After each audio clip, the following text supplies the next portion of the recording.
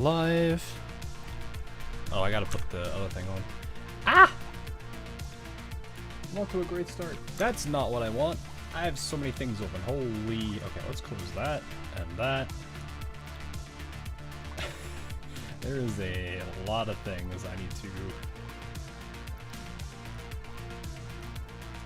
close here. Okay, this. No, I need to make the announcement that I'm live. You got a Tung Tung commercial? Give me the soup soup.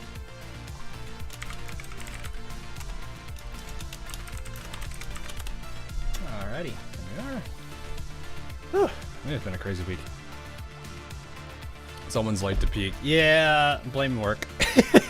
I had to do stuff earlier this morning, which was oof, but yeah.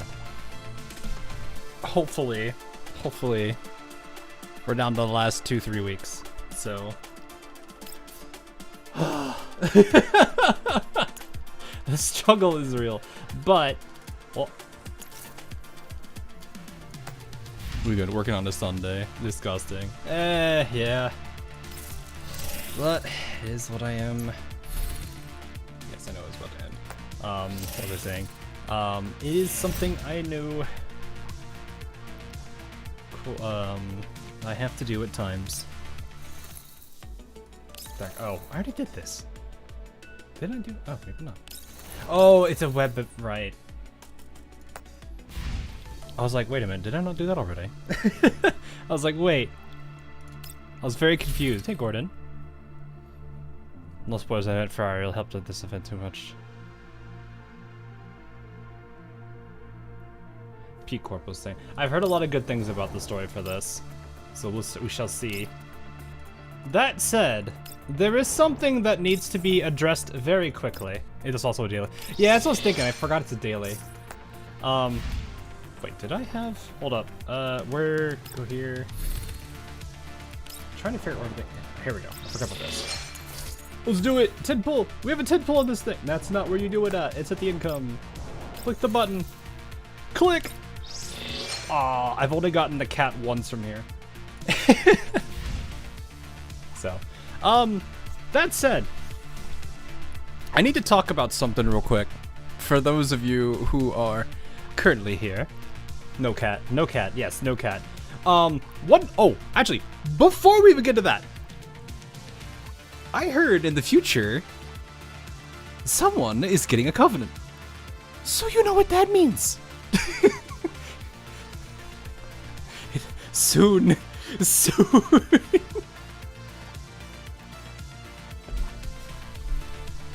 I've heard further on down the line, there is a happy end. I know I must wait, and the waiting will continue, but it's a thing.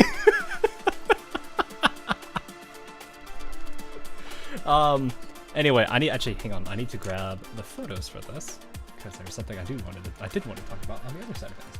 So I think during actually the last stream of this, I told myself, and I think I also told chat, that if for any reason Macchiato would be able to deliver me a food item that does not cause me to fall over and die, a certain something would happen. A certain something would happen. And I am here to quickly report, because I should be honest about it, and that's just the way that I have to be, that this mad lady has not done it just once. It has not been just... Oh my gosh. Hang on, I'm trying to find the photos of both of them because I have both of them somewhere. You know what? I think I found it otherwise. Yes, here it is. Okay. So.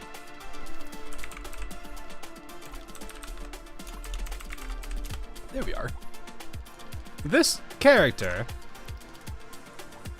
just to make this really funny, I shall show you what has happened. There were two major developments that have happened. The first time was a complete random situation where she has made me a thing of potatoes. I was thinking, oh hey, she finally did it.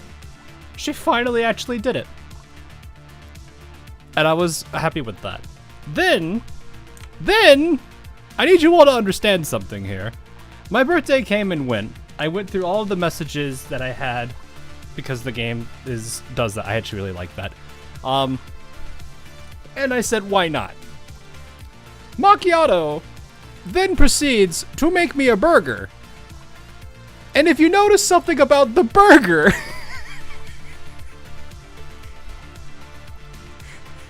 she didn't just cook it. She did the sparkly version of it. This was on my birthday, which last year I got spooked and got Kukai very early on both of her banners.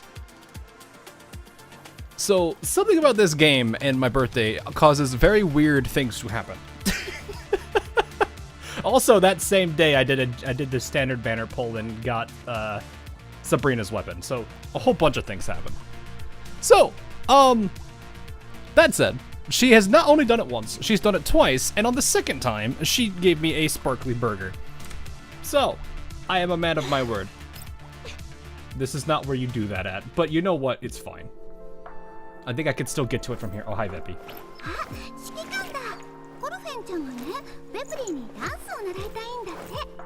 So, I'm a man of my word. Also, I did not realize this man was...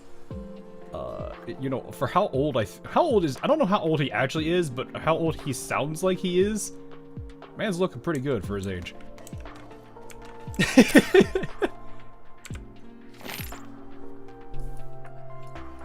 That said, she's 39-ish. Oh, he's 39-ish. Damn, he's looking pretty good for a 39-year-old. She did it twice, and you still made her wait this long. Well, I didn't have much of a choice. I wanted to cover it on stream so people could see it. But at the same time, new banner's up. Yep, Rossi is up. That said, though, it is time. I was going to cover it on the stream. I did get the ring. So we do have the ring. From what I understand from the lore, I think he's in his late 30s. Yeah, I was thinking that, because it's like he was like a new commander when he first, like, from what I read, it sounded like he was a new commander in the first game. Then the amount of, I don't know how much time passed. Well, the game is 10 years. Like, did GFL 1 span, like, its time? Was it 10 years of time in story, or was it, like, maybe 4 or 5? I know the gap between GFL 1 and, 2 is supposed to be around 10 years.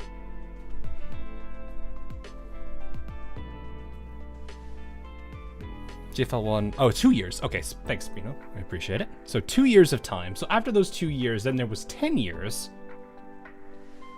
So, interesting. Fair enough.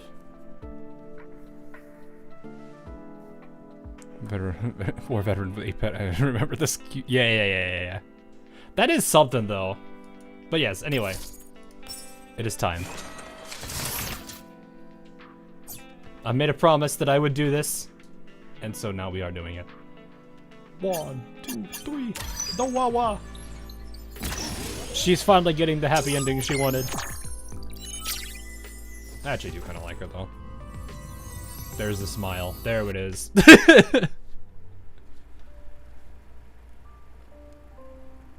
Make sure you think this through, okay? No walking it back. Are you kidding me? It's too late to regret it. No, I already committed to this. I'm a man of my word, Macchiato. This time I'll follow you no matter where you go, whether it's the black zone or the white zone. I'll make sure you realize this is the most sensible and perfect choice you've ever made. Still making the soon face, as what I would expect. We'll never be separated again after this. It's not like I was looking forward to that.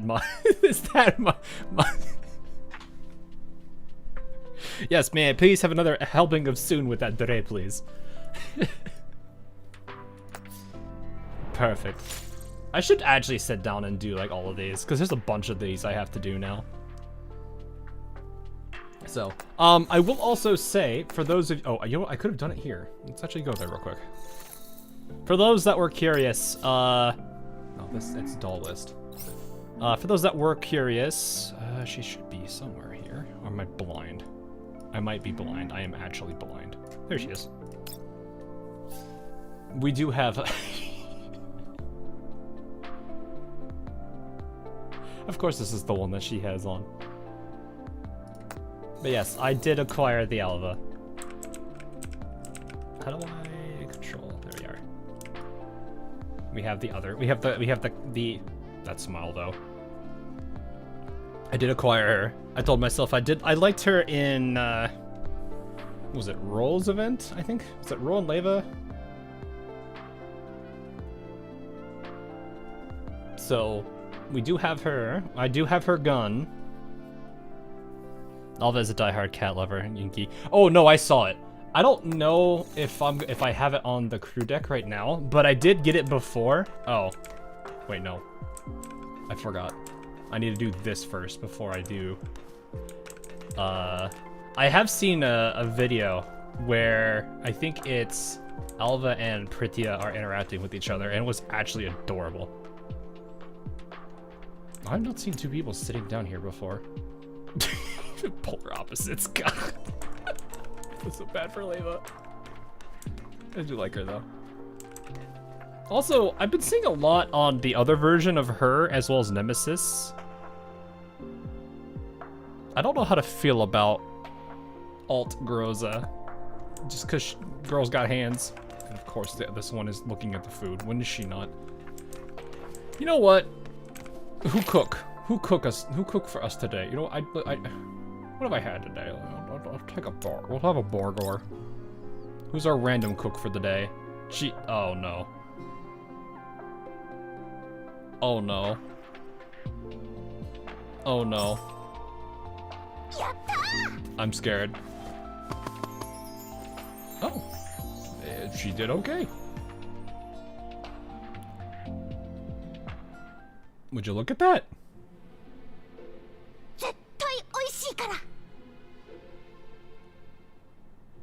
Can we get an A? Does this come with a side of A?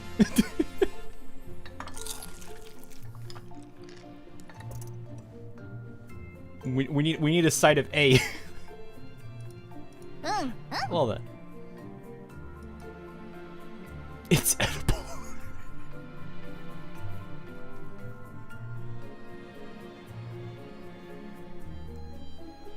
I mean, did we not like with a single bite their freshest blooms upon the palate? Like it sounded like it actually wasn't bad at all. And I'm gonna leave it potential. You need more protein, fair. You go for those steaks, the tomahawk steak or whatever it is that they have. As far as I know, she has a pretty bad success ratio. Oh really? I wonder what the actual percentages are. Like, I'm actually curious what every doll's like chance to cook X is. Well, I guess chance to cook in general is.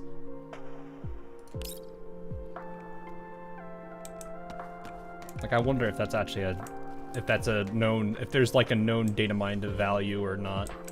Because this is the stuff that I actually would be kind of curious about. All right, let's get out of here. I'm surprised she cooked it though. I wasn't prepared for that. We had a good reason for making Alter Groza Ferrari the Lormina actually says it's a good story. Oh, that's good. I mean, I don't mind alts. I mean, like I said, I came from AL. AL had metas. Metas, a good number of metas can have very good reasons for existing. I don't have an issue with that. It's just more of, I was more making a joke at the fact that I think she has actual hands. Because of like the weird, I don't know, whatever that's called. Maybe we can actually talk to Nemesis with her ult, maybe. I think you can. Wait, doesn't her, Doesn't the, like, in dialogue in her crew deck actually make her more easy to read? And then I think there's also there's the Elmo server file, I think, that has stuff on it, too.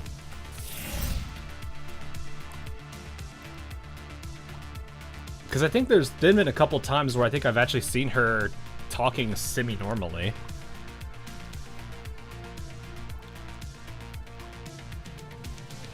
I don't know if that was just somebody editing it or something else. Because I remember it was something else. This is our nemesis fixed her talking problem, meaning... Yeah, I was gonna say. Prototype translator something. Maybe. Wasn't perfect, I think. Yeah. Like, it's fine. Like, I mean, I think part of the storyline is actually going through, like, her trying to be able to communicate better. Because I know you can definitely tell it does bother her. So. I did have a couple. I spent a lot of pulls on Alva, so I still have a good amount of spare from the triangle conversion. That plus, like, I haven't really been pulled. Like, I did her pulls, and then I did Alva's pulls, and then I got her weapon, like, almost instantly, which was nice. So I had a good amount of, currency. And plus, they've been giving a lot of these. Laney's on next update. 40, right? I am actually kind of curious about, because I know there is a good amount of, like, connection between, I think it's Leva, Lena, and Laney. Like, all of them have a connection. If not, it's at least Leva and Laney. So I'm really curious about that story. But yes, I do want to at least attempt to acquire this one, and then we will see how this goes. Also, here's something really funny that happened.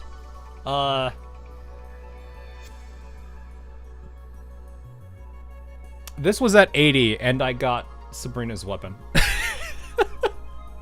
It went down by 3 from the last time I pulled on it. I was like, what the heck? Okay. So it was really silly that that actually ended up happening. But yeah, just covering everything that's happened in like the last like 2 or 3 weeks I've been on this game that I have not been able to cover on a stream. That's not really, but I feel like she likes to troll Kralik. Well, I mean, there's definitely the competitive streak between Nemesis and Kralik. I think I do appreciate the dynamic between the two of them. It is something I do enjoy. Hopefully there is still, they're both still able to kind of get a good, keep that dynamic to a degree, especially now that like Kralik is less so of a translator. Helen and Big Blue Mom? Wait, isn't Helen also the Big Blue? Wait. I'm confused who you mean by that. Alright, anyway, let's see what happens. I do want to get Voy, because we do need to at least somewhat complete Defy. I think Defy has Defy had 4 members in it, doesn't it?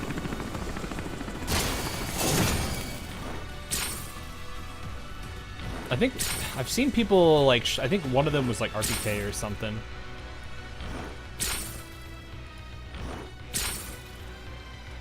It's 3. Oh, fair enough. Well, say no more. You don't have to dive into it. It's fine. Me over here like, did I just like emotional crit chat with that question?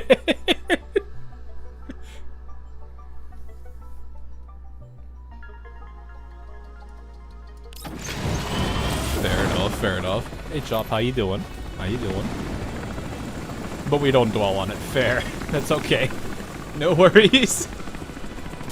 Oh man. I need her weapon. I don't know if I'll get her weapon on this banner, but it'd be nice if I did. The purple variant, not the, you know.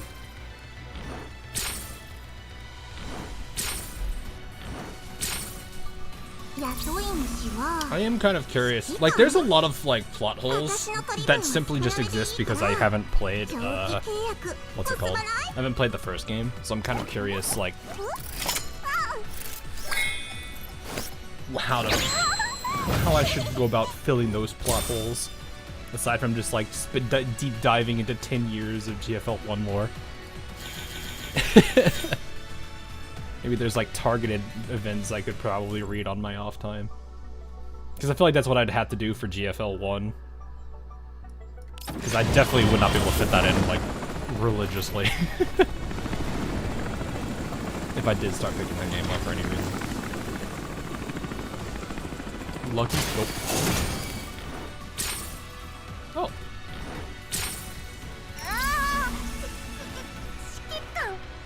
Hey Shadek, how you doing? Can't wait to pull for Girls Altar soon. She does look very interesting from what I have seen of her, like, gameplay. Also the whole, like, introductory thing with, like, the pho wedding and everything. And, like, everyone tied up is something funny to look at. It does give enough content. And that's important. It is very important that they do that. I'm glad that they do, because it gives me just enough to be curious, but not enough, or it gives enough to fill the void and also leave me curious, but not too much that it detracts from what that, you know, to the point where it's like, oh, I played the first game, I don't need to hear this whole spiel again.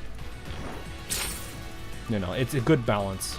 There's probably some weaker points I would not know though, because I obviously haven't played the first game. But for the few points you guys have talked about, it does leave me curious about some of the dynamics between them. Because it's like, it's very clear that 40 has some very big significance. Considering there was the whole ending where, what was it? Leva forgot. And that kind of was like a massive shock to all of them.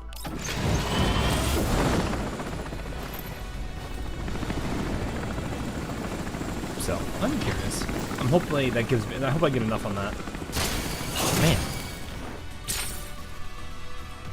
The question I have, though, is am I gonna win this? It's always what I get worried about. We'll see.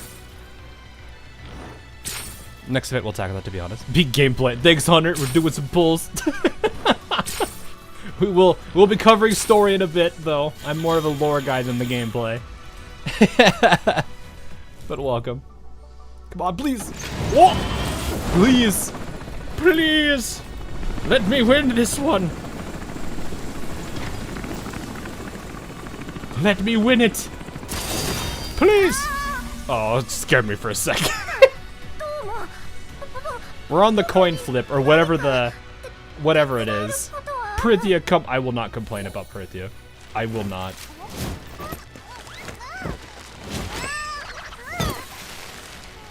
You really, I don't know. I don't get mad when it's like a favorite character of mine and I pull a duplicate of it. I'm like, you know what? I can't even be mad. It's my favorite. Hey! I don't lose. Yes! I don't lose.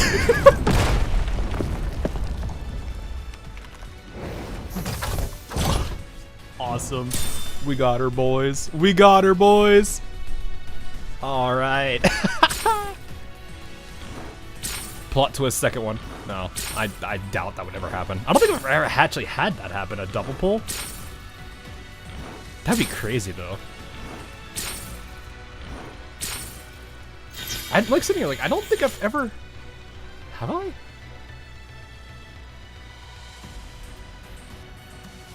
It's happened on Enfield. It's definitely happened on Wuthering Waves. I'm like, I don't think I've ever had it on GFL. Will you make her V6? I clearly don't have the resources to make her V6. That is something I don't have. How many triangles do we have? How many Doritos do we have? AK-15 return to Elmo. Alright, let's see. I'm assuming you kind of want the weapon. She's also a physical character. I have to remember she's physical. I don't have a well-built physical team yet. That's something I need to focus on. Oh, I see. Oh, because I'm a minnow, not a whale. Yeah, I'm not. I will say this. If I genuinely really like a character, I will put as much resources into them as possible. And for those of you who follow me for like Blue Archive, for example, Mika is a character like that. Thankfully, most of the characters in other games that I really do like are lower rarities. Snowshine being one of them.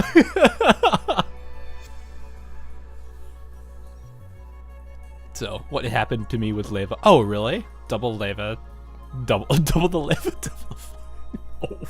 I feel like she's gonna backhand you for that comment. V0 is okay, you need Yuhi. Yeah, I do have Yuhi. I just haven't worked with Yuhi. I wish. That'd be funny.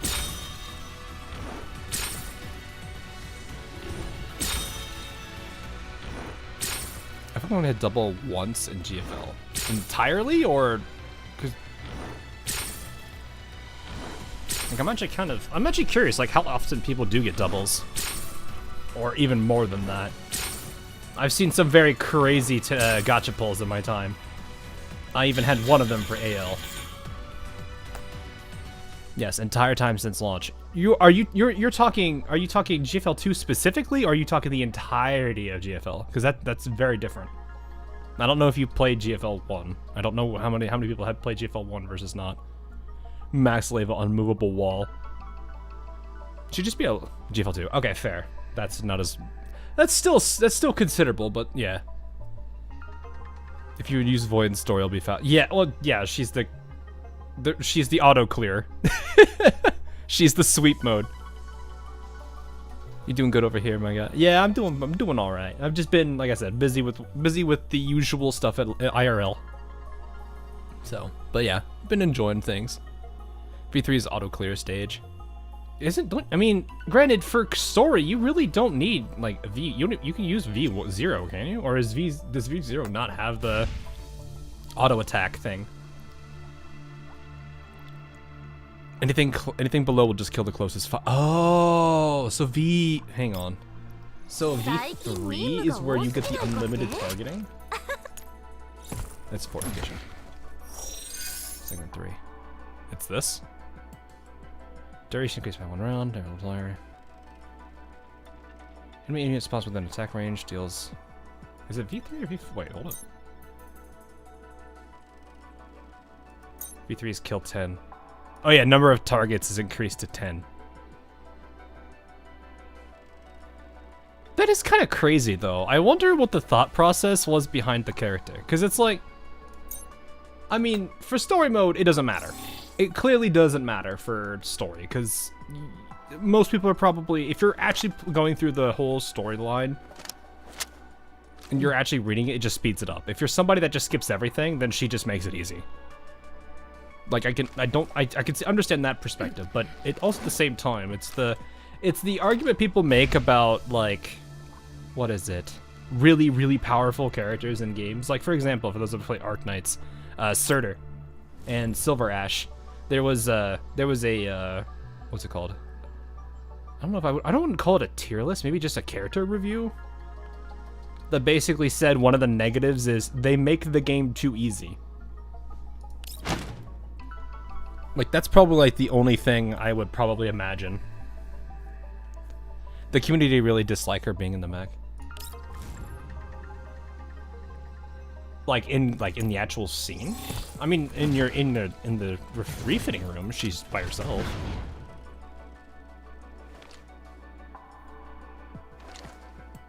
If I remember correctly, their goal was to make a wheelchair character for players who didn't want to think about the gameplay that much. I guess, but I feel like that's a net negative for a game overall. You know what, you know what I mean? Like, I'm gonna be real. I feel like you shouldn't be targeting, like, you shouldn't be supporting those players' like hopes. It just doesn't sit well for me. But I guess for certain games like auto battlers and stuff, maybe that's okay, just because they're probably not that involved. But like games that get, maybe not necessarily this game either, because it's like this game has the ability to make you like have to think, but it's not like overly hard. Maybe with like the, what's it called, heroic mode, you might have to think a little bit, but for like most of the point, it's just a matter of thinking through the strategy. Like, I would say Infield is probably one of the more mechanically involved games just because of the factory. Like, that factory actually makes you have to think, unless you're just blueprinting. Which, that caters to both sides, but it's still one of those... I guess I understand the argument why people dislike blueprints. At least the shareables. Oh, I forgot. Void Mech sounds like AC7, which maybe was the inspiring for it. Maybe. I mean, I think it's cool, personally. If there's a very good reason for it in the game, I don't think... I also like the fact it just like, here's your weapon, ma'am, and then flies away. You must sleep. Okay, well, get some good rest, man. V3 kill 10, V0 kill 5. Kind of missed the times when Silver Ash and Surtur with a peak of power. Yeah, I can get that. I think the thing I do like about like Arknight's design is how, yes, they have characters that are absolutely like powerhouses in specific pillars. Sometimes they're just too good because of the, like, for example, Surtur, Ifrit, whatnot. Those characters are always going to do fine, even though they're very old, because of how arts works versus like physical. It's like Silver Ash has definitely dropped off, but he's still strong.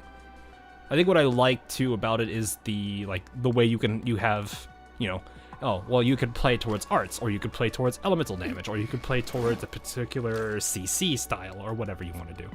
I do kind of like that. That's probably like the one thing I do appreciate about Arknights, is that it does have all of those different ways to play. Plus, if you could figure out a thing that works at higher tier content, I mean, it's cool. There's a lot of ambiguity in solving Arknight stages. I feel like they justify the mech well enough in the story. That's good. Yeah, like that's really what matters to me. I can understand from the perspective of like wanting a specific character to be appealing and whatnot, and people don't want to see the clunky mech that the character is in.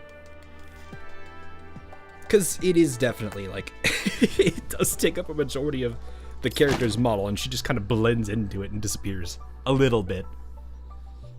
But I hate the mech. She's the strongest second gen doll, so she could have a grab or punch skill. That actually would be kind of funny. Just like grabs an enemy by their leg and just like Hulk slams them everywhere and then turns around and calls them puny whatever. Yeah, there's a lot of ways they could have gone about it. I guess it's really hard to kind of appease, like, how, I don't know.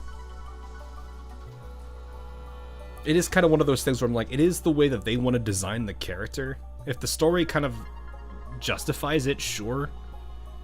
Because, you know, I would probably say those people who are like big, like, battle mech, Gundam people, like, they probably enjoy it. I don't think that's a problem. Who would probably win? The huge flower Elid or from the previous event, or Patriot, the one we see at the end of the story? It would depend on how damage would be done from like an Elid. Like, is an Elid gonna be like an elemental or an arts damage at that point? Because it's like, you have the point where if it's just pure physical damage, then yeah, like, that does make me actually kind of curious how, like, V6 Voimostina would do against Patriot, because Patriot has absurdly high defense. Because it was, like, the big challenge to, like, reduce his defense down to nothing and use physical to take out Patriot. Whereas in this case, it's like, she's a very high-powered damage dealer. I'm actually kind of curious about that. You know, in part 1, we are not going to get through the whole event. I already know I'm not going to be able to do that. I'm going to try multiple parts. I'm going to see if I can get some time the next couple days to focus on it. So we're probably going to have a couple of back-to-back streams, which is cool. But, yeah, we're going to try to do at least part 1 today. Let me try to get the weapon. We'll see what I can do with the weapon.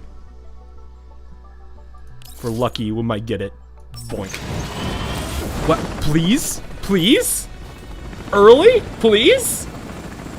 Early, please? Let's go? Am I gonna get it though? That's the question. Oh, I got a purple. Oh, I got the Samosek! I actually don't need that anymore. I don't need the Samosek anymore.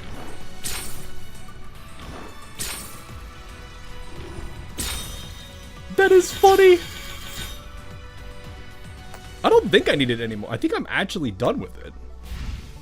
Like this, my Mosin is my strongest carrot. Yeah, she's already Cal 6. Or is it called Cal 6? Whatever, C6? Yeah.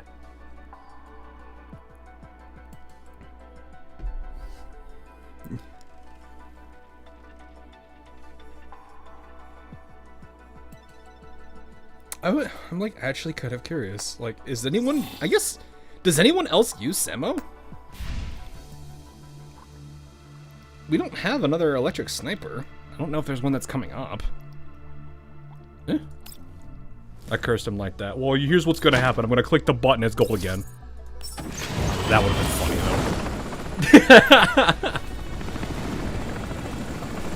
though. Oh, hey Lord Goober, how you doing? What? We will see what we can do. What if fake out? We've made the joke, we've had this discussion multiple times where we'll be talking about it and then it happens. How many times have I had fake outs? I think I've had this. I think if I had one now, it would be the 4th. And I think all of them have been recorded. Like, people have actually been able to see it happen. It's generally the general elite sniper if you don't pull for SIG. Oh, really? It's a decent enough one? That's good. Oh.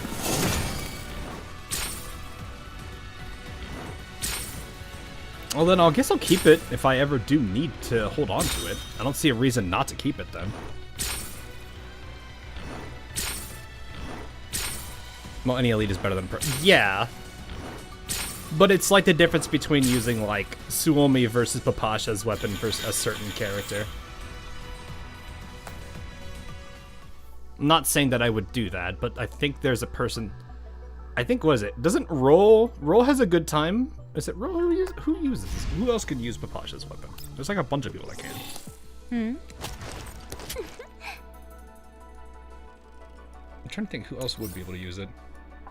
Oh yeah, I am so looking forward to having to grind this out in the, grinding out copies of her and everything for...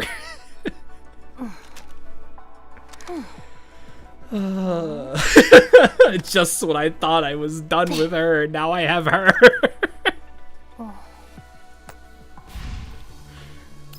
Pain. Alright, last one and then we can start story.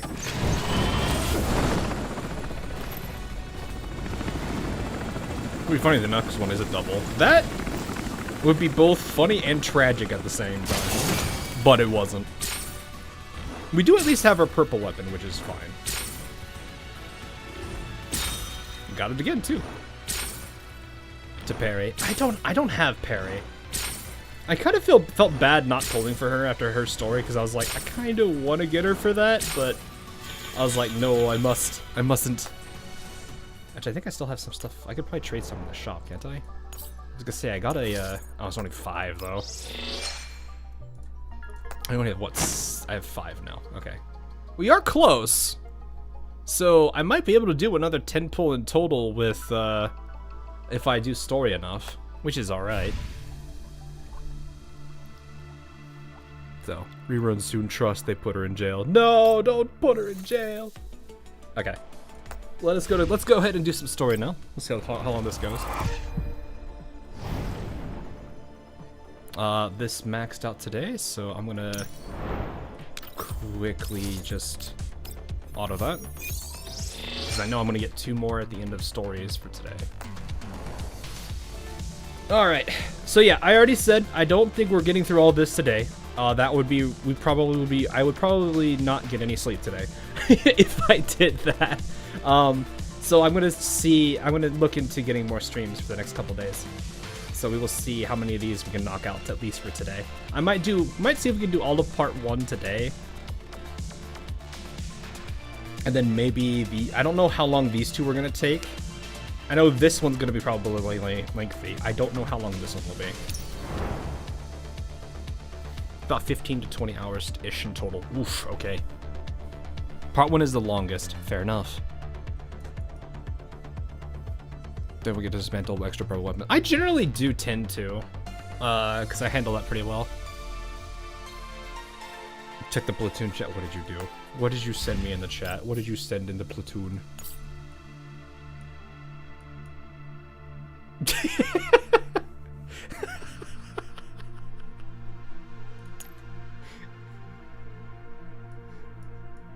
Is there like a is there a Void Mustina like dead stare?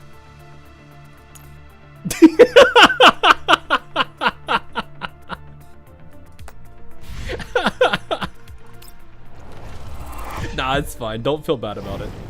Like I said, you win some and you lose some. That's what matters. I have been disturbing levels of lucky in GFL. Like, I think of all of the character banners, most of the time I've been pulling on character banners, it's been the coin flip. Just to give you an idea. Good morning. Hi, Jen. Honestly, this is honestly a game, Jen. I'm kind of surprised you don't actually play. You're like a gun maniac. Well, you probably, no, I wouldn't say maniac. You like guns a lot. I feel like this is definitely a game for gun enthusiasts. I goof up every time to throw my luck into Poker Night at the inventory, and I question why my luck sucks in GFL too. Cannot hand up more than one guy. Yeah, I know. I was just saying, like, I feel like if there was one you would have played, it would have been this one. Because of, like, I know you like weapons and stuff. Or firearms and stuff. So. Alright, and let's see. This should be voiced, right? Ooh, okay. Well, I'm assuming.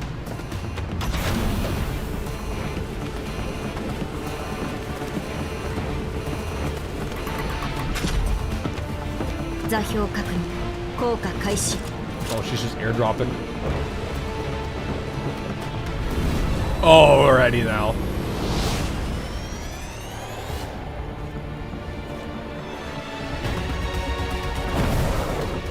I was gonna say, how they gonna have this go?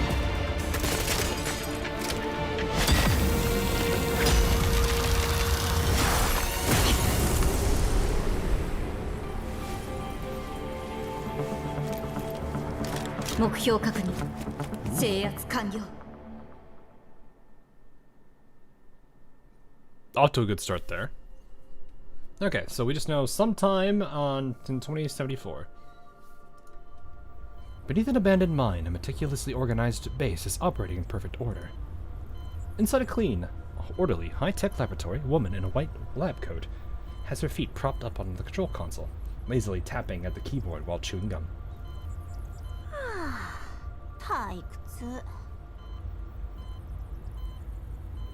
Night shift is such a drag. Mood. Surprise Agnes Tack. I can kind of see that. That's the thing that sucks, is I can kind of see that. She turns her head, reaches out to enter a string of passwords, and squints at the screen.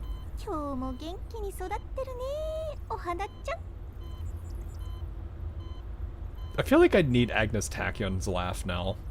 And I'm going to have that stuck in my head for the even the sleeves! I'm pretty sure this is even she's even wearing something similar to this underneath the lab coat. Hang on, I need to actually pull this up so I can see this. Because I'm fairly certain Agnes is also wearing something like this underneath the lab coat. Like the same coloring scheme and everything. Oh, it's close. It's more yellowy. It is almost identical though. It's got the same color and everything. It's just the coloring. This is more desaturated.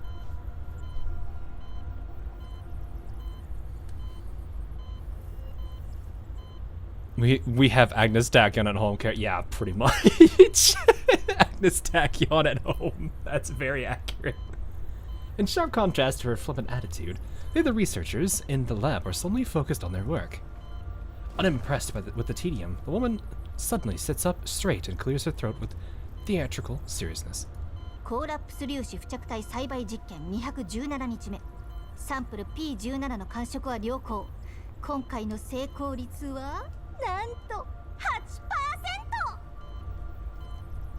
I am gonna have a hard time, like, not wanting to hear Agnes's laugh with this character.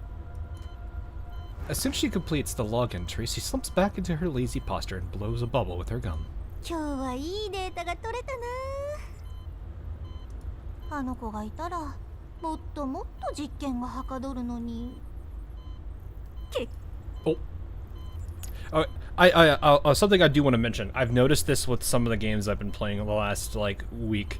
I need to get a new mouse, because my mouse 1 is starting to trigger when it shouldn't be. Because I have had times when I'm playing, like, a shooter with a bunch of people, and my gun just starts, like, I'm sitting there just moving my mouse around, and my gun fires. So I definitely, this mouse is probably about 4 years old now, so it probably needs a replacement at some point. So yeah, I apologize for that. Macro switch of the mouse is going up. Probably. It's an old one, but it's done well. I don't know what the average like usage, like amount of time people use mice before they have to switch them out is. Especially for like a somebody who does a lot of like shooter games and whatnot. It probably doesn't help that I'm not like the click and hold kind of like shooter person. I'm more of a like semi-auto rifler. It's like I'll just, or was it DMR? Is that the right word? I'm more likely to take single shots than I am to just click and hold. So I'm clicking a lot more than the average person probably. Anyway, she spins her chair and glides into another workstation. Opens an encrypted folder, inputs the new data into the system, and labels the file Eden Synchronization Test. She drags the file into a database labeled Cocoon.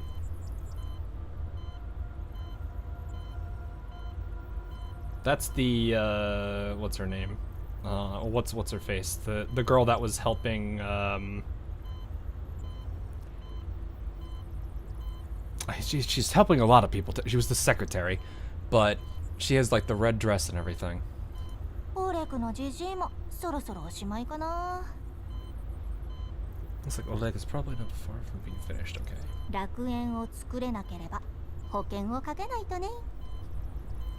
Zimmerman, thanks.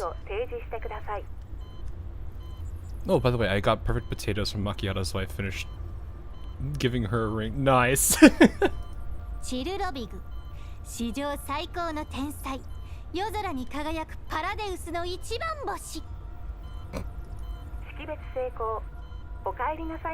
Research director, okay. I have no idea how to say this name. She pouts unhappily, clearly distressed at being interrupted. How would you say this? Shiloveg? I'm gonna butcher that name every single time I try to say it. Is human in Russian? I wonder what a person who actually speaks Russian is thinking with that name. Well, I mean, it's probably better than literally just the person being called well, no, it's the same thing. I don't know. Anyway, she opens an encrypted email and begins browsing through the entries with interest.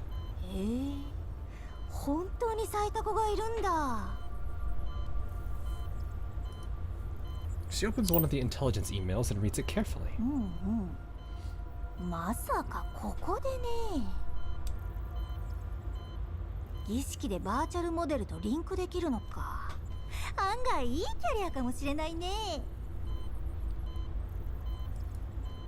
She opens the attachment and sends a photo of a girl whose hair spreads like wings, marked under survey.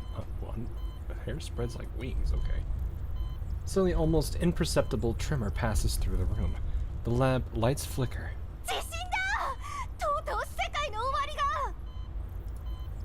The others in the room show no reaction to her exaggerated performance, as if they're already used to this. Ah, I see.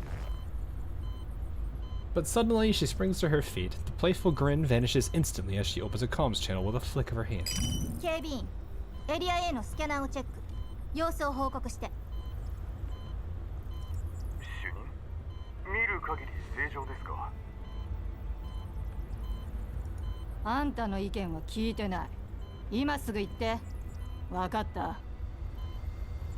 I'm sorry, you just dropped your voice's tone.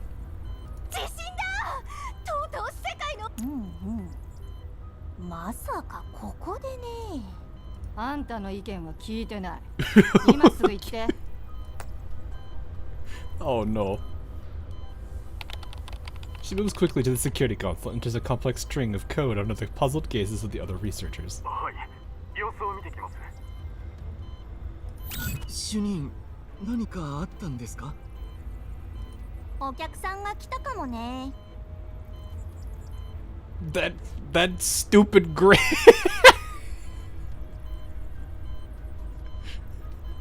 You guys are not at all wrong with this being Agnes Tachyon, literally.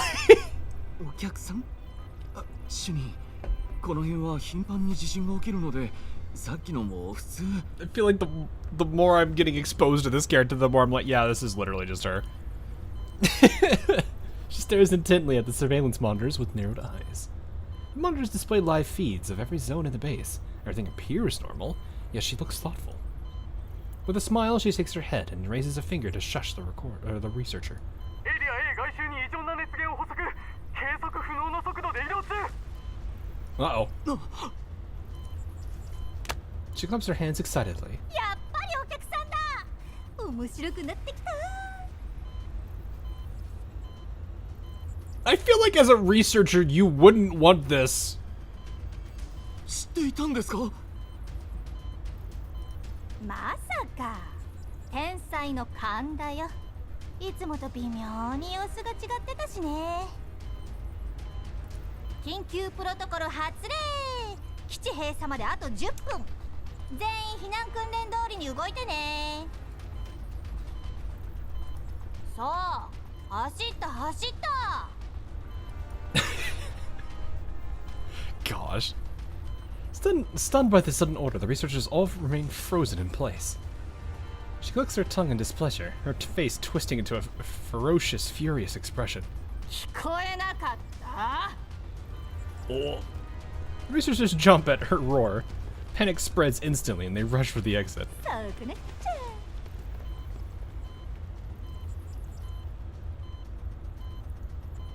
I can't with this character. I even see people edit her to look as close to her. Really? I mean, the only thing they like, if you look at the overall like design of her and then look at Agnes, it's not that far. Like, it really isn't. She turns around and blinks, her expression shifting back from icy ruthlessness to playful charm. Soon there is no one left in the lab. She strolls back to her workstation and sits back down. 面白くなってきた。システム48号プランを発動。バックアップデータベースを暗号化。コードスターダストバレーレッドキュービック。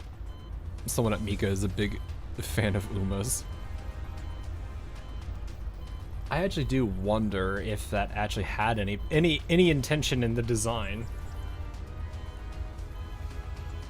I don't want to believe that is the case, but I can definitely see a lot of like I'm looking at the two designs. I'm like, you know, there's a lot, but I don't know how often this exact setup is used. 暗号化するセクターを選択してください。どうしよっかな。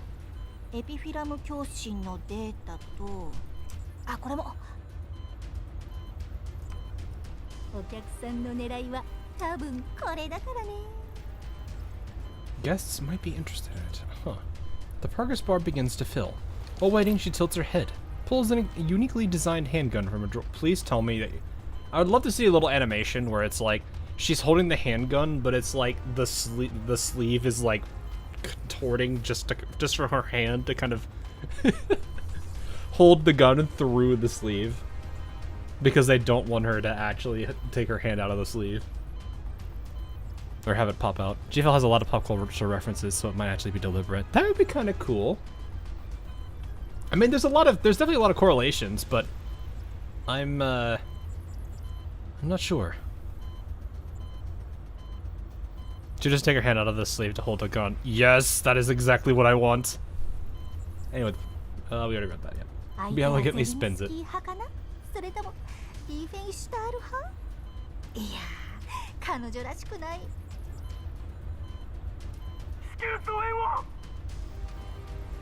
Oh. Oh, the sound of bone snapping. F for the chat for that boy. 侵入者さん、休憩がてらにお茶でもどう？いいダージリンが入ったんだよね。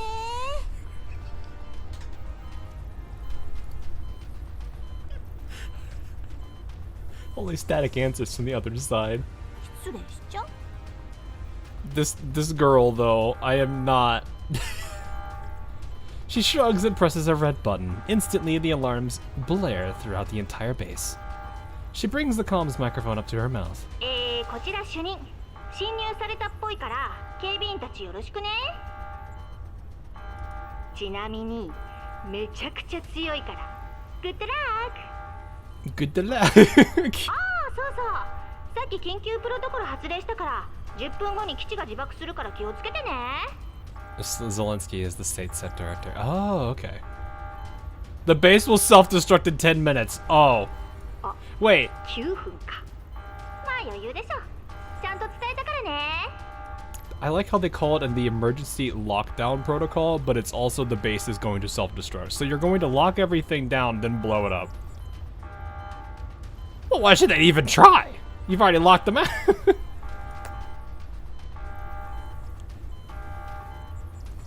They could literally call it something else, I guess.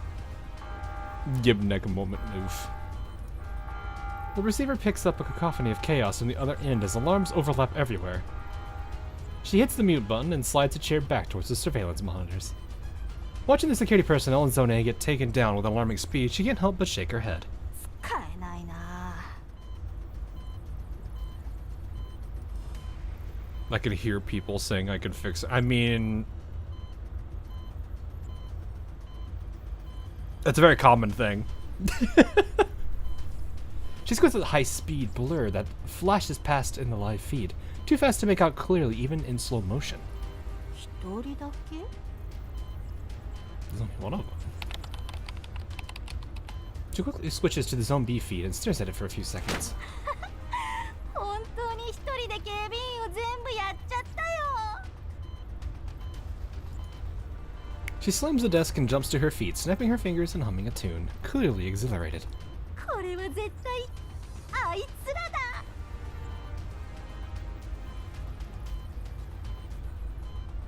Hang on.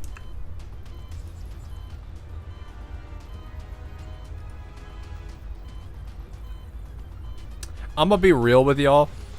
I can see her making this face right now of Agnes. You know what?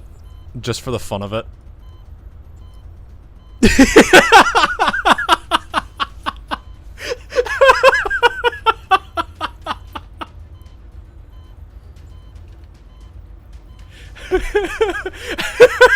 This fits a bit too much. I don't like it, chat.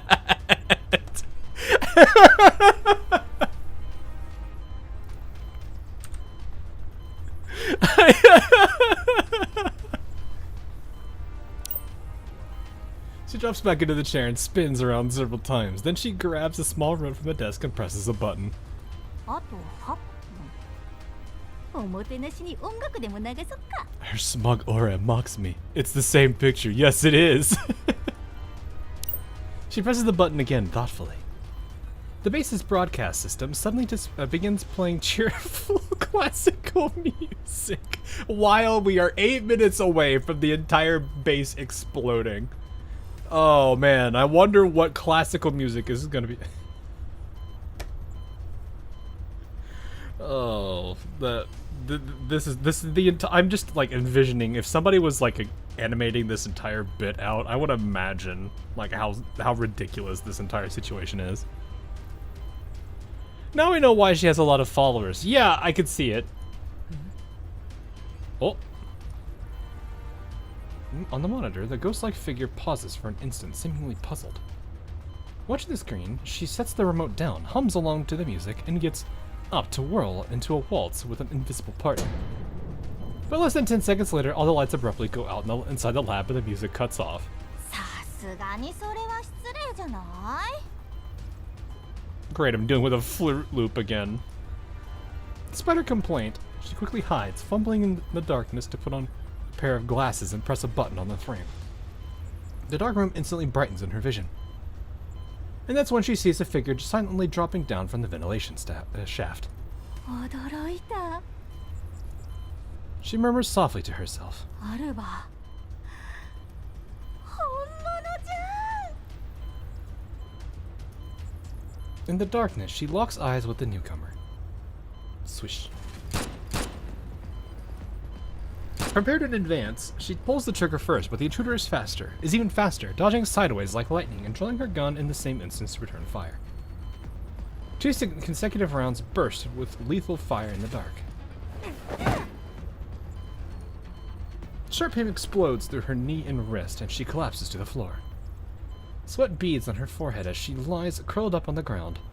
She peers up at the computer terminal riddled with bullet holes from her own shots, sparks flying, and remarks dryly.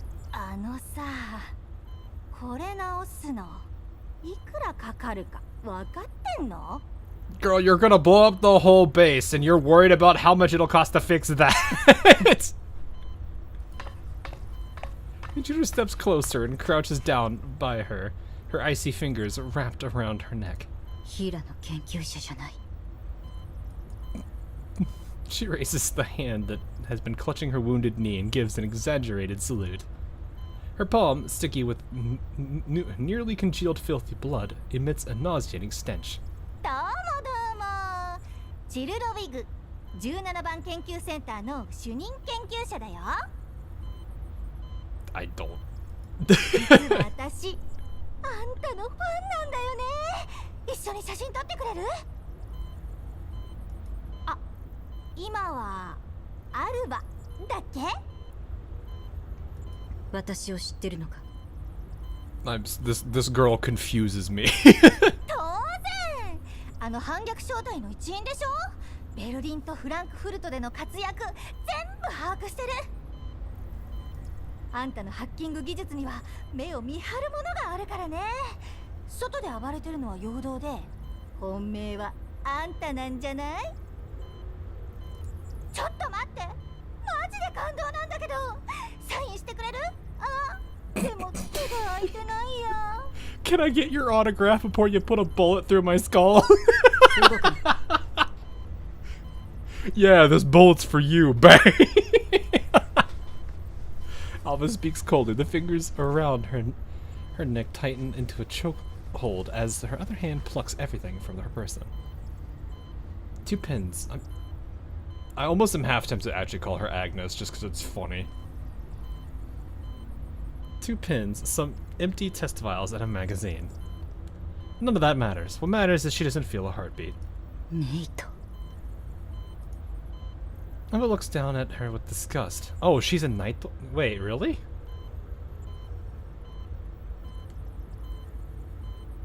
Wait, is she actually?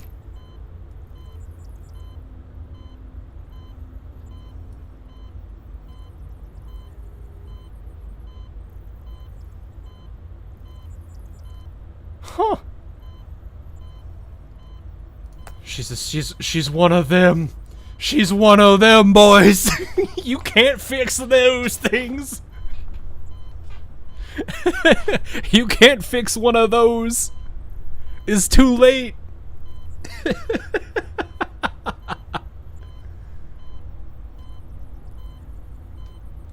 And then there's that one person, there's like the 2 or 3 people in chat that are like hardcore Naito fanatics that are like, no, you don't understand. She's perfect. She doesn't need fixing. She doesn't need fixing. She's perfect. She is the perfect amalgamation of man and machine. Pretty sure that's what a Naito is, right? Isn't it? Like some kind of a, it's like an android kinda. Or maybe. Trying to like make sure I understand that, because there's like 2 of them, isn't there? There's the Niter, N-I-T-E-R, and then there's the Naito, which is the N-Y-T-O. Am I crisscrossing them or am I not? ここで何をしている？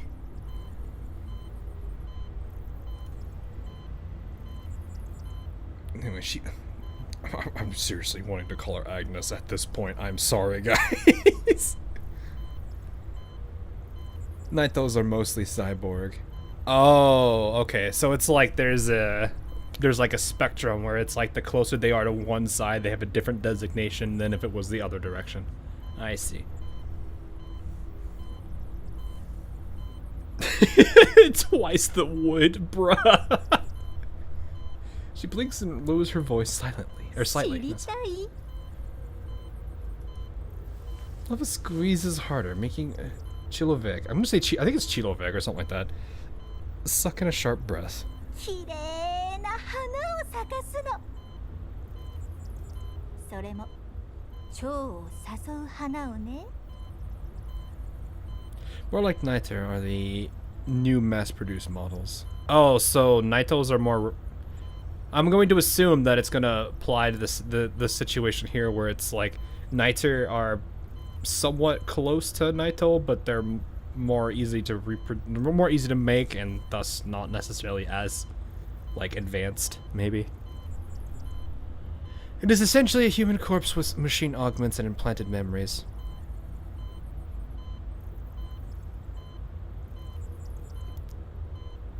So, not too far from a doll. Just the doll doesn't have any organic or humanoid components to it. I want to believe.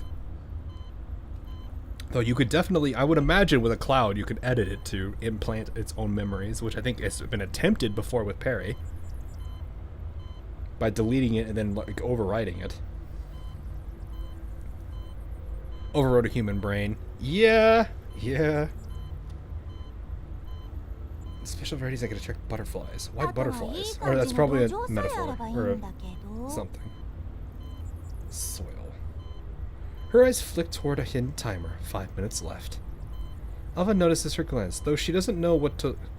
She doesn't need to look to know what it means. あと5分 Oh.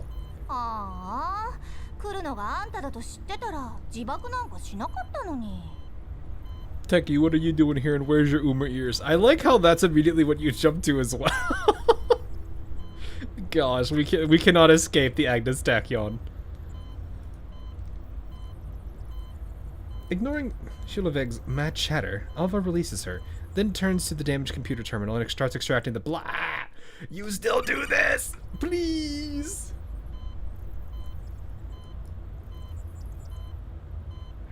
No. Is it there at least? No, it's not. It's essentially that, an abomination. Yeah. こちら白号エリア A を制圧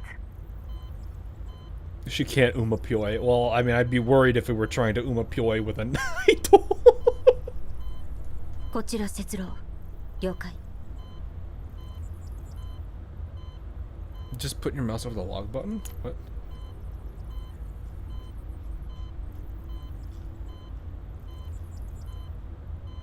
Nah, I think we just straight up lose if we do that. そっちはまさか AK-15? 今日はとことんついてるね白号基地が自爆する座標を送った It just goes to log and doesn't skip. Yeah. 了解30秒後に合流するオーバー AK-15 いや今は V マスティナかな Why is she giving me Agnes Digital vibes now too? 彼女の拷問に耐えられる自信はないかな Look at that on Discord. それなら I don't know where my phone is. I'd look at that that way. All right, you know what? I'll just pull up my Discord real quick.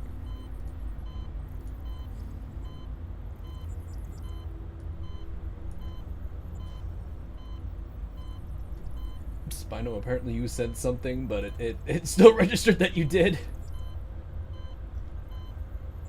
Let me find that chat.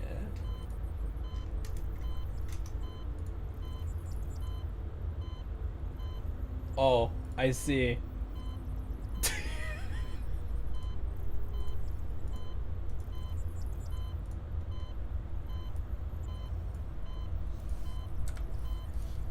This is what we have to do. I don't think you guys understand This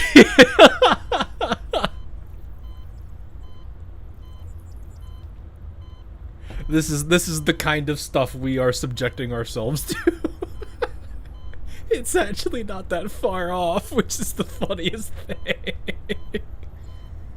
Oh no. Alrighty.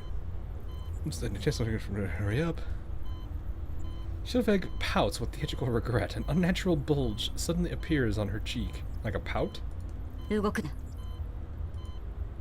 Alva seems to realize something. She quickly grabs Shilveg's face and forces her mouth open. She forcefully wrenches out Shilveg's metal tooth. もう遅いよ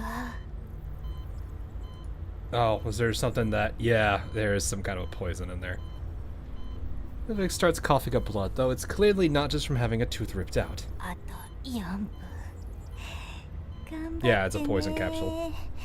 節郎さん She barely gets to the end of the sentence before her eyes suddenly widen. A few rasping breaths escape her throat, and her body stiffens and collapses to the floor in the next second. Her gaze turns vacant, and yet the eerie smile at the corner of her mouth remains frozen forever. No, I can fix her! No! No, this is not the time to fix her! She's gone, man! She's gone! Do not attempt to fix that which is gone! You are going into a completely different field with that. You need to be... And don't hit me with something with a completely different thing there. The name checks out. How do you fix the dead? Simple, you become a necromancer.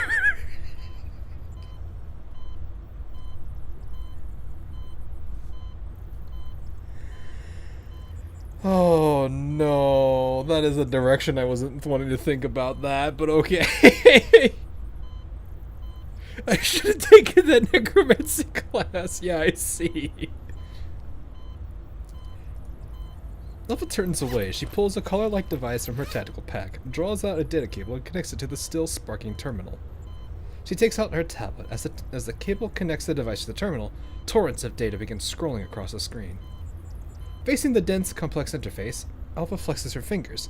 She opens her palm, and hair-thin auxiliary fingers extend from her fingertips, spreading over the keyboard alongside her long fingers. Fingers and auxiliary digits become a blur as they dance wildly across the keys. The furious typing sounds almost like a sudden downpour. The vigorous motion abruptly stops. The screen's dim green glow reflects in Alva's teal eyes, and she freezes for a moment. データベース虚空サブプログラムヘレナ項目 O43 負荷データ I actually do like her, like the white hair with the teal eyes. I actually do like that about her. The all too familiar contents make Alva pause as she suddenly opens the file. O43 ここで生まれたのか Separating the neural cloud in a potentially compromised device is good. Yeah, having a layer of protection there is good, especially since you don't know what they would ever do here. You knew, sorry, but I'm just built wrong. It ain't getting better. Yeah, no. I mean, simply you could just say the name checks out, and no one is going to be. Yeah, everyone's probably just gonna be like, "Yep, yeah, no, you're not wrong. No lies detected." The detailed experimental logs record everything from the host to the incubation process, down to the daily culture, dish temperature, humidity, and microbial conditions, and the other data far beyond Alva's expectations. That's not all. 043, number 19. Seems that more than one identical test subject was born in this base. But in the end, only one finished product ever made it out. Harrowing images sear themselves into Alva's eyes, one after another. She glances at the data copy progress, then continues paging through 043's file. To her surprise, the logs don't end with 043's birth. In fact, the very title of the database Cocoon already sets off the alarm bells in her head. 楽園計画 Her fingers tap lightly on the keyboard, opening a data partition with even heavier encryption. A folder labeled Connection Project Gerard Group appears on the screen. Well then. Alva's not at all surprised to see Gerard Group's name, and yeah, I don't think anyone is. Despite the incident in Odessa never being made fully public, such information is hardly difficult for task force Defy to obtain. Oh yeah, I guess I'm assuming this takes place after that entire event, so that makes sense that she would already be aware of them.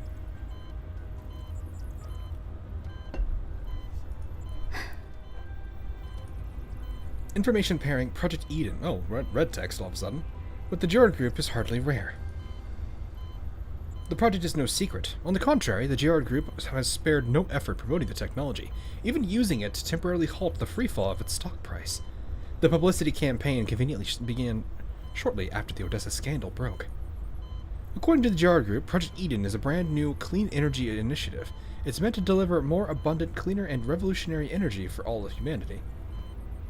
But in reality, it's turning people into batteries. I don't know. However, Alva knows better. Anything tied to Perdeos can never be what it is claimed to be. While Alva is taking in the information, a series of if I can never say this one either, epiphyllum, probably? Cultivation data and radiation test charts appear on screen, displaying shocking values and abnormal growth patterns. She scrolls and keeps reading. エピフィラム栽培実験 P シリーズサンプル吸収放出率が 217% 上昇 Can we just turn her off and turn her back on again? No, I don't think that's how that works. I want to imagine the important side of her literally just poisoned itself. Just as Alva is about to dig deeper, an encryption wall blocks further access. She tries to crack it, but time is running out. 楽園計画 Alva murmurs the project's name again, this time in an entirely different tone. Why would Gerard work with Perdeos to research epiphyllums? Blech. What are they after? What does Gerard want? And what role does 043 play in all this? Could you imagine the commander needing to take care of 42 more Helenas? It's already enough just taking care of 2.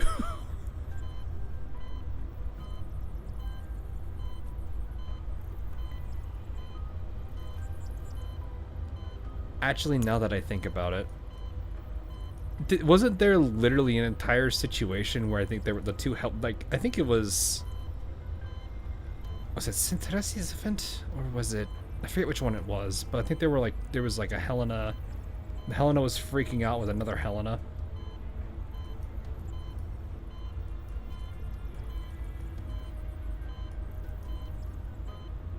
I'm like trying to remember. That's why we have Kolfni and Vepli. Well, I mean, aren't they like slightly different, like too? Like we have the initial one we started with was probably friendly to Kolfni and Vepli, but I want to imagine the other one that's more serious, I guess is the right terminology, probably isn't as warm to them.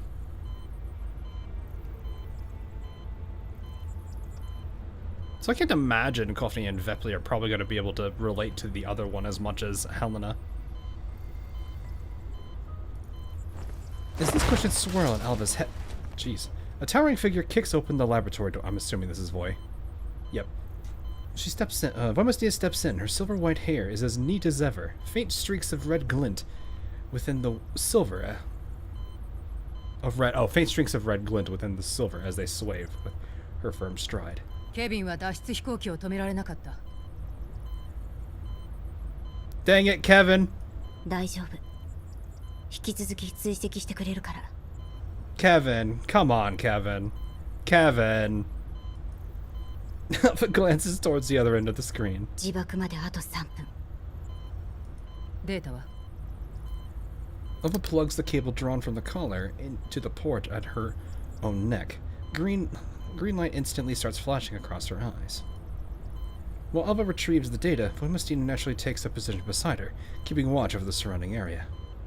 About 30 seconds later, Alva unplugs the cable with a look of dissatisfaction. 一部だけクラックした O43 の生殖データも不完全。でも Gorilla has edged 楽 the 園 story. 計画に関する情報があっ Be a gorilla though. 楽園計画？ジラードグループが最近公開した植物でコーラプス粒子のエネルギー放出を制御する研究プロジェクト。Womastina frowns. リモールディングパターンと同じか？ジラードの技術でできることじゃない。本当に研究を行っているのは相変わらずパラデウスの連中ども。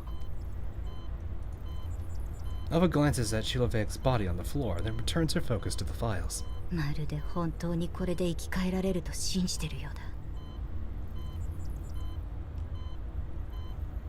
だ。I mean, if you think about the fact that dolls technically die and just reappear, sure, but I think this is more towards the humanity side. It's kind of a weird thought. It's kind of something I've thought about for a lot of this, is like, dolls technically die, but they also don't at the same time. どうやらパラデウスは金をせびるだけの関係のジラードに本当の目的を話していないようだ。Yes, the window is important for her character. でもなんで楽園計画の内容に O43 の記述が新しく追加されたの？確認できないのか？うん。大半のデータが破損してる。他のファイルは？クラックが間に合わない。でも収穫は十分。ケビンにはこの基地と関わりのある場所を探らせて。研究者たちも逃がさないように。Which one will win, Mika or Voimastina? I mean, I think Mika loses in that case, just because there is one Mika, but there can be a bunch of Voimastinas. If you, I mean, I don't know about the mech part of it, but I imagine, like, I would say the same thing about any dolls, unless, it's kind of like, for those of you who have played XCOM 2, War of the Chosen, it's like fighting the Chosen constantly without ever taking out their, what was it called? I forgot what they call that thing. Their, like, thing that lets them keep respawning. It's like, yeah, eventually in that circumstance, they're going to win. But that's just because they're going to keep having those lives. Now, if it's a very clear power mismatch, then, yeah. Sarcophagi, yes, thank you, Plains. But it's like one of those things where it's like, even if Mika does beat Voimastina, unless Mika can somehow completely eradicate Voimastina's existence, I don't think Mika will win in the end. 取れたデータはアンナに送って解読させて。Like, that's just a natural advantage T-dolls have. Ah. Like, I'd honestly say, well, there's a power difference between, like, a ship girl and a T-doll, just because of the weapon calibers, but still, I imagine it's the same principle. Eventually, they'll get whittled away.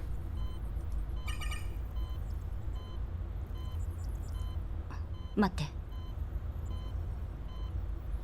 To be honest, also the T-dolls are smart enough to realize the halos are a weakness.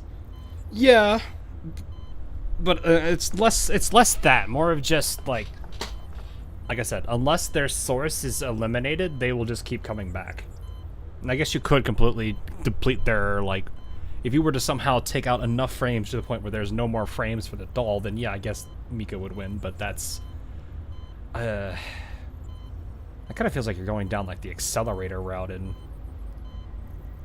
yeah, actually no, that is wow. That is a thought I wasn't prepared to think about now. This situation feels like that, actually. The doll would still lose to a tank. URNC wants to make they're gonna destroy both us and Perde. Oof.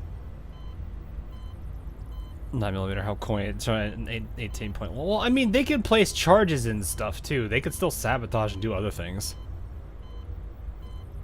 That is if Miko's smart enough to understand the concept of a neural cloud. Yeah. I mean, it's Kivotos. The ship girl, it's gonna depend on the ship girl. Some probably are smart enough to understand it. Like, I can imagine a character like Memphis understanding that easily. Or heck, even Helena probably would. Helena would probably have the huge advantage of probably like the radar, but I'm not sure. This is like a whole different like can of worms that are not a rabbit hole that I would not be able to I'd have to sit down and think about this for a while. Alice slings her gun behind her back and pulls the vibrating communicator from her tactical pouch. The sight of that communicator stops Voimastine in her tracks. She stands rooted at the spot and stares at it in silence. The communicator is like a Rubik's Cube. Aligns its patterns with a few twists and turns. With a soft click, it's funny because I'm actually holding a Rubik's Cube in my other hand right now. Like literally.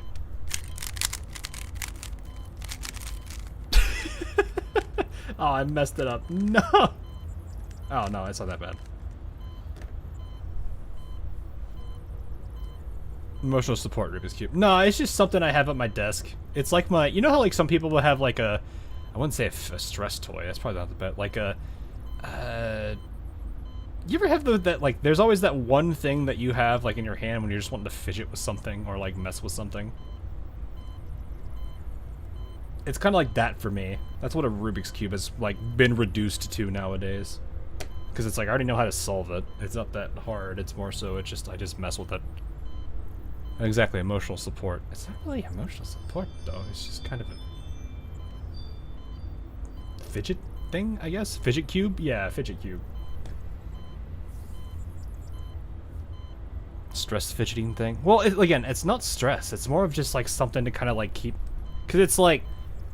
I'll sit there and just, like, kind of go through the whole process of solving the cube. Like, I'll mess it up and then intentionally, like, mess with the cube. And then try to solve it while I'm also, like, thinking out, like, a programming algorithm. It's just something... It's just how my brain works, I guess. Or, like, if I have to explain, like, the entirety of, like, 2,000 lines of code to somebody that doesn't know programming at all, I will, like, mess with it while I'm trying to explain it. That's just, like, how I work, I guess. A focus or meditation. How hard you smack the Rubik's Cube on your desk. Oh, I don't... Wait, smack it? What do you mean, smack it? I put it down. That's all I do. Anyway, with a soft click, a narrow seam cracks open, and a thin beam of light spills out. So it helps you think. Yeah, that's probably what it is. Alice stares at the light in complete stillness, as if trying to decipher something. After a moment, she finally moves. You know, I guess something I can't say for this, and I know we're jumping back and forth here.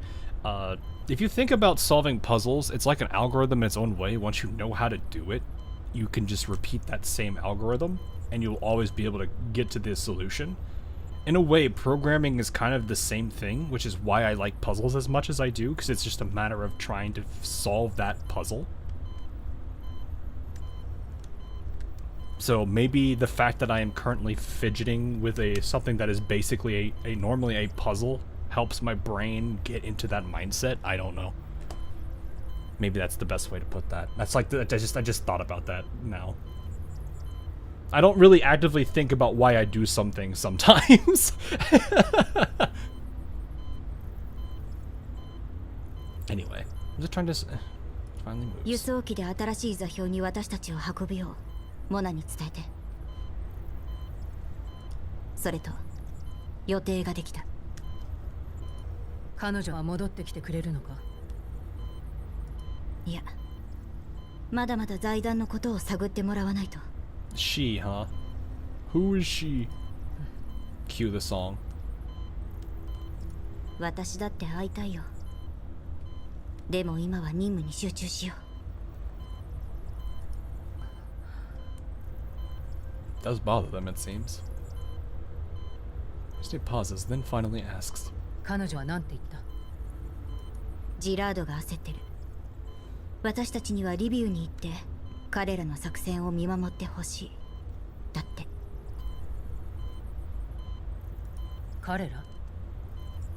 非軍事勢力管理局。それも最大限の注意を払って。分かった。そうしよ行こう。 Giving no further response, Mastina turns and heads towards the evacuation point with haste. Alva rubs the communicator tenderly with a thumb, then slips it back into her pouch. She shoulders her weapon and sets off as well. Following their departure, Chiloveg's body on the floor begins to slowly melt, her once human-like face dissolving into a shapeless pose. Oh, I guess it would be the acid. The grotesque sight lasts only a moment. A massive explosion erupts, reducing everything to... Alright.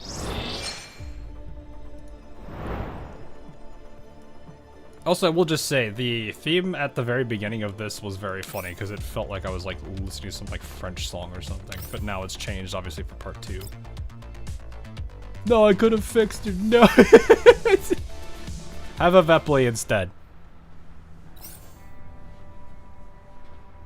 God, I forget how big, like, the mech's model is. That is crazy. Well...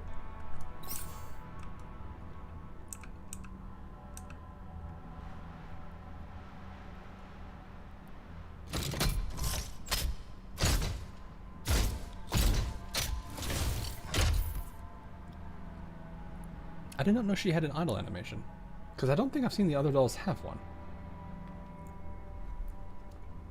This is goofy. I mean, it's definitely out of place if you consider the other characters. Like, she's definitely new.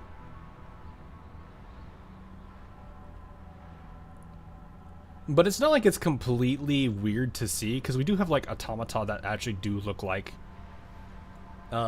mechs, and then you have obviously the gigantic mechs themselves that we fight against, or at least some of the fights I think are.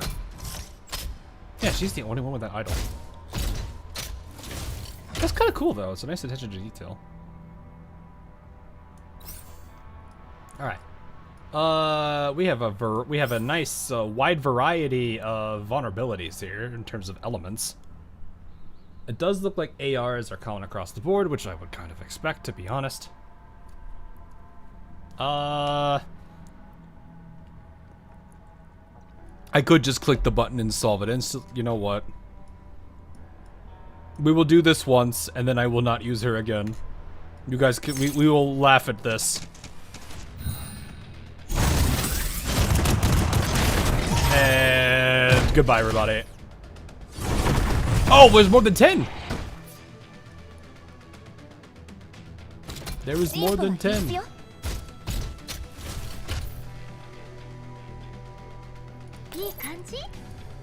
Well done. I think you are not close enough. Oh, you are!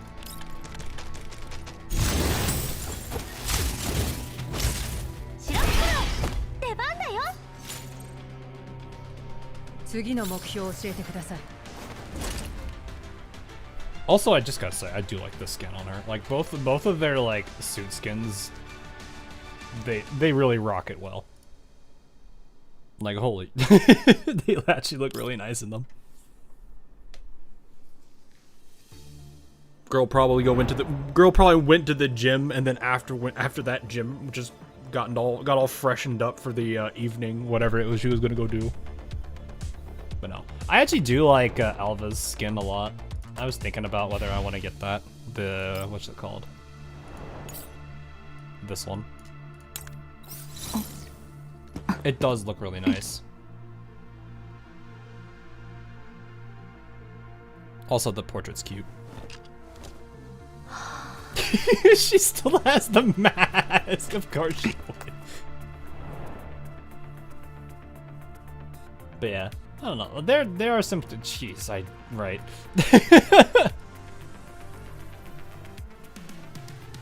Oh wait, when did this one get added? Everyone's favorite colon 3 character, probably. I don't think. Is there another character that does that in GFL? Did you use it for your outfit? Yes, I did. I used it to get this one. I think this is what I used it on.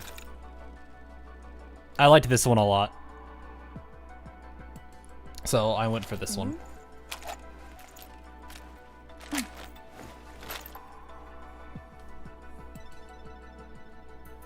They're giving QJ's an outfit a figure. Oh, really? That's cool. Yeah, I don't know. I just liked this one a lot. I love the detailing in it. Like the armor detailing and everything is really cool. It really goes hard into her. Like if you look at her base design, right? Like it does have that little bit of the Chinese like designs in it. With like how some of the clothing is, and then this one just full sends like the Asian like aspect of it in. I just like it a lot. It's really good. So that's just how it is. So you were looking away. Of course, I don't mind me. I also like other skins too. I think I've bought a handful now. I mean, you guys also helped me get this one. You guys brought it down to like what, 110 or whatever the minimum value is for this. It's almost summer, so I might actually put this one on soon because she looks she is really cute in this. All right, you didn't need to curtsy after that. I didn't even. Cinderassi, please.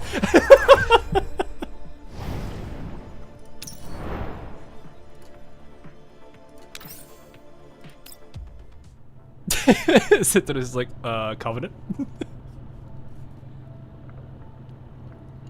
I used the ticket to get Kukei's tactical outfit, then I found out that oh, yeah, that sucks. I kind of dislike that. Like, I would be fine with a higher upfront. Well, you know what? No. Because now I think about it,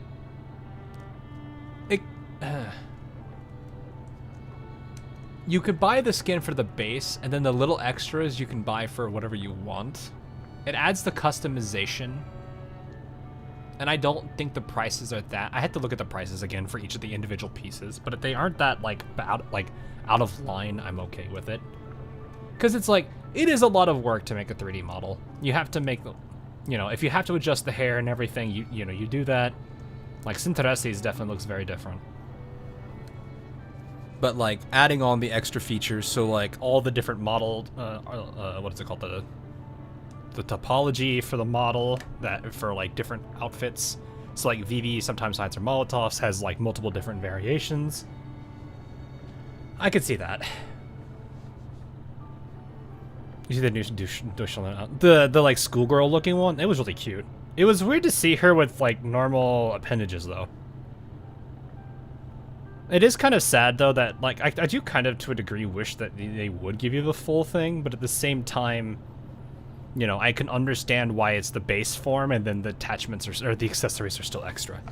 Because it's like, it is a lot of work that goes into it. And I actually do kind of like that they do that because it does, like, yeah, it's one thing to make a skin, but it's one thing to make it that much more customizable.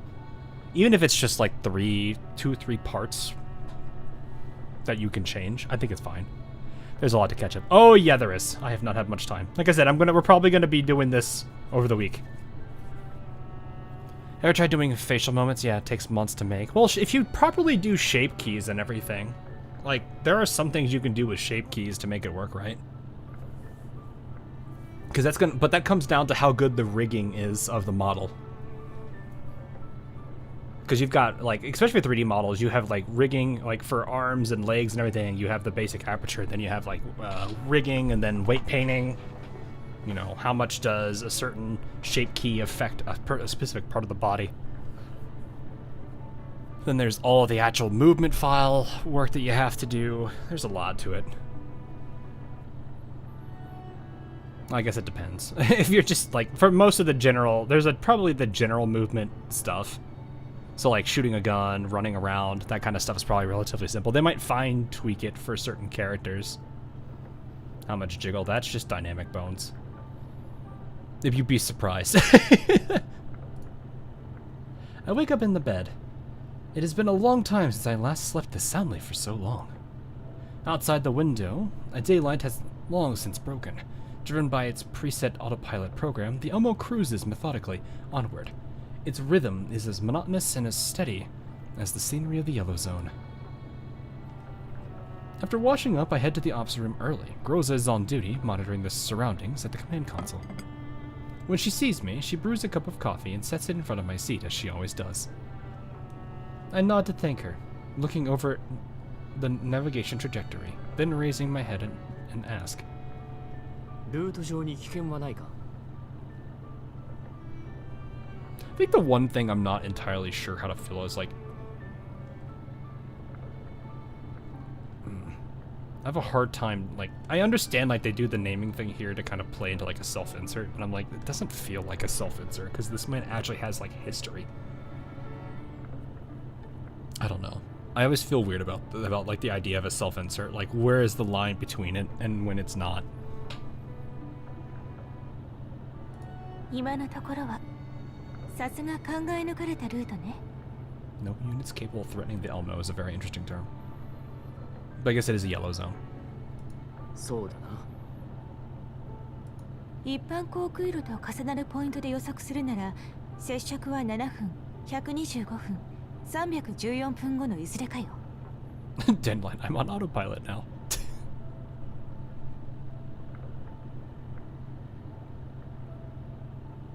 Wait, what? Potential contact windows are in 7 minutes, 125 minutes, and 314. That is something. そのまま走ってくれ。 Started off as one in GFL1 early chapters, but later on he's involved to his own character that you really can't self-insert. Yeah, it's like what I kind of feel is like, if a character has like full history, it's like kind of hard to self-insert into it because I mean, unless you're role playing, which is fine, but at that point you're not really self-inserting. You're more adopting the character, which is fine. I've done that in other like non-gacha games too. You know, that's not a hard thing to do. But it's still one of those things where it's like, it's hard to say it's a self-insert. I don't think people are saying this game is, though. I don't know. I don't know. I don't know what people say about this game in terms of that stuff. 了解。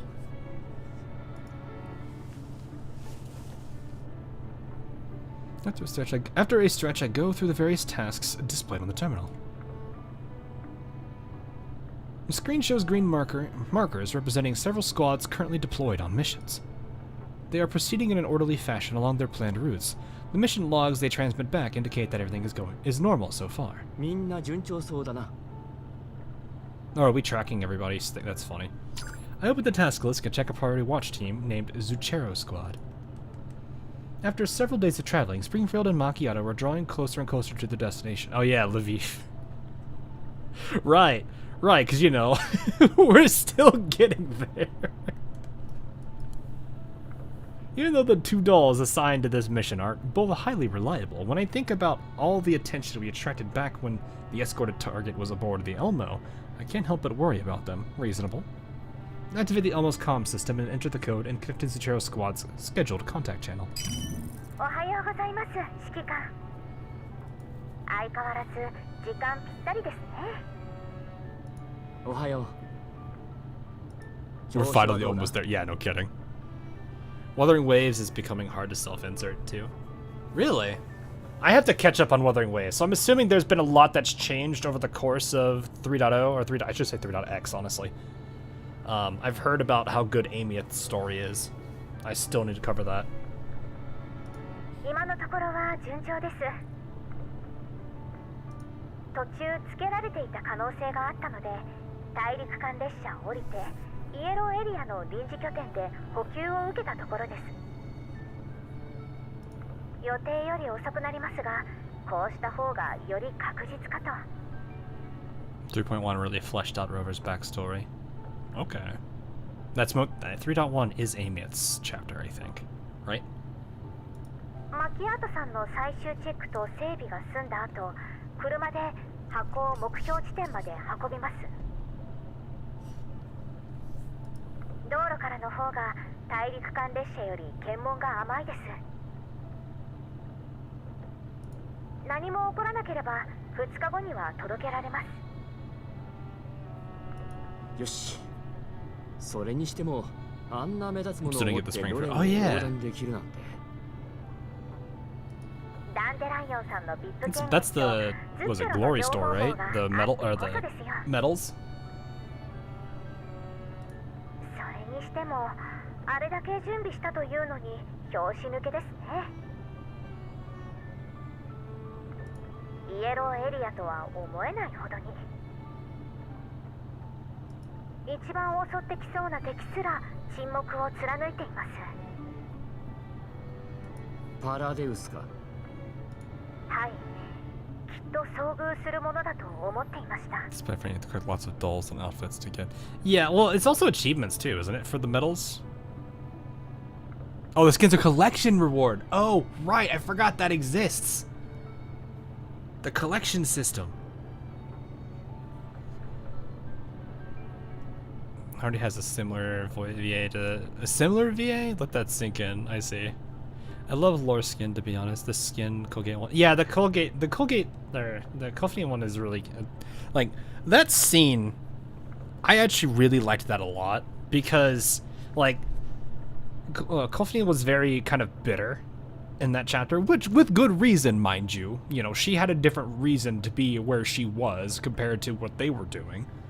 But it was one of those things that basically said we both have dealt with things that have from this group that have hurt us both. You know, it went from there are two different people to finding a way to unite the two of them together. And that moment just got all the more tender with it. It was definitely a really good one.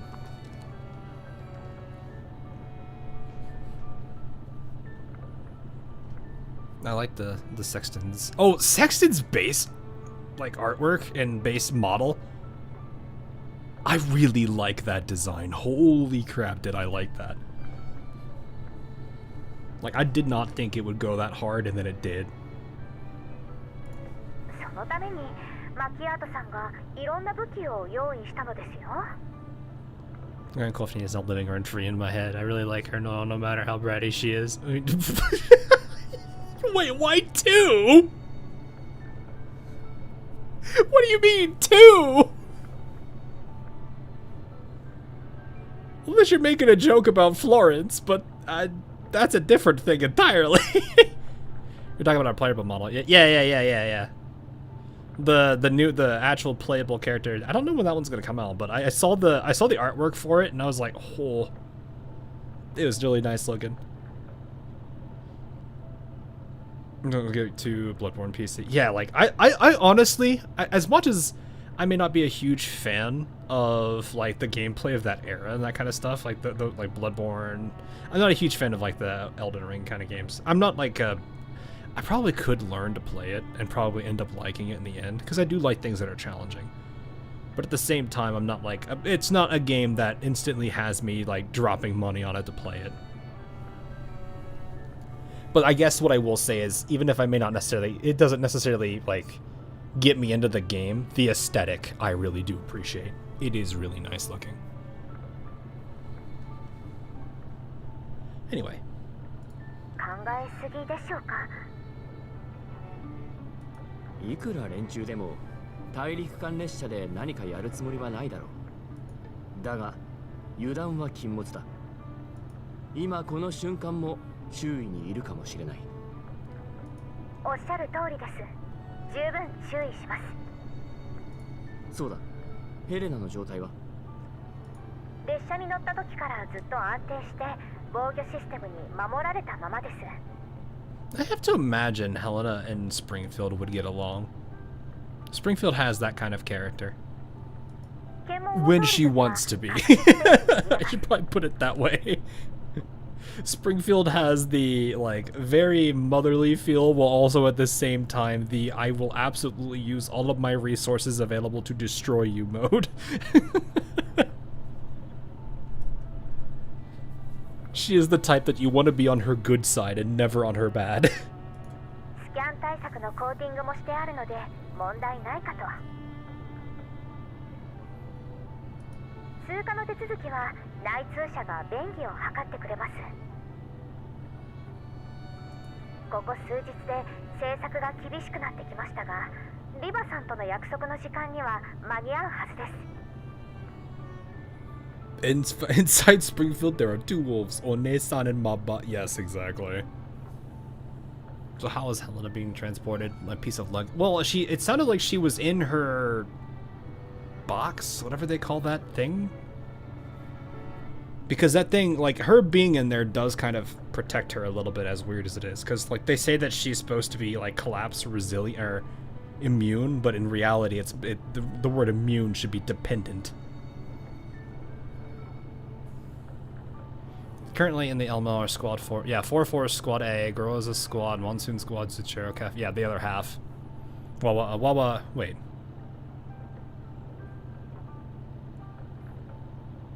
Should it not be the other group, you mean? Because we're talking to Macchiato and Springfield right now. It should be Sintarasi, Sharkry.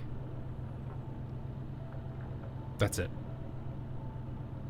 I was like, there's more members, isn't there? No, it's just 4 of them. Because I'm pretty sure Sintarasi and Sharkry are with us. Springfield and Macchiato have Helena and were going on their own tangent while we went to go support the rest. Yeah. No, you're good, you're good. I was like sitting there, I was like, that doesn't feel right. And then I was like, wait, we're talking to her right now. You're fine. Don't worry. Seem to be tightening these days. Okay, yeah. わかった。エルモ号もリビウに向かっている。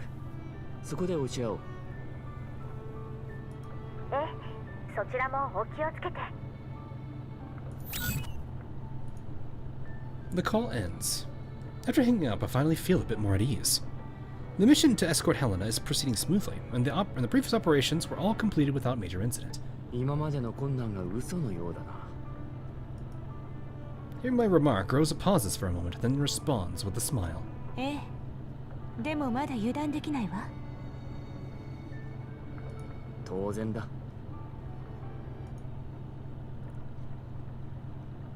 Commander, I don't want a personal army. I think it's more of I will sign an agreement not to be able to be unable to get a personal army. In the end, still has a personal army. Mostly because the dolls actually like him. He didn't even have to do, like, he is literally Luigi. He didn't have to do anything and he still won.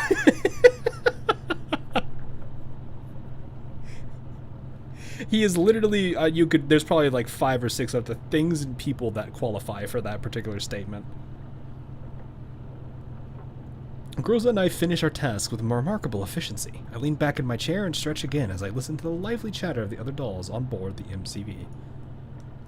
The dolls currently stationed on the Elmo have finished their work and seem to have gathered together chatting.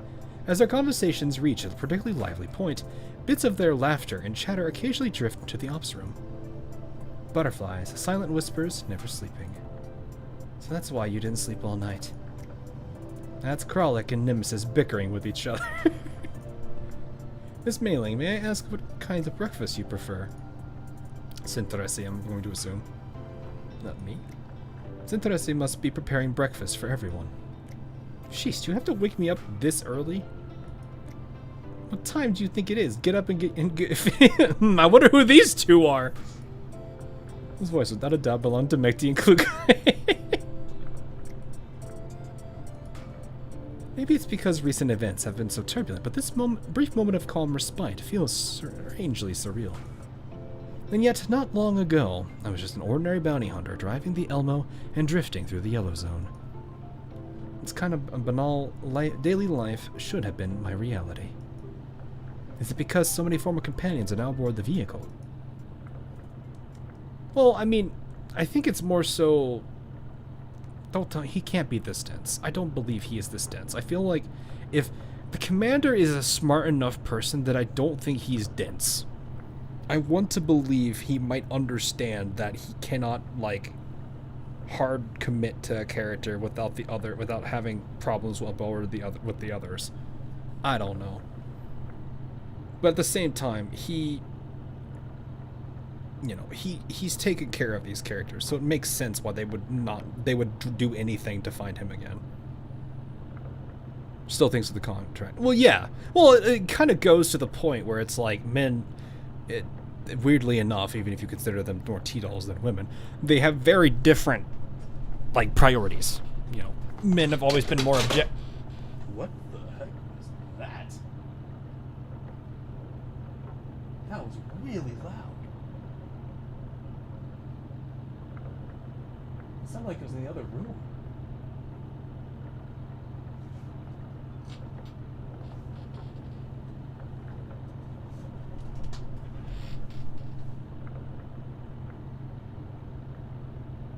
guys can't hear it, but there's people talking on the other side of the wall. Something must have happened. Weird. Must be moving something, I don't know. That was really weird. That was really loud. No, so the wall behind me is actually it's a shared hallway. So that has a staircase going straight up, and it's a very thin wall. So if people are just walking normally, like if they open the door, I can hear it. If they walk up the stairs, I can hear it. It is not very hard for me to hear anything in that hallway. So whatever that was, probably was not good. But there are definitely people in that other room right now. You guys just can't hear it because it's probably my microphone's not that sensitive. But that was weird. Anyway, where was I? I imagine I'd be lucky enough to reunite with everyone safe and sound. Each reunion fills me with the relief of having survived disaster. So that means the others can hear you. To a degree, it depends. Like the room above me. Like I'm on the bottom floor, so the room above me doesn't have anyone in it currently. To my left, to the right is outside. To the left is my own apartment. In front of me is another room in my apartment. So, if people are hearing me, I am somehow being really loud, or I've got a window open. But so I kind of doubt that. If anyone would hear me, it's probably people in the staircase. But that's about it. So, anyway. But I know this isn't the true reason for the nagging sense of surrealism. What shatters all illusions and drags me back to memories so heavy, they stir my emotions whenever recalled, is none other than that fateful confrontation with Paradeus. Yes, Paradeus. This evil force I nearly wiped out 10 years ago has appeared before me once again. 10 years of compromise brought neither stability nor fleeting peace. It merely gave the enemy room to breathe, a chance to grow strong again. When I think about how they've been active right under my nose all these years, an uncontrollable anger wells up inside me. No, I will not allow this to happen, or rather, to happen again. At the very least, let me... 指揮官、エルモ号に近づいてるヘリコプターがあるわ。高度300メートル、距離2キロ。進路は私たちと同じよ。I'm suddenly imagining that one video where the dog walks to the stairs, runs back, then charges to the stairs and flies down it. Dog was okay by the what?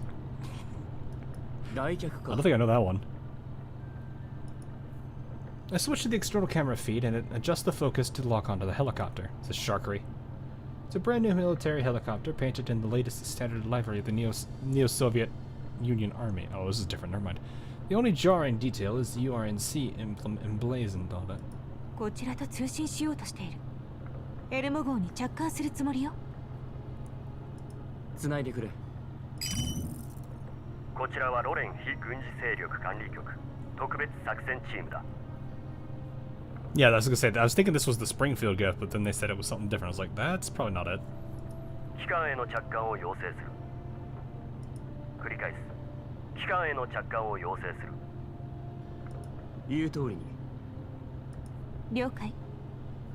This is abnormal. 誘導に従ってください。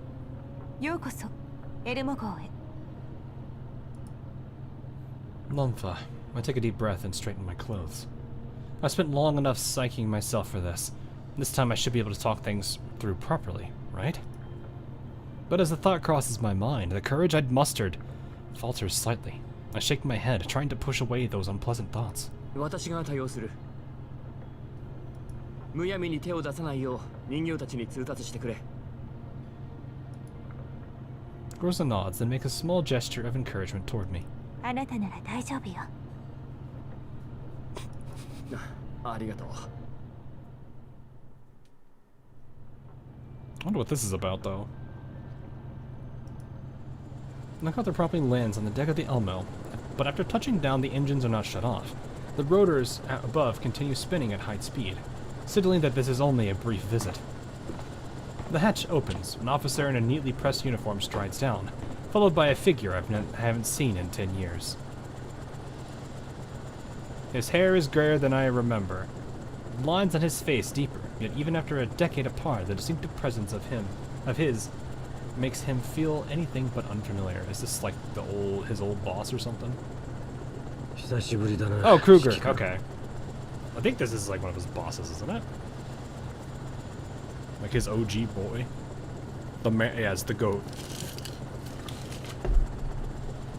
Is Dad? Dad, is that you? Daddy Kruger.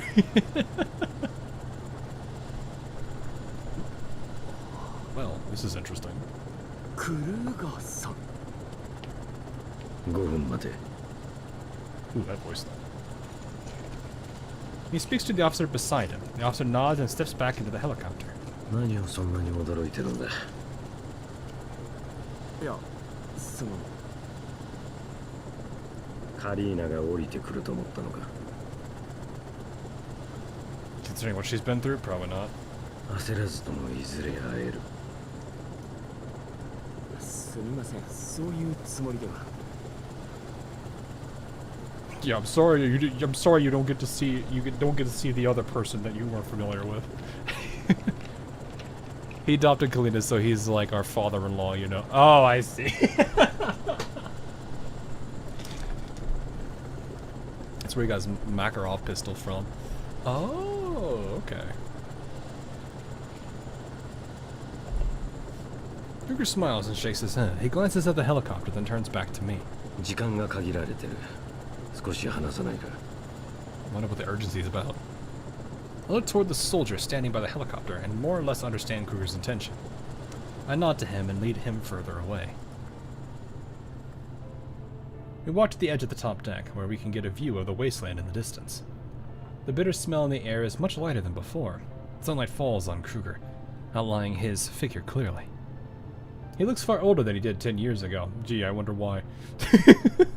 The wrinkles at the corner of his eyes are deeper, his temples completely gray. 忙しいところすまないな。カリーナの選択は全て彼女個人の判断だ。迷惑だったら彼女に代わって謝罪しよう。Honestly, I don't think we mind. そんなあなたがそこまでする必要は。His spray's younger though. Wait, what? カリンがいなかったら私もここまで来ていません。What did he look like before? I'm gonna make sure I gotta spell his name right. Hang on.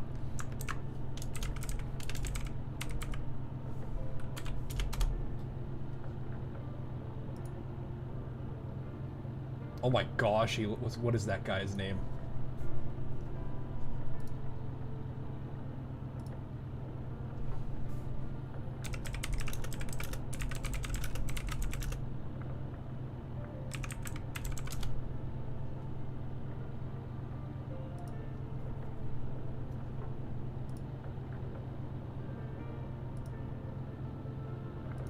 Kind of looks like he looks like a very rougher Adam Jensen for some reason. Yeah, no.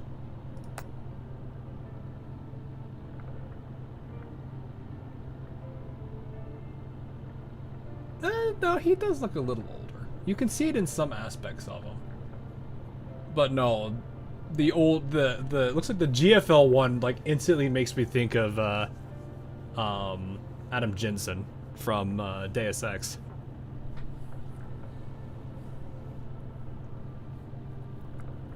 He just doesn't have the you put the glasses on, or the whatever you want to call those things, the glasses on him, and I could see it. He used to be in command of all the oddball dolls we have on the roster. Now the one he has only to worry about is Cheetah. Fair enough, I guess. 彼女に託された任務で大事な情報を知ることができたんですから。ああ、それはお前の、ひいては我々全員の心のしこりだ。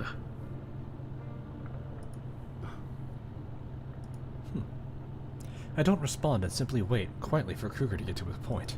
単刀直入に言う。先日オデッサで起きた人形暴走事件だが、ロレン上層部の耳に入った。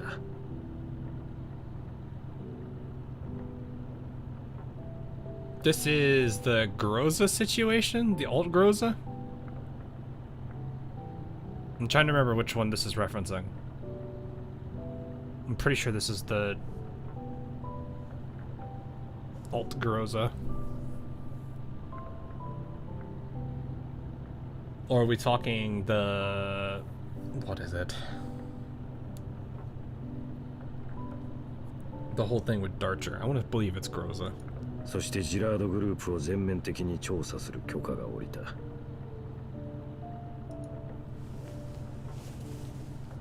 He returns toward me. 奴らの背後にいる存在が何なのかは私が言うまでもないだろう。Yeah. パラデウス。財団とパラデウスの関係には前々から注目していた。2年を追ってきた。そろそろ決着をつけたい。というと、十分な証拠を集められた。お前に託した O43 ヘレナもその一つだ。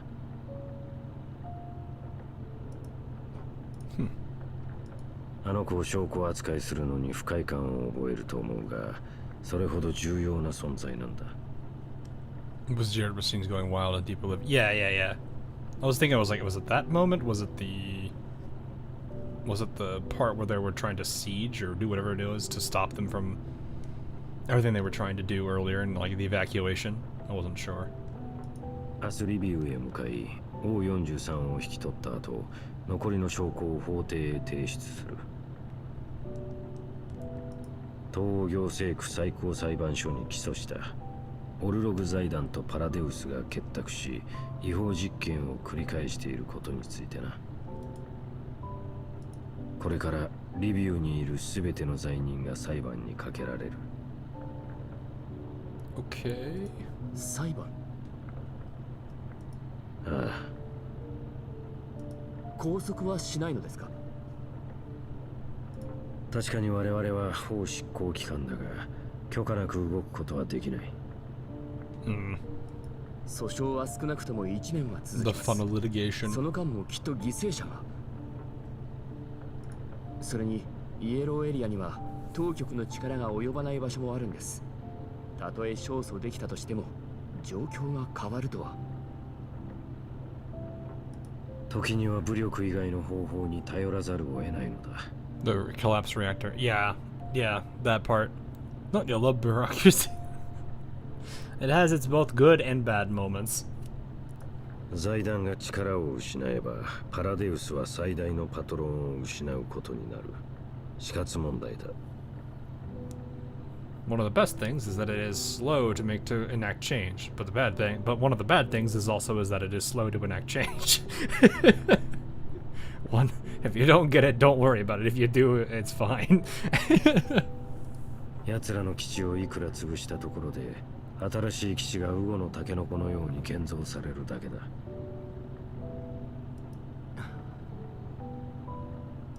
それでも基地周辺の人々を助けられます。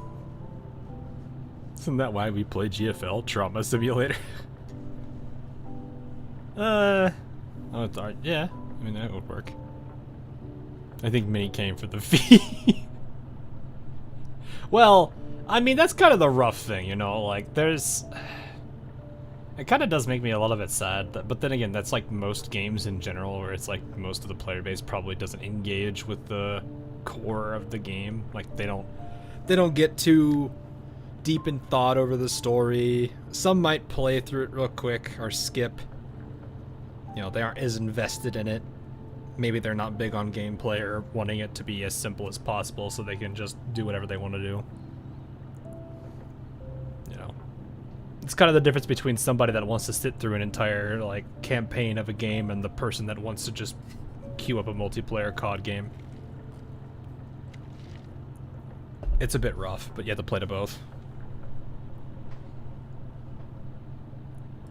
But it does make me sad a little bit.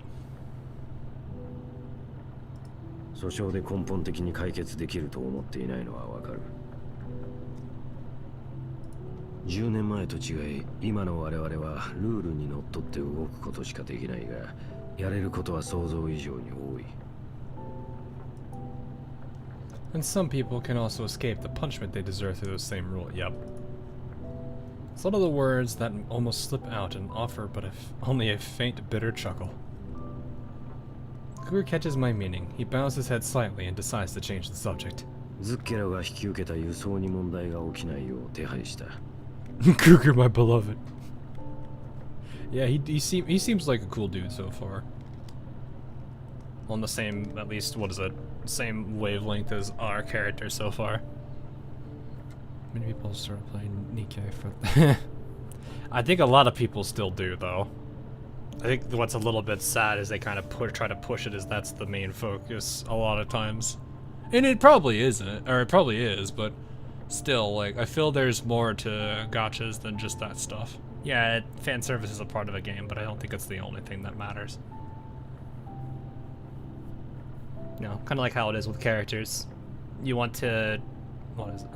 There's a discussion I had with somebody earlier where I basically said the characters draw people to a game. A game gives the characters a way to connect, to relate, and to like justify in a way their existence, but the gameplay makes them more interactable, gives them more meaning. So it's like those are the core three, I would say. So trauma bonding is a thing. Is trauma bonding to a video game character from a story a thing? Well, think about it to a degree. When you think about like have you ever had a moment in any let's say any movie, any show, any book where somebody does something really horrible and then you get to the point where you see their demise or their downfall and you're doing nothing but cheering for it? You can think about it that way. It is something you can do, and sometimes people can relate with actual characters. That's one of the strongest arguments I would say for a character, is finding ways that in their writing to make them relatable. Be it through trauma, through lived experiences, that kind of stuff.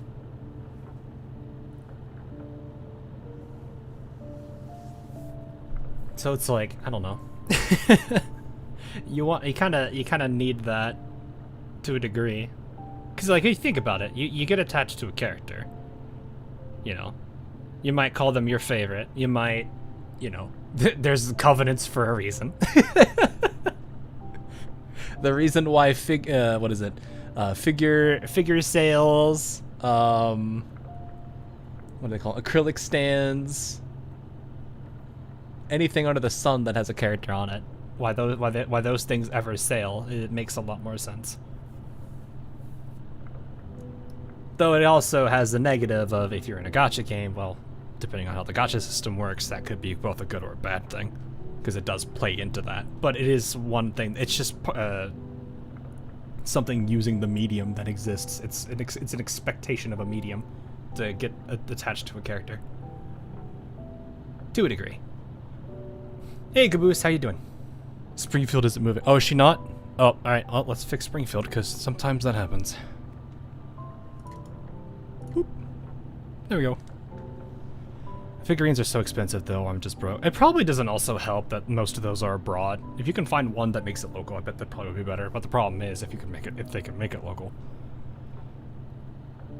And I'm saying this in general. Like, shipping costs are probably one of the biggest killers for anyone buying merch overseas, or wherever they are. Should replace here with Endoris to be more lore accurate. Those are the ones I could easily find. I should probably see if I can find more sprites, because I would actually put more than just these two. Why is Springfield crash? She's not Endoris. I see what you guys were going at now with the Endoris joke. Never mind.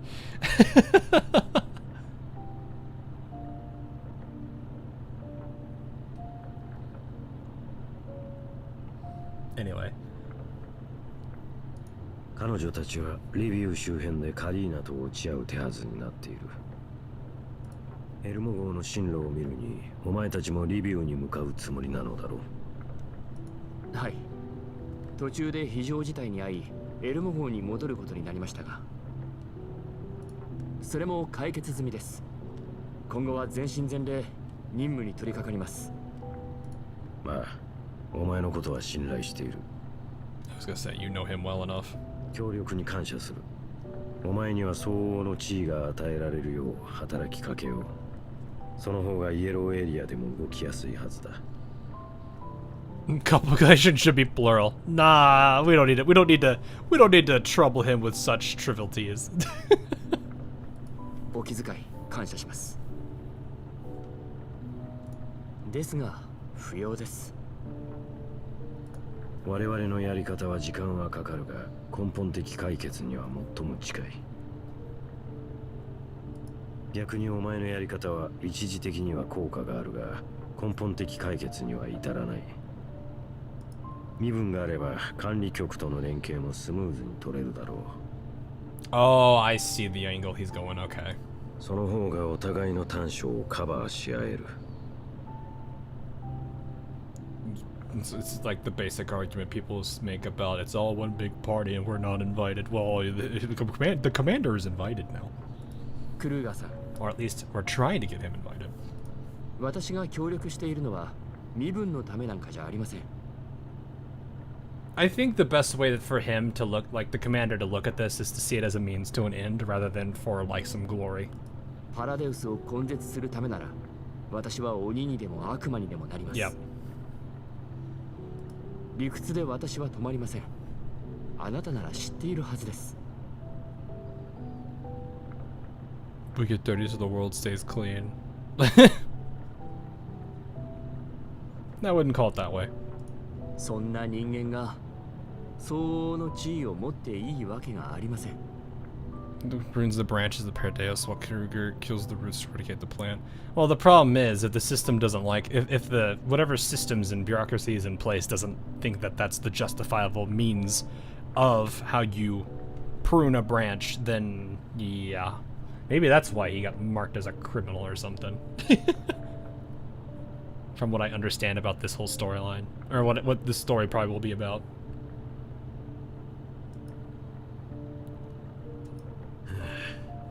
お前は変わったように見えて、10年前のままかもしれないな。局長、時間です。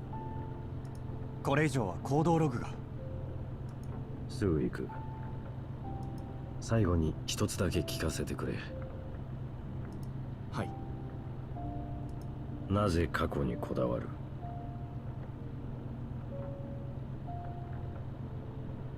People hold grudges. Sometimes those grudges will never go away no matter how much you may try to make them. 過ちを正せない自分が許せないんです。それは傲慢だな。Arrogant, sure, but some people are that way. だが何かを成し遂げようとする人間は往々にして傲慢だ。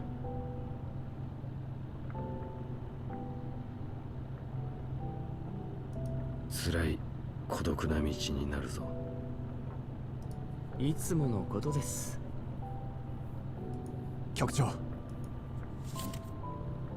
He takes a small card out of his pocket. リビューに入るには合法的な身分が必要だ。今はこれを使え。Hesitate, still not reaching out. 私たちが秩序を取り戻すところを見ているといい。カリーナもお前に努力の成果を見てもらいたいはずだ。We can have we can just have Vector burn the whole tree down. Yeah, there's a lot of ways you can have the dolls just completely obliterate something. Kruger can't do anything if the government is not to. Yeah, which is like, it's kind of like how, actually this is ironic because we actually kind of had this talked about with, what was it, Blue Archive recently, right? Where it's like somebody is technically an outside entity rather than being part of an official group. They can still act on something even if they may not be able to. They're not bound by restrictions, which is probably the benefit of like why we are where we are versus like Kruger. He seems to let out a quiet sigh of relief once he sees me accepted. 助けが必要な時は連絡をよこせ。ありがとうございます。I don't want to think about that, bro. Kruger turns to leave, but stops again at the helicopter door. 10年前の最大の損失は何かわかるか？グリフィンですか？お前だ。I was gonna say yes. Because the dolls rallied around him, I would imagine. From how all of the dolls talk about him, I kind of feel like he was the biggest loss they suffered. Both because of like how the dolls behaved, but also like you can definitely tell a lot of them very heavily leaned on him. So emotionally, in a way, he was their anchor. I stand rooted to the spot at a loss of how to react. On the deck, the helicopter is ready to take off. クルーガーさん。 He removes the headset he had just put on and looks towards me. And I shout with all of my strength at a volume I believe can overpower the helicopter's engines. 道は違えど、私はあなたを尊敬しています。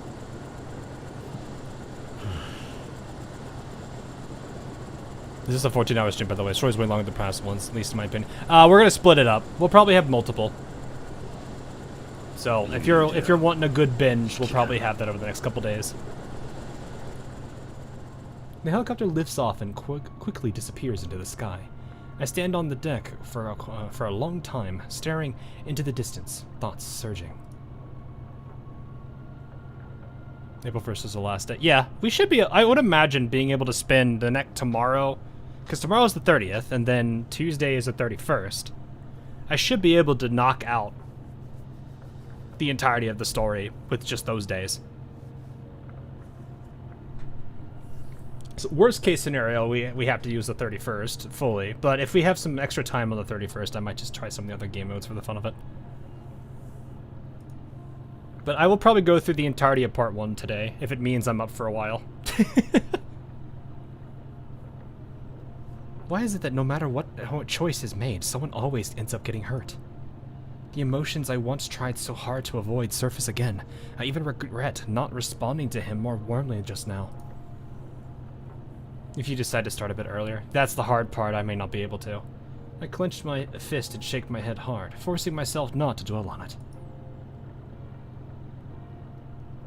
Now isn't the time to be tangled up in this. Now look at the card I've just received. Will things really proceed as smoothly as Kruger says? I can't shake the feeling that something bad is coming. Got that one off in time. Can release the stream schedule. Can tell my boss when to work from home. Assume the next 2 days. How about that? I can't get. I can only guarantee so much time until this project is done. Like I can get away with saying I have a hard stop for 2 days before they have to kind of push a little bit back, because this is kind of a big project that I'm a part of.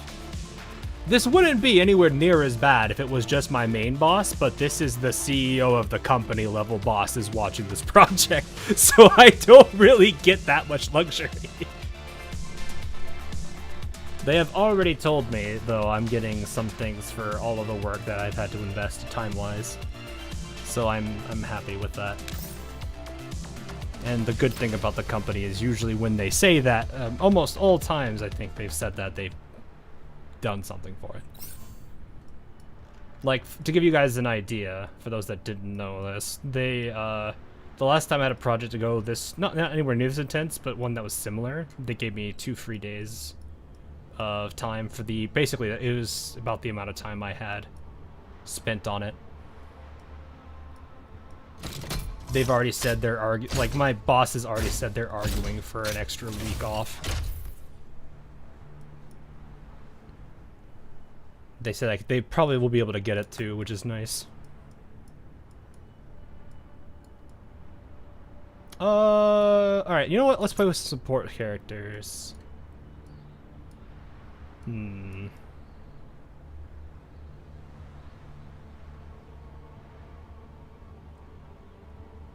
How many poison ops are there? Because I'm seeing almost all poison here.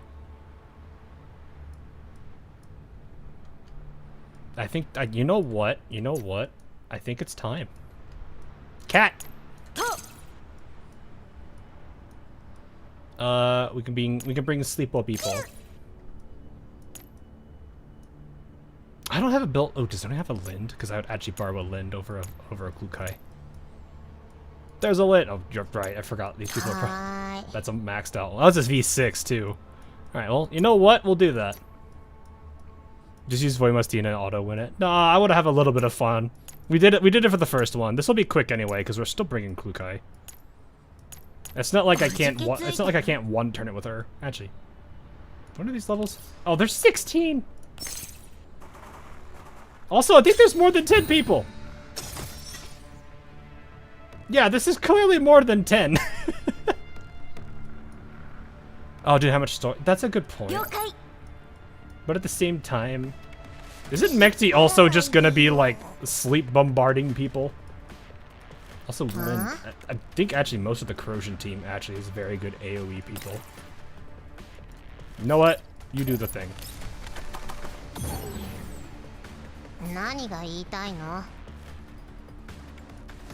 How much can I do with get away with this? Oh, well, you know, that works.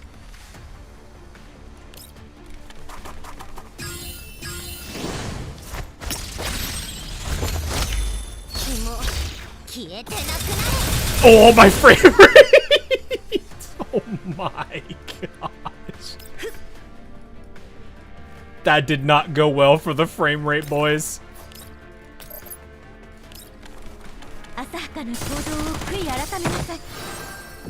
Cat. Think of the frames. No, we do not.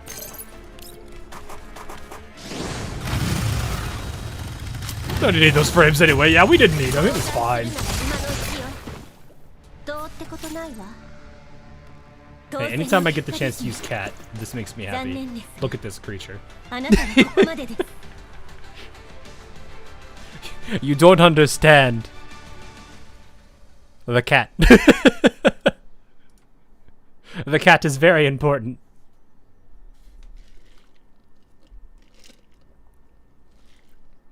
This is a very important character for the game. She's very special. Also has almost 100 crit rate. Don't ask about that part though.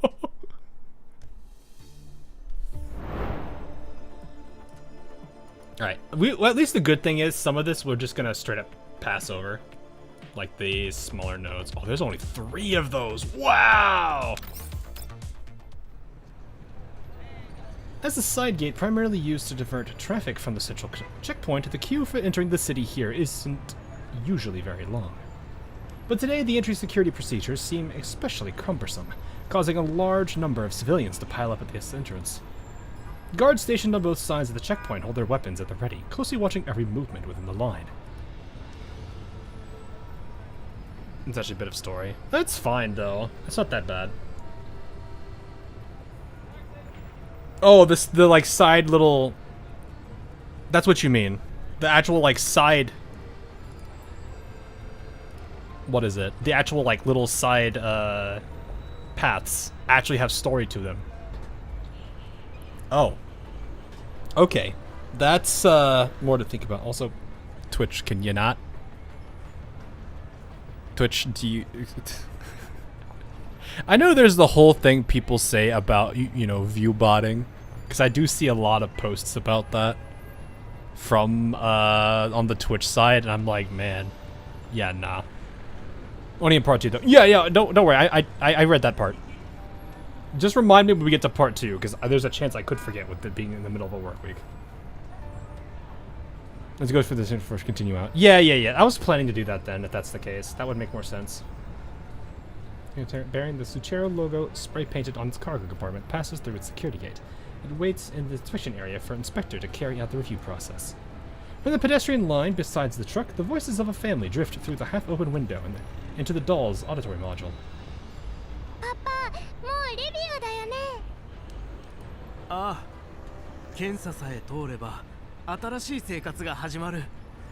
I'm about to a machine that... Brah!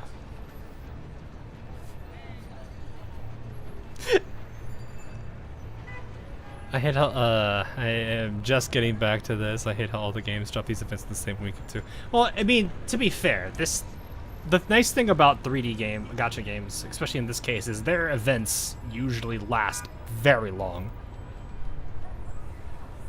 Like this one's been, how long has this event been live? Like a month? Like my situation, I wouldn't usually be this bad at catching it, especially for a month-long event. For 3 weeks, yeah, maybe I had other things going on, but like with my current work schedule, no, this makes more sense.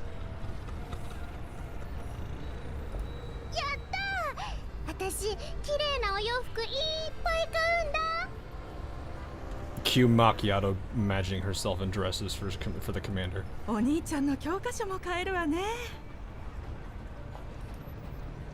Mother walks at the back of the group, gazing lovingly at her 2 children. She rests her hands on their shoulders, drawing them closer together. Springfield watches the family with a tender glimmer in her eyes.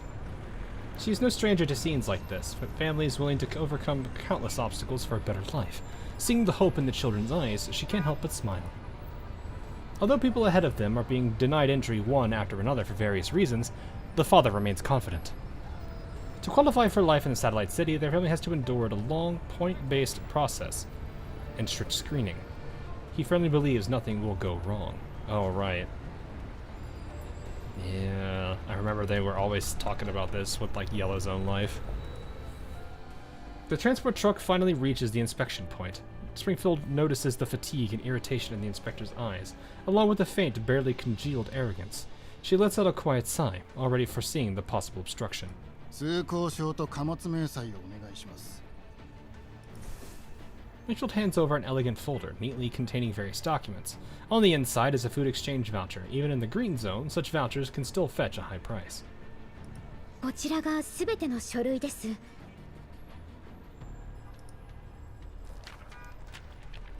The inspector takes the folder, his gaze lingering on the voucher for only a second before he flips it open and begins reviewing the papers carefully.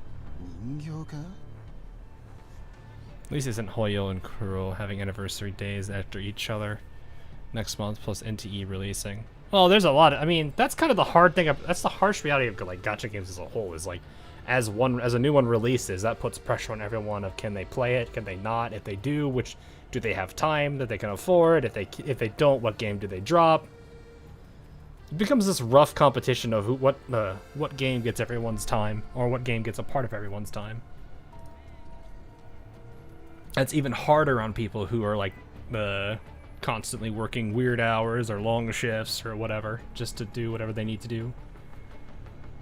Once he confirms that he's speaking to a doll rather than a human, even his veneer of politeness disappears. 人形なら最近政策が変わったのを知っているだろう。すべての団体ないし個人の名義下に置かれている人形は専用の就労ビザが必要だ。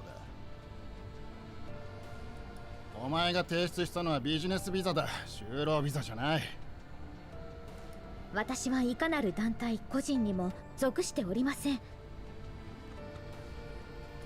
つまり無所属なんだな。私の権限は私が持っています。身分証明書を見てください。Oh yeah, what does that mean? Now that I think about it, I never thought about this. What does that mean for like unaffiliated? Because it's like I bet most of these people are used to dolls having some kind of like owner and various other terms. Like I wonder how they view them at that point. I'm not saying this is like a direct comparison to like slavery, but like think of it like in that sense, like a free versus an enslaved person. That's what I mean, is like, how do they view that? Like, do they treat them differently, or is it because they're a doll, they're still gonna be seen the same way, just a little bit different? I don't know. Like, that's weird. Inspector flips through the documents impatiently, confirming the truth of Springfield's statement. またこの手合いか。何しに来た？私の経営しているカフェの支店を開こうと。売り上げが順調に伸びているので、事業拡大をと思いまして。It's like how people feel towards AI. Yeah, I guess that is true. So the project I'm heavily involved with right now is a heavy AI project. So I have been using it a lot more than I think I've ever had in my last 3-4 years. So it's been very interesting getting more familiar with exercising proper prompts, understanding how to train an AI. It's been a very interesting experience.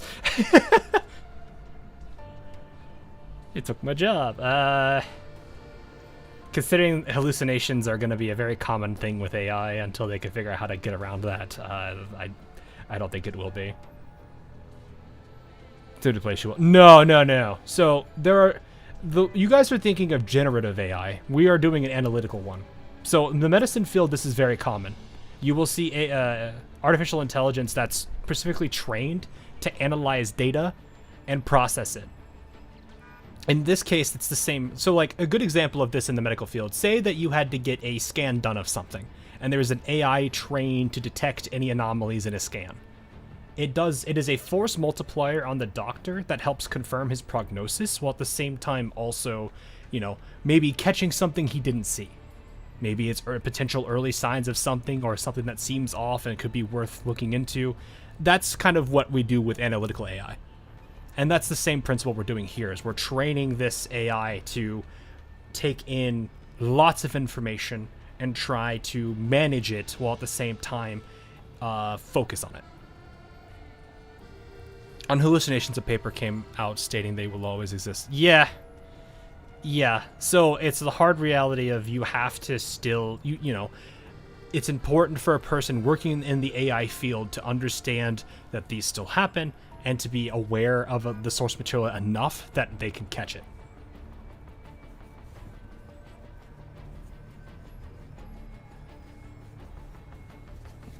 So, generally AI gave bad... Yeah, it did. That's the rough thing about generative AI. I would definitely say, there's a lot of good things AI can be used for, and it can be useful in everyday life, too, if you use it more as a force multiplier than, hey, do this for me.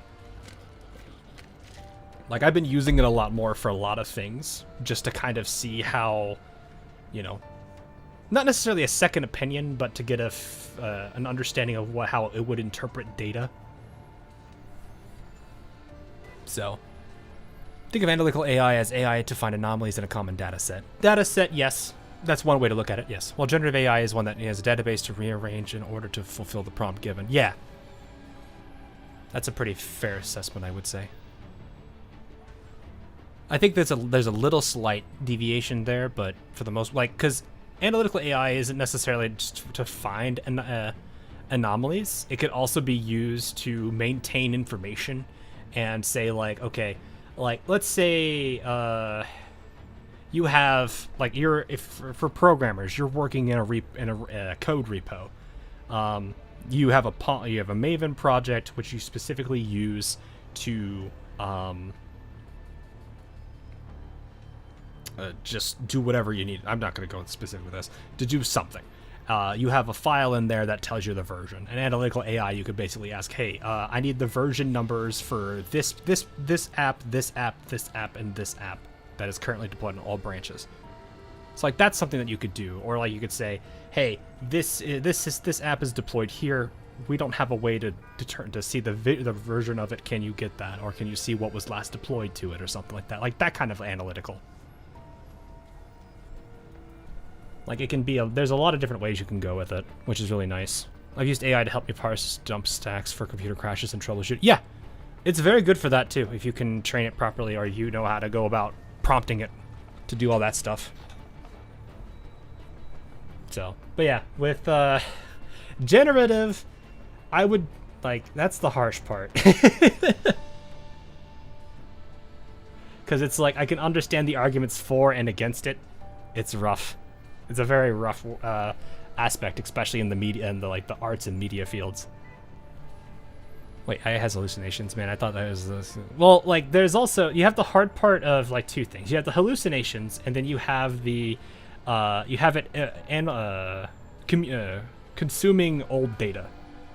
So for example, let's say you have a video game, And they made it. There was an update that released, let's say, 2 days ago, and this update completely reworked an entire system of the game. The AI might not necessarily, if you ask it questions about how a particular system works, it might not realize that update is applied, and might still tell you old, outdated information rather than new, current information. It's not a hallucination. It's just working off of obsolete data. So it's very dangerous in that sense when you're working with a broad spectrum of things. So this is why people say it's important to be trained and in a mindset where you can not only, where you understand enough about the material that you can catch hallucinations, but also when it's working with obsolete data. So it's like there's a lot of things that is you still have to be cognitively aware of when you're working with AI. That's why I think a lot of people say it's best as a force multiplier rather than, you know, something to replace.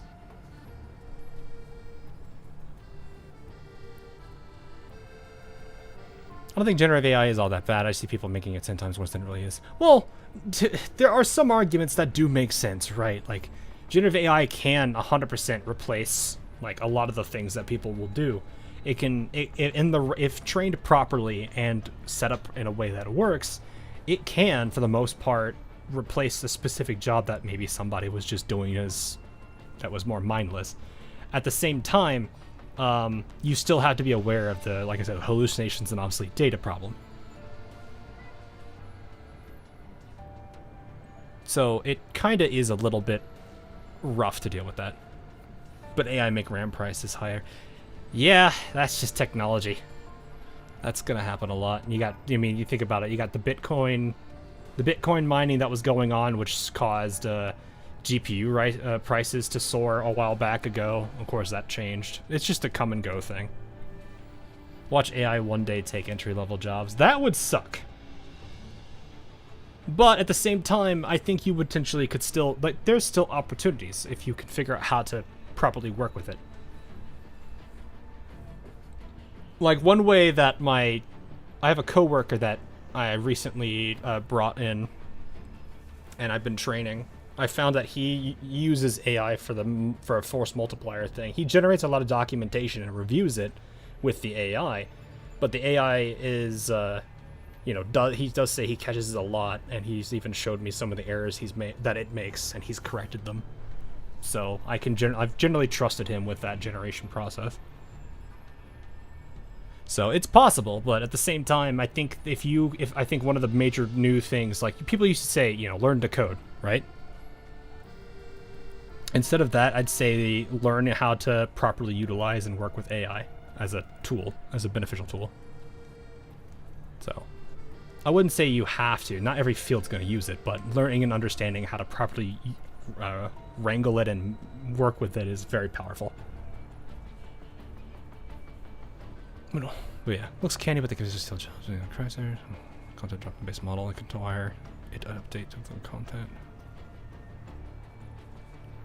Bunch of ancient animators that are torn on. It's AI, but it's also well, yeah. That's you probably have seen the Goo Goo Gaga, the Phoebe Tubi. Those animations I think are Seed Dance, which is generative. But it's like it's getting to the point where like generative AI is just as good at generating its stuff now than before. I mean, you probably have seen, what is it, the Will Smith eating spaghetti time-lapse video, or the difference videos, whatever they do. It's rough. Yeah, I feel like we should stop at the tangent, because I could probably talk everyone's ear off on AI. Especially since it's been like my life the last 3 months.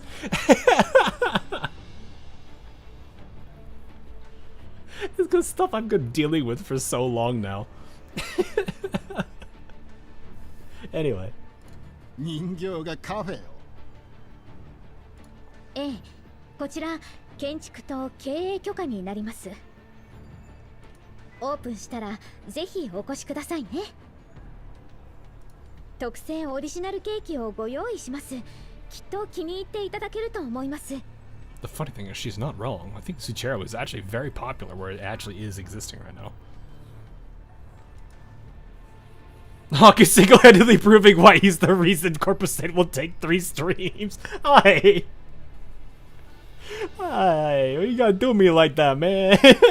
Oh, crap. Inspector ignores Springfield's invitation as he skeptically scans the supplementary documents in his hands. Meanwhile, behind him, the family in line is presenting their documents to another inspector. 準備は万全のようだな。車の中は食材や機材です。先ほどスキャンされたばかりです。明細を確認しますか？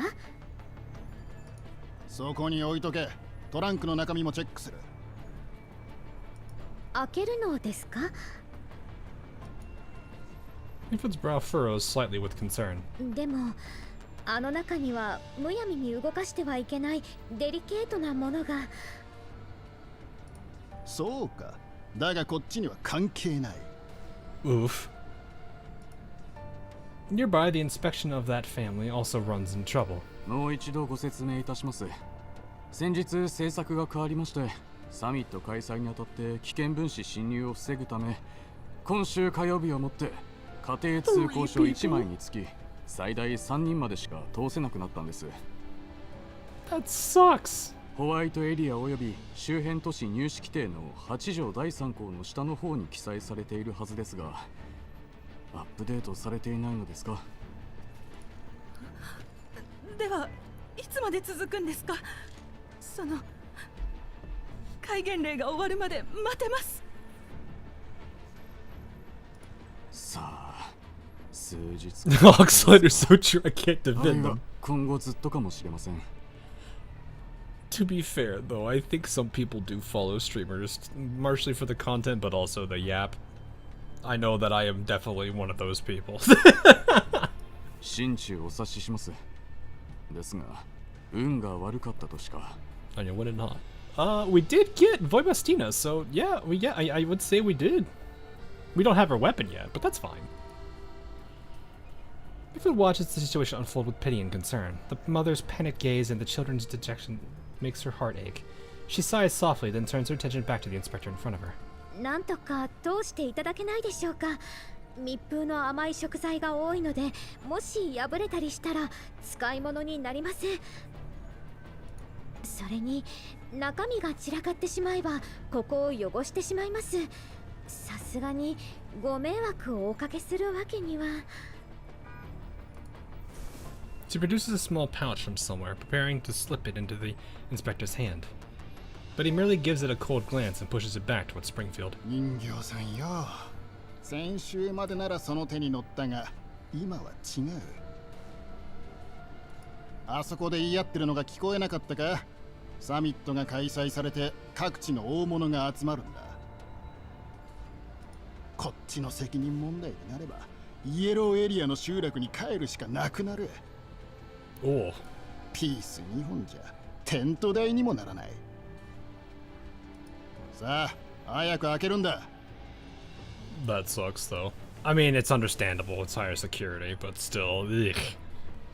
No bribes today, yeah. Springfield puts the glass pieces away, maintaining her gentle smile as she subtly glances at her watch. そうですか。承知しました。Springfield opens the cargo compartment. Inside, layers upon layers of coffee bean sacks and baking ingredients are stacked neatly, with refined coffee machines and baking equipment secured on racks. The air is filled with the aroma of coffee and sugar. The inspector switches on his flashlight and shines it through the gaps toward the depths of the compartment. From the outside, it's pitch black, impossible to see anything clearly. 奥は未開封の原材料です。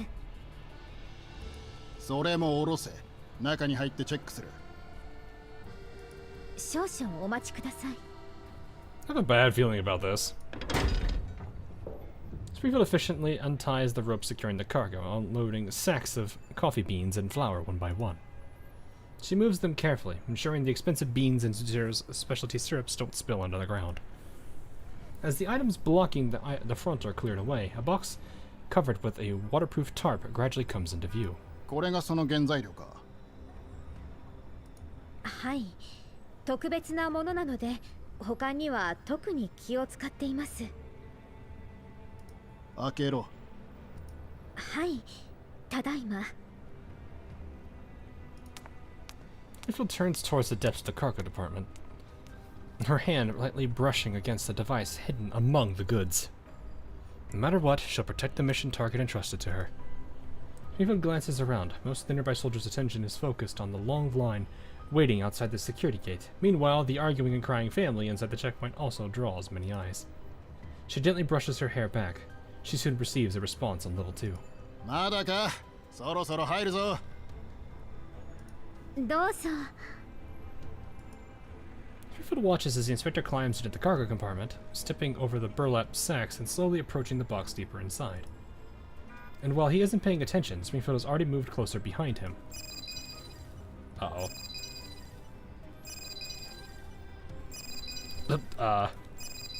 Suspicious target has been detected near Satellite City Westgate number 3. All nearby personnel immediately close the security gates and coordinate with the security forces to provide support.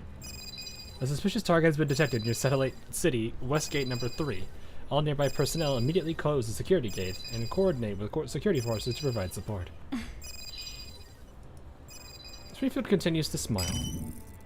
In front of her, the inspector, only a step away from opening the box, frowns impatiently and answers the beeping communicator in his hand. 3番ゲートだ。何が？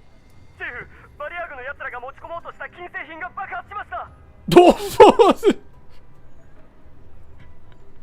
Meanwhile, I'm just imagining he turns on the communicator. What happened at gate 3? All of a sudden you just hear Varjager noises.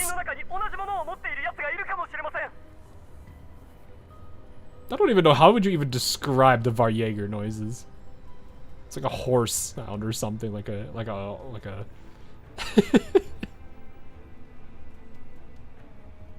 most competent Varjager convoy. Yeah, exactly. わかった、すぐ行く。Scream, but Russianish. Fair, that actually works. I like that one. The inspector thinks for a moment, then hollers for Springfield. 人形。なんでしょう。 Springfield steps out from behind him. The inspector urgently points at the innermost cargo. じっくり検査してる時間はない。箱を開けて一瞬だけ見せろ。 Springfield's smile stiffens slightly. She adjusts her gloves on her hands behind her back. はい。 Instead of walking towards the box, she steps closer to the inspector. Just as she gets into position, ready to take action. 誰だよ、こんな時に。Oh. 所長。はい。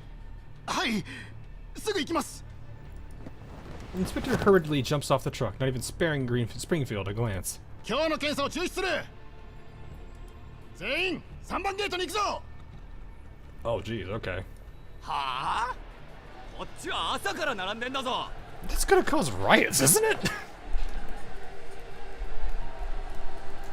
そうよ。早く娘のお見舞いに行かないといけないのに。俺だから公務員は。 Ignoring the surrounding complaints and curses, the security gate slowly closes. The soldiers responsible for security block the crowd attempting to rush the gate, then begin assembling to head towards gate number 3. Springfield watches the gate behind her seal shut, leaving her in the sealed truck stranded within the inspection area of the checkpoint. She can't help but sigh.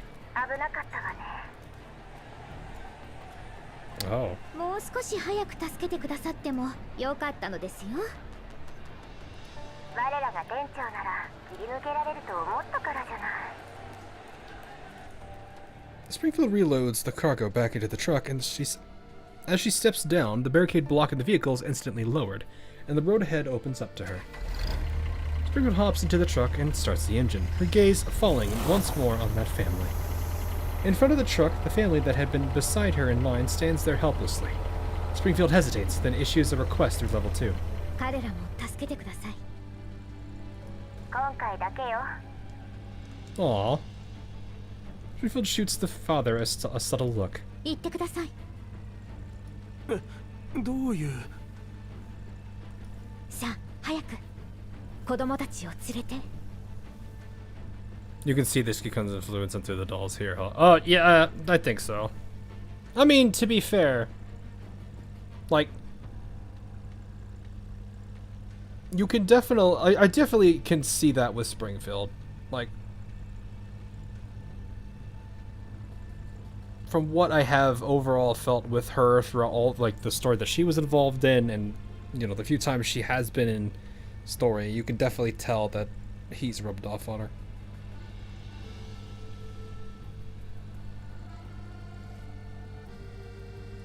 家族全員で新しい生活を始めるんですよね。She was the intelligence officer for him, though, right? Like back when he was, I think, wasn't that what they were saying? Was like she had a position with him, where it's like she was under, like working. You can see the difference better if you know the GFL1's portrayal. Oh, okay, fair. She was the intel officer. Okay. Yeah, I was gonna say, like, I could definitely see a lot more of a demeanor with her, with how, but then again, like, she interacts with a lot. I think part of it also has to do with the fact, with how she is also. Like, Zuchero as a whole is more public facing for most dolls than probably most of the ones we've interacted with. Like, you have 404, and I'm talking both teams.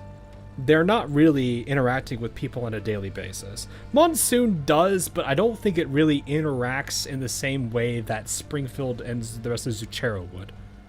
Like, Zuchero is a more everyday interaction, whereas Monsoon is more of a special event interaction.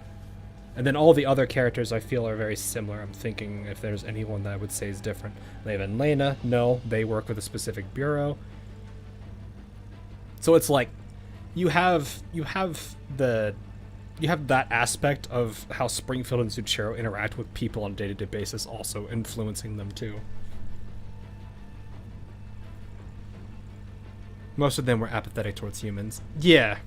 Which makes sense, right? Because it's like, you know, it's not their job to care about the average person. They're more like, because they're more military-esque, right? They had a job to do. And it makes sense if you think about it from an AI perspective. They're there to do their job, and that's all they really care to do. Once they fulfill their job, that's their reward, is being able to successfully complete the task. It makes sense from an AI perspective.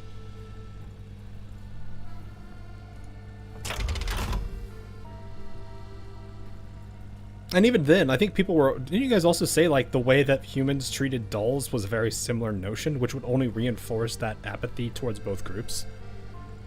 So it's like, the commanders being such an oddity shows that other side to them, too. Unlike other commanders in GMK, Shikikun allowed his dolls to live life normally like dorks. Ah, I see. They were civic converts the T-dolls that were retired into basically... I don't think all of them were that way, were they? Were they all civilian dolls turned military dolls? Surprisingly, Springfield's cafe was after Shikikun joined. Oh. Most were. Yeah, okay, fair. But it's still like the same idea, right? If you think about it, AI in a nutshell generally tends to be goal-driven. They're there to do their job. The formality is in things. Like, how they go about doing it is not really relevant to them. How they achieve that mission doesn't matter as long as they do. Which is why you might see stories of AIs doing rather immoral things just to get the job done, or just to prevent their job from being obstructed. It would make that, and from that aspect, it makes sense to me.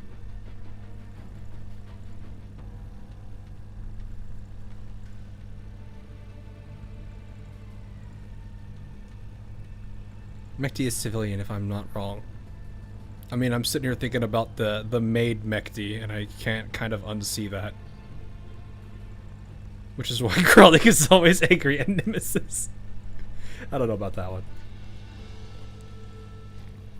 The couple freezes for a moment, then realize what Springfield has done for them. They bow deeply toward her in gratitude and hurry through the gate with their two children. Springfield watches them leave, their eyes gleaming gently. どうかお幸せに。 The last transport truck to pass inspection accelerates away from the checkpoint. After exiting the not very long arched passage, the once empty passenger seat is now occupied by a figure. Is now somehow occupied by a figure. 相変わらず世話焼きね。無駄に借りを作ったじゃない。 Makoto props her chin on her hand glumly, clearly not in a very good mood. せっかくリバさんたちが来てくださったのですから、ついでにですよ。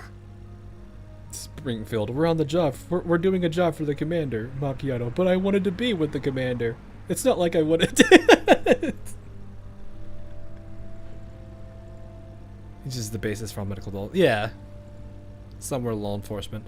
DP12. DP12's Helen now, right? Is that... Do I have that right? That's gonna get so confusing. I'm gonna have to get used to that. Helen versus Helena. I know I'm gonna crisscross those names.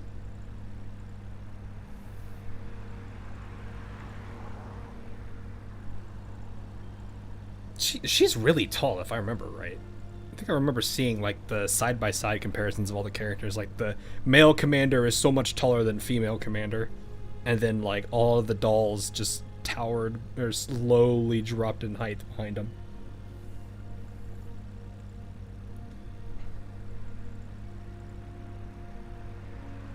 VSK, that's Niketa? That would make sense. We were already here to help anyway. Helping a few more people to yeah, そもそもフォローなんかいらなかったし。マキアートさんも陽動お疲れ様でした。What? ああ、それ思い出しただけで頭きた。 Wait, what? タイミングバッチリ測ったのに、あの頑固検査員。グリーンエリアにまだああいうタイプの人間がいたなんてね。The A in Helena refers to How does that work then? If it's Helen, there's no letter to represent her then. I don't know that.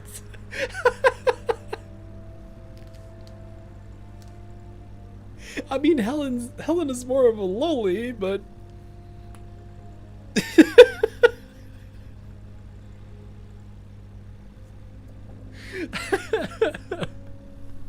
I just called them by their firearms. Yeah, it's fine. I mean, I would expect that. That's why I'm like, I want to ask, because I want to make sure I got the names properly, like the name to the face, right? Because it's like, I know most of the GFL players that are, like GFL 1 people that are in my chat are probably used to calling them by the gun name, rather than this new name that they've taken in. It's too big for classification. Oh gosh, I remember having to have this entire concept explained to me by two girls, because I was just like, they were talking about this stuff, they were like looking at me, and I'm like, I had like the deer in the headlights stare of, I have no idea what you two are talking about, and then they had to sit there and explain it to me for 15 minutes. One of the weirdest conversations I will ever have in my life.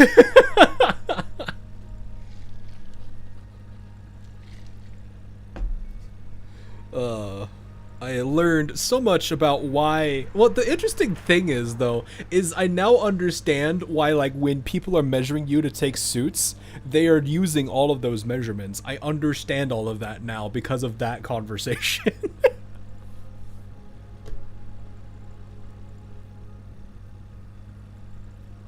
Bro, that's not even an A. Cutting board levels, Levis. You guys don't need you don't need to do Leva like this. She's right here. Oh gosh. Leva? 勝手に人のチャンネル使わないでよ。 I don't know why I would find it an interesting little. It won't work for the story, but I would find it kind of like charming if they actually had the little covenant projections on their hands, but it's not at all that important. Just as a reminder.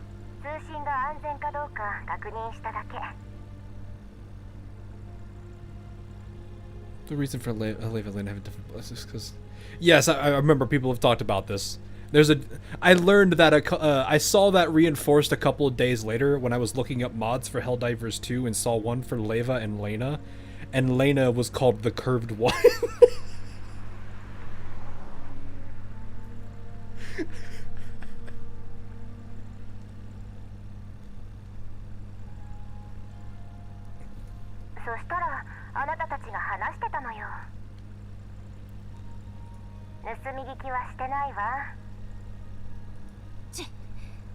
直接ゲートを開けられるならなんでもっと早く言わなかったのよ。セキュリティいじるのは簡単だけど足がついたらまずいじゃない。スプリングフィールドの方でハプニングが起こらなければ作戦通りの方が良かったのよ。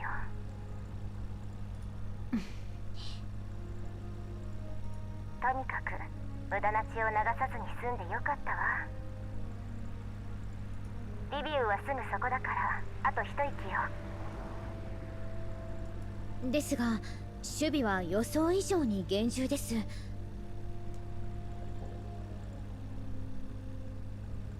I like how the first comment I see in the chat is the question that Itsuki asked, and I'm just like, that is a, it reminds me of the dude in the Yuhi's event that was like, dolls can gain weight from eating? And I'm like, this is not a conversation and a question I was prepared to see.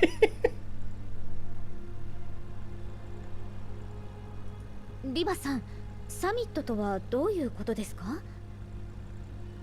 ああ、それね。Or Laos is, yeah, that one.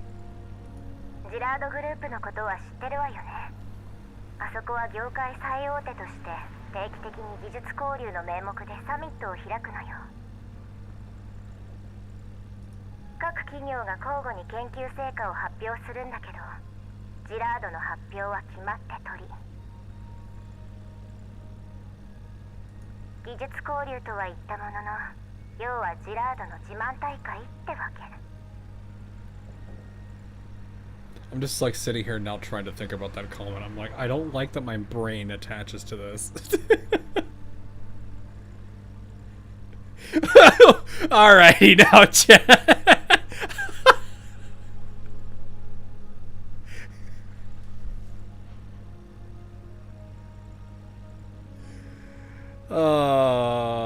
Kaicho, why?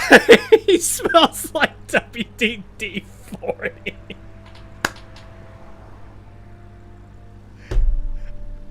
I'm gonna go get a drink for that one.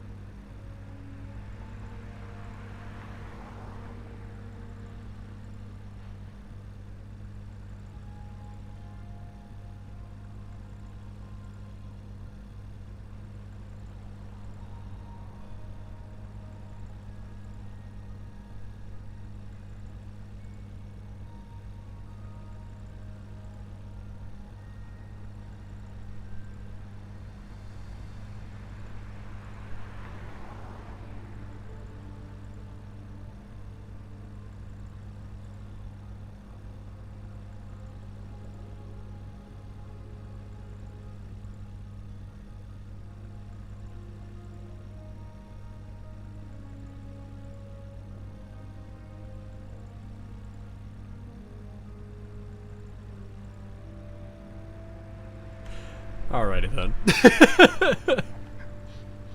That was a thing.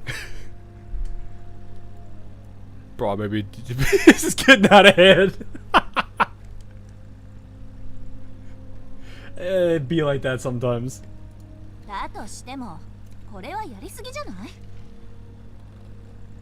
あからさまに私たちのことを警戒してるわね。非軍事勢力管理局ですか？ Does Hawks yapping trigger chat, or does chat trigger Hawks yapping? Probably more the latter than the former. Because if I don't have a chat, I can't really... I mean, I could yap, but it's mostly on my own thing. でもリビウにおける管理局の基盤はかなり固いはずですが。We did have like a 5-10 minute side tangent for AI. そうよ。だからカリンはここを選んだ。ところが風向きがちょっと変わっちゃってね。最近リビュー当局がかなり非協力的なのよ。クルーガーさんが到着するや否や、すぐにジラードグループ指定のホテルに招待されちゃって。軟禁されてるわけじゃないけど、管理局局長ともあろうお方がお手洗いに行く時ですら護衛がつくのは嫌よね。財団は政治の中枢まで食い込んだのですか。 To be honest, this whole game is one big yap on AI concept. Well, yeah. 状況は It's a cool idea, 予想 though. 以上に複雑のようですね。余裕はなさそうです。 It does kind of make me wonder how practical this entire, like the entire concept of a doll is. It seems like on paper it makes a lot of sense. But I am curious how practical it would be. リバさん、引き渡しまであと数時間ですが、予定を早めましょう。 Like the concept of a neural cloud does not seem that hard to realize. It's more the robotics and everything behind the doll itself. The doll frame, mind you. カリーナさんに繋いでいただけますか。待って、すぐ隣にいる。 These are actual AI, not the garbage that we have today. Well, yeah. The hard question, though, would be what does it take to get to AI like that, though? Because to a degree, these AI, this is like actual, like, it would have to be self-aware and everything. So, like, this is more like an evolved AI form. If we got dolls like this IRL, I could imagine people would start complaining. Oh, women, sorry. I mean, I feel like of all of the gacha games, this is the one that I feel right now would probably be the most likely to actually... I'm talking the characters, not the world. I would be terrified if the world was actually more likely to happen. I'm talking specifically the dolls.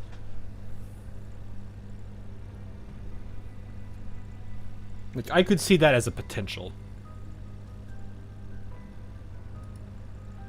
Leo's voice disappears for a few seconds. 引き渡しを早めて問題ないわ。こっちはもう約束の廃棄倉庫にいるしね。その前に。We're gonna get Vallejo, I would hope not. Well, I mean, they're basically raiders when you think about it. 尾行車は浄化エリアの外で巻きました。さすが。指揮官に任されたのがあなたでよかった。座標を送るわ。はい、確かに受け取りました。Maybe except in places like Japan, Korea, China. This Relic Tech that push technology forward. Yeah, like I think I would be kind of fascinated by how they would go about making these things.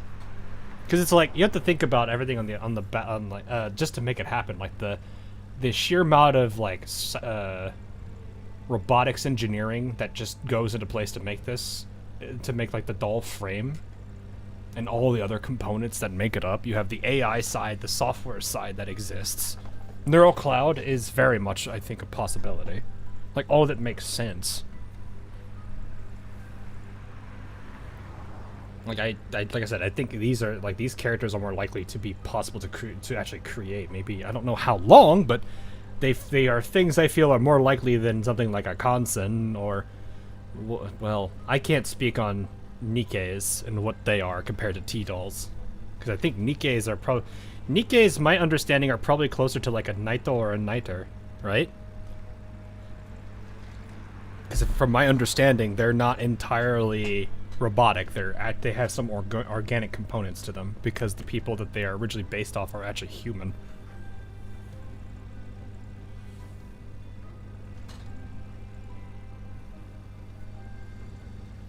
Brain used as a CPU. Oh man, don't tell me the What are those things called in Fallout? The brain... The stupid brain dudes. The brain robots. God, that's terrifying to think about. And before somebody mods the Robo Brain, someone mods the Robo Brains to be Nikkei. That'd be cursed.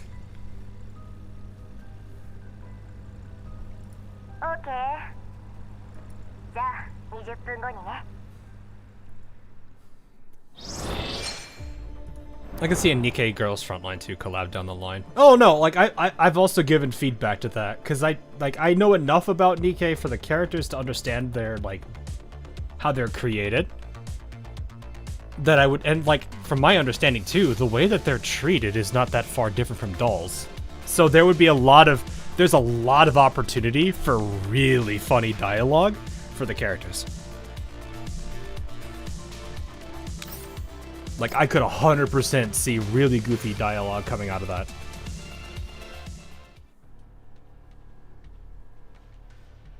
Like, you could make the first time jokes there, too. Or like how the T-dolls are more are suspicious of the Nikkeis because they're basically Niters or Nitos, whichever one is more accurate. Like, that would be really... It's not even, like... It's more just the humor they could put into that dialogue.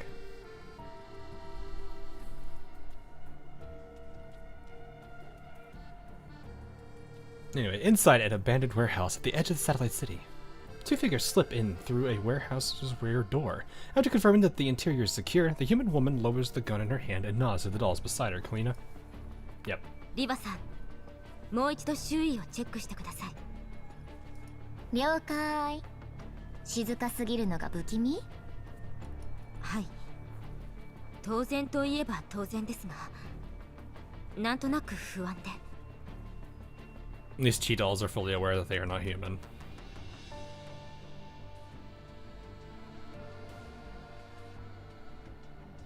Yeah, I think there's one thing that does help. But yeah, I don't know. I feel like there would be a lot of really strong opportunity for writing, for like good writing to come out of a Nikkei and Girls Frontline 2 collab, just because of, like I said, the understanding of the two universes' characters.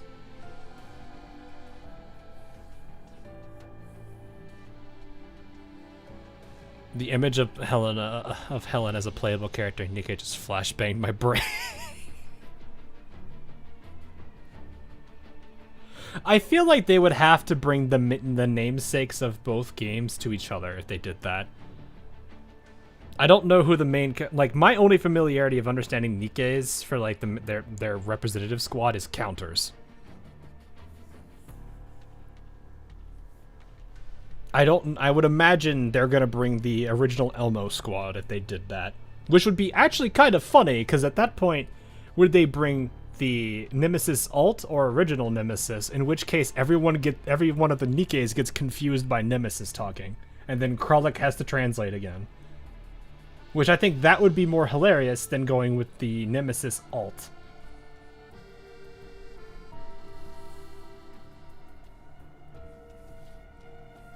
So anyway, the Renora Lever runs a full check of all the cameras and detectors she has deployed. Under their surveillance, no one can enter this place unnoticed. Everything is normal. Leva nods to Kalina. Kalina relaxes slightly, then picks up the radio and contacts the outside. 偵察隊、状況は？異常はありません、サンジ。サーモグラフィーのチェックは？味方の熱源しかありません。わかりました。引き続き警戒を。即応隊、そちらはどうですか？戦闘準備完了。撤退ルートはこちらのカバー範囲内です。Repose. Did they mean to say repose or response? Response. Oops. そのまま待機してください。了解。They didn't. リバさん？ Uh-oh. なんだか違和感があるのよね。 Like it's going too smoothly. Yeah. というと？パッと見はどこもおかしくないけど。 So you're up to seeing news. I wouldn't say up to. I don't know everything, but I've seen enough. Like, if there's anything that interests me, I will look into it a little bit more, but not more than like 5-10 minutes. Like, I'm not gonna look into the story of whatever scene's on right now. Like if I see, oh yeah, new character. I like this character. Cool. 逆に嫌な予感がするのよ。 That's why I feel uneasy. レナ、そっちはどう？ Wasn't some of the story event characters have a black background, or is that just me? If they're doing it, they're intentionally hiding the identity of the character. Otherwise, they're just faceless dudes. Or girls. Or kids. Hey! Lena! 敵どころかアリの一匹もいない。リバネーと持ち場交代してもいいよ。いいわ。そのまま景色を楽しんでおいて。ありがとう、リバネー。北西方面のエリアをもう一度スキャンして。軽微な信号の乱れをキャッチしたわ。 I always like seeing that in chat where you guys just :3. 信号源はわかる？ The W mouth. 今スキャンするね。信号なんかないよ。ない。あ、かりんね。スプリングフィールドたちだ。 I can 100% relate to this though, because it's like for me as a programmer, when I write code and it works flawlessly the first time around, I'm instantly skeptical. Like, there is no way I coded this perfectly. There has got to be one edge case I missed. Wait, no, please.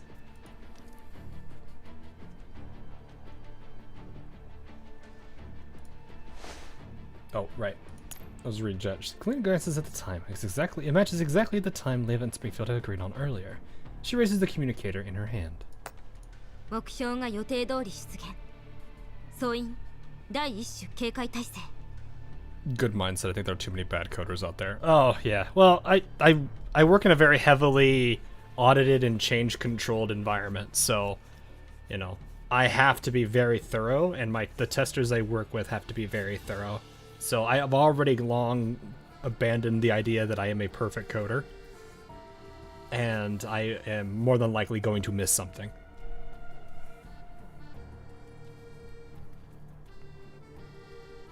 So I lean on the testers to think of all the possible edge cases that I may not have realized, and if they tell me exactly what it is, I address it. I generally try to catch as many as I can, but I know that I will not catch all of them. 了解。車を入れてください。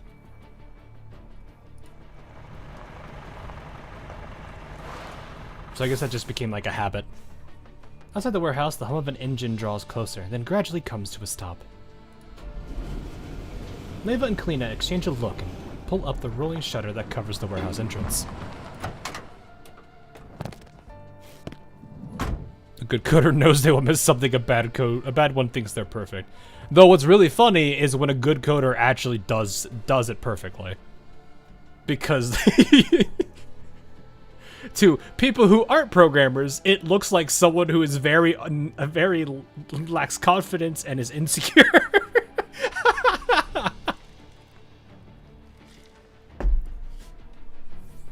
Once the vehicle stops, Springfield hops down from the driver's seat first. She gives Kalina a slight bow. カリーナさん、お待たせいたしました。長旅、お疲れ様です。 But I thought AI can already code can already coded a lot of things. Why do we still need coders, man? Like I was talking about earlier, hallucinations and obsolete data. You have to be very careful. Like, for example, I got curious and asked a handful of AI to program some stuff just to see how it would do with it. And I caught, I think 2 of the 4 I asked had hallucinations in the code. The other 2 did it not the algorithm I would have done, but it did it good enough. Like, to give you an idea, given 100 elements in a collection, add them. Can you find a way to figure out how many of them are truly unique?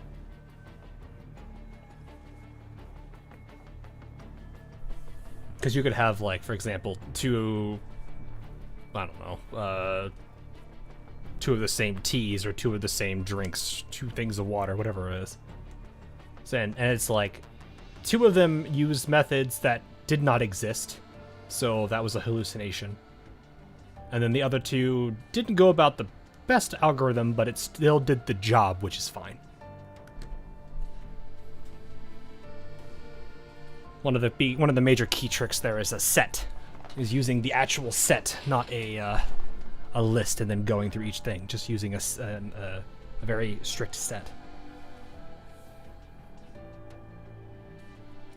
順調でしたか？少々トラブルがありましたが、皆さんの協力で無事解決しました。It coded in code that didn't exist.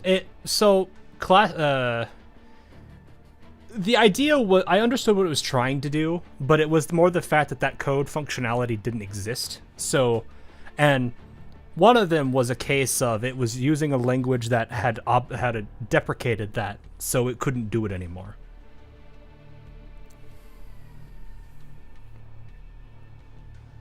The other one was a case of it just straight up did not exist. It made up a function, and I was like, that doesn't exist. The other one was just, it's old and out of date. すみません。もっと手厚くサポートできたはずなのですが、こちらもやむを得ない事情がありまして。It is funny though, because some of those AI generative situations, they have a little like fine print below it that says, use code with caution, may not be real. I was like, yeah, no, you're not wrong. とんでもありません。今までずっとお世話になっていたのですから、これくらい当然です。本来のルートが狙われていなければ、私とマキアートさんでリビウまで運ぶべきなのですが、それは適切な判断です。後のことはこちらに任せてください。はい、お願いします。指揮官はこの件を非常に重視しています。ヘレナさんやパラデウスについて。Hearing Springfield's words, Kalina's expression grows grave. 指揮官には私から説明します。よろしくお願いします。While Kalina is conversing with Springfield, Leva looks past her toward the distance, as if confirming something. Meanwhile, Macchiato walks in and sets down the sealed container that had been hiding deep in the cargo hold. With a heavy thump, the container hits the ground, kicking up a thick cloud of dust. なんでこんなに重いのよ。中身は女の子なんでしょ。あれだけの自動防御システムがあるんですから。Lena steps closer to the container, but it suddenly starts to quiver. Uh-oh. 警戒態勢に入ったようですね。来る途中にこうなったことは。いいえ、出発前、指揮官が私とマキアートさんの識別情報を書き換えたのですが。In fact, companies tried to implement AI in the most stuff, and after this much time, they found out, well, AI is worse in almost every field. People who would have thought, you can't roll, yeah. Companies, the proper approach isn't like I was saying earlier. Don't let it shouldn't replace. Maybe when they can optimize it further, it could, but right now it's not in a position to replace any and every potential use case. This beeping is going to get annoying. It's better, like I said, as a force multiplier. People using it alongside their daily job. Neva eyes the container warily. With a frown, she follows Kalina's instruction and backs away, but the container continues to shake. Leva looks up at her surroundings. Within her neurocloud, feeds from the scanners flash by rapidly. But whether in the outside world or within her neurocloud, the situation is the same. All is still and quiet, save for the constant blaring of this. Yet this very stillness makes Leva highly incredulous. Through level 2 in her neurocloud, she senses a faint but persistent connection request still flickering.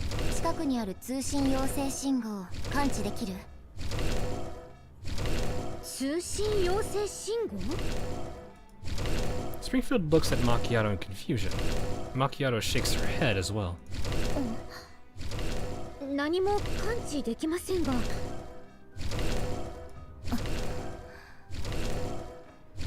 If it were an enemy, they wouldn't be so brazen about it. And there's only one possibility. Leva raises all the firewalls in her neurocloud to maximum. After a moment's hesitation, she accepts the request. The connection is established. Nothing happens. Then, after a while, a string of characters is transmitted. Oh. Hexadecimal?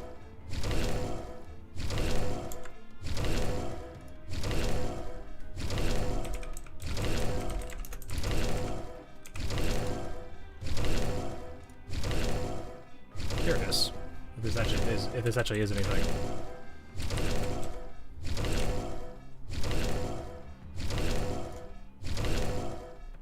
False.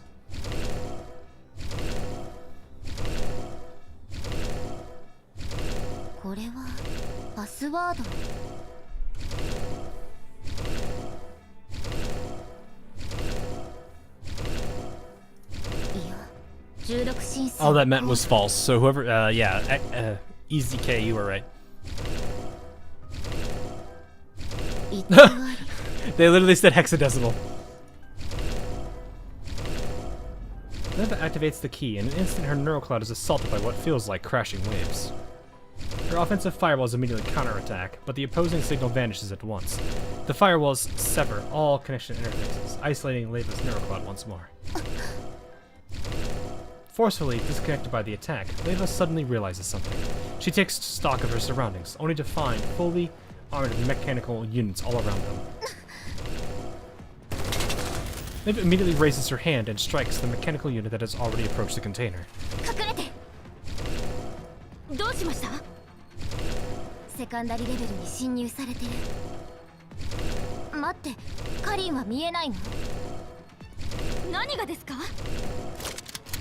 Kuna looks around in confusion, but still draws her sidearm warily.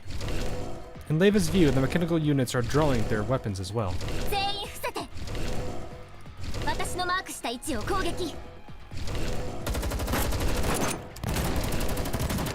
Springfield and Macchiato immediately draw their weapons. Leva fires controlled shots at the enemy's positions she can see, while the other dolls raise their guns and fire at targets invisible to them. The mechanical units are hit precisely and collapse to the ground.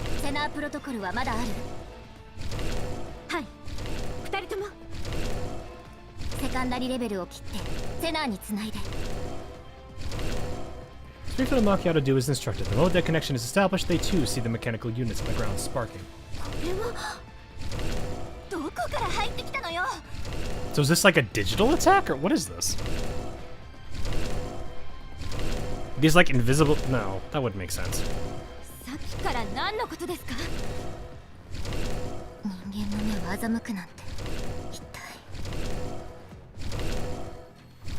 Oh, they're invisible but have a digital trace. I see. How the heck do you mask that?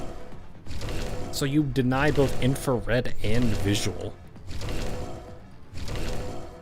It'd have to be like, what is it, the digital like some kind of a digital scrambler plus like a whole bunch of things.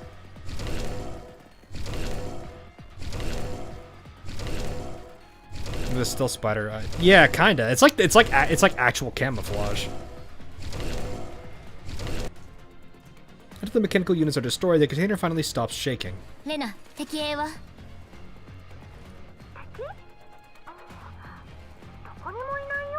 Just use Kukai and start to, yeah, just use a bunch of AoE characters. They can't dodge that.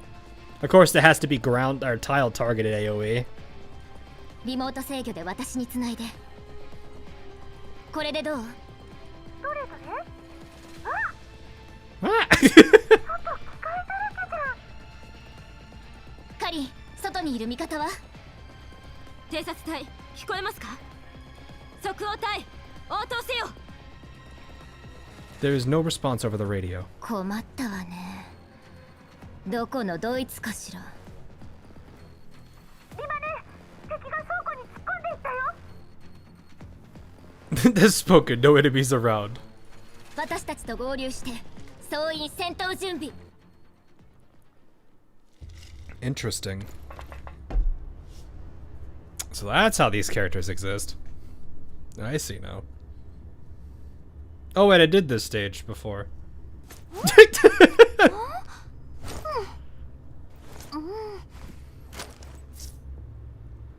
Look at her, chat. Isn't she perfect? Isn't she perfect?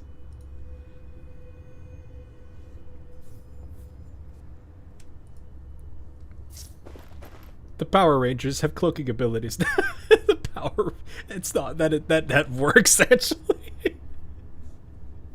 I can't believe they got this close without me noticing. All dolls, it's electronic attacks against humans, probably something like hallucinogens or poison gas. I'm afraid it's something like that. I'm not worried about electronic attacks. I'm just afraid that Miss Kalina's been hurt in some other way. Then let's wrap this up quickly. We'll take out any other business after we take them out. No thoughts ahead. Colon 3. You guys want me to use story team? Actually, I have this whole squad. I could use story team. I do have them. Sigawawa. I don't think my... Hmm.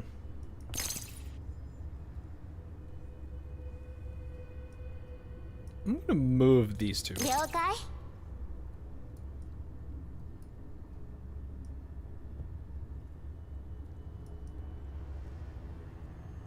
I usually use story team every event. Yeah, some levels it works out, like this one. Others, they just kind of throw you straight into the stage, and I'm like, I don't really have a story team. So I guess we could do that. Whenever there is a story team, we can do that. I think that's more fun. It's fine, they're weak. Well, yeah, I mean, all I was gonna do was run Leva up here and just instantly just hit 4. Most of them are wiped out instantly.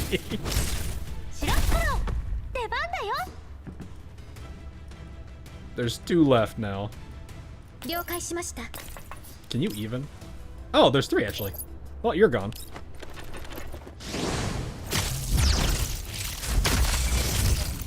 I probably should have done her first, but you know what, it's fine. It doesn't matter that much. I'm not really thinking about the, like, this team has, like, I don't think there's really any team comp here besides what Leva and Lena normally do. Can I even hit them? I think I can with this, right? Yeah. Oh, the doll that is doing the stage is not released yet. Yeah, fair point.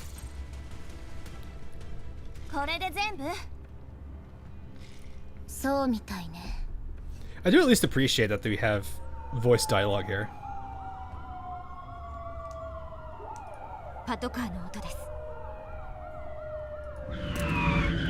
Outside the warehouse, the screech of vehicles braking hard can be heard, followed by multiple sets of footsteps drawing closer and closer. LVI-13 警察署だ。全員武器を捨てろ。我々は非軍事勢力管理局です。これは正規の手続きにのっとった任務です。あなた方に介入する権限はありません。黙って指示に従え。武器を捨てろ。一人ずつ身元を確認する。In the extremely forceful tone, it's clear that they are prepared to attack at any moment. Kalina signals Leva to stay calm. 警察です。撃つと厄介になります。If Catalina's event how soon will be voiced or not, I don't know. 強奪するのに失敗したから絡め手に出たわけね。 Lena's story was surprisingly voiced too. Yeah, I did like it though. Her VA definitely worked hard on that scene, on some of the scenes in it. とはいえ、向こうもむやみに撃ってこないはず。隙を伺いましょう。Lena gestures to the other dolls, who quickly moved to conceal the container holding Helena in the hidden corner. 増援を呼びました。15分以内に駆けつけます。それまで持つといいけどね。 Yeah, Leva does not look pleased.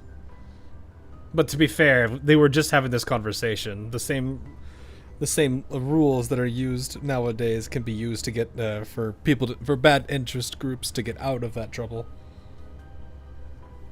Lena nods. She clears her throat and calls out towards the outside. 武装解除しました。入ってください。それでは警官の皆さん、倉庫を調べてください。中にいるのはおそらくロレンの交換。くれぐれも丁重に。Concern. Armed PSA and personnel enter the warehouse. Kalina raises her hands and presents her credentials. 私は非軍事勢力管理局第3支局293次兼地域安保担当です。繰り返しますが、これは正規の任務です。任務の詳細は？そちらに知る権限はありません。Under Glena's imposing sense of presence, the armed officer doesn't dare act rashly. He takes the credentials, flips through them, then hands them to someone who appears to be the team leader. That person walks off and passes them to another indistinct figure in the distance. The moment she enters Kalina's field of view, Kalina's nerves snap taut. The one now standing before her is not a human, but a meticulously dressed third-gen doll, Cocoon. Her suit is perfectly tailored, like a high-trained senior butler from a noble estate. Her every movement radiates elegance and composure. I'm not sure who this is, but I have a bad feeling. She inclines her head slightly, examining Kalina's credentials with near reverent courtesy. Her fingers, fluid and graceful, turn the page lightly. I feel like I'm gonna in the next 2 seconds, the guy from Spy X Family is gonna come out and just say "very elegant," and then disappear. Then she looks up and a gentle, polite smile on her lips, while her eyes resemble fine porcelain displayed in an old mansion. Flawless on the surface, but hiding something deeply unsettling within. あなたがあの非軍事勢力管理局の参事でしたか。これは大変失礼しました。I almost want to say, is the mark on your forehead somebody took an attempt and missed?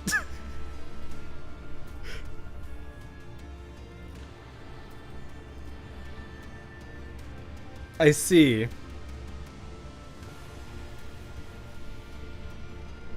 I do gotta say though, that's a cool looking sword.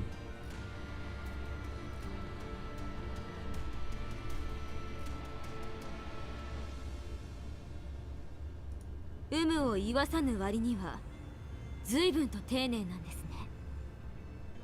This is the face of mercy, chat. 優雅かつ効率的。常に最高のサービスを提供する我々にとっては美徳とも言えるでしょう。Oh, I see. Her voice is rich and smooth, her tone refined and courteous, yet this near-perfect politeness carries an irresistible sense of authority. 警察があなたのような高性能人形を保有しているとは思えませんが、何か事情でも？お目が高い。私は一時的に警察に協力しているだけです。That doesn't feel good. Totally not a boss. You're probably not gonna be the in-game boss, aren't you? 申し遅れました。ジラードグループ所属。Igla, okay. リビウおよび。Oh, you said Girard Group. No!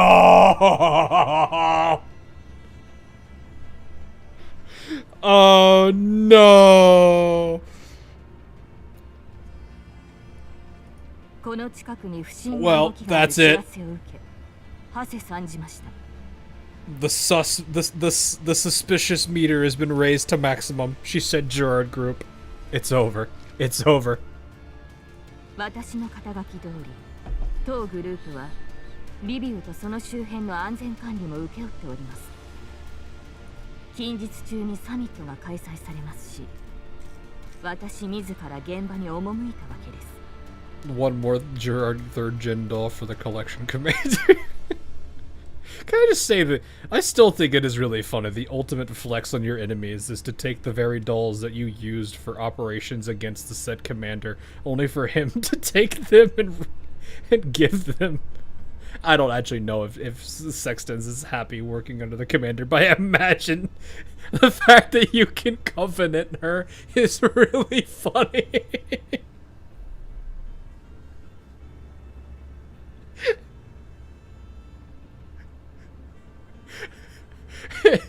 Commander is just like, oh look, it's a. I don't know if you guys have seen the channel that does this with wildlife as YouTube shorts, but it's just like, look, it's a third gen doll with the Gerard Group. Yoink. Oh, she's not that bad at all. Oh, she might have lost memories, but it's okay. A couple of head pats and a few upgrades will take care of her perfectly. Man's just flexing on every single doll creator in the entire universe. She doesn't have that much of the effect. I know, but it's still the fact that, like, from her perspective, no. But from the people who once called her their ally, it definitely would probably, like, I can imagine that's like the maximum level of rage bait. Nice doll you have there. Would be a shame if somebody rizzed them.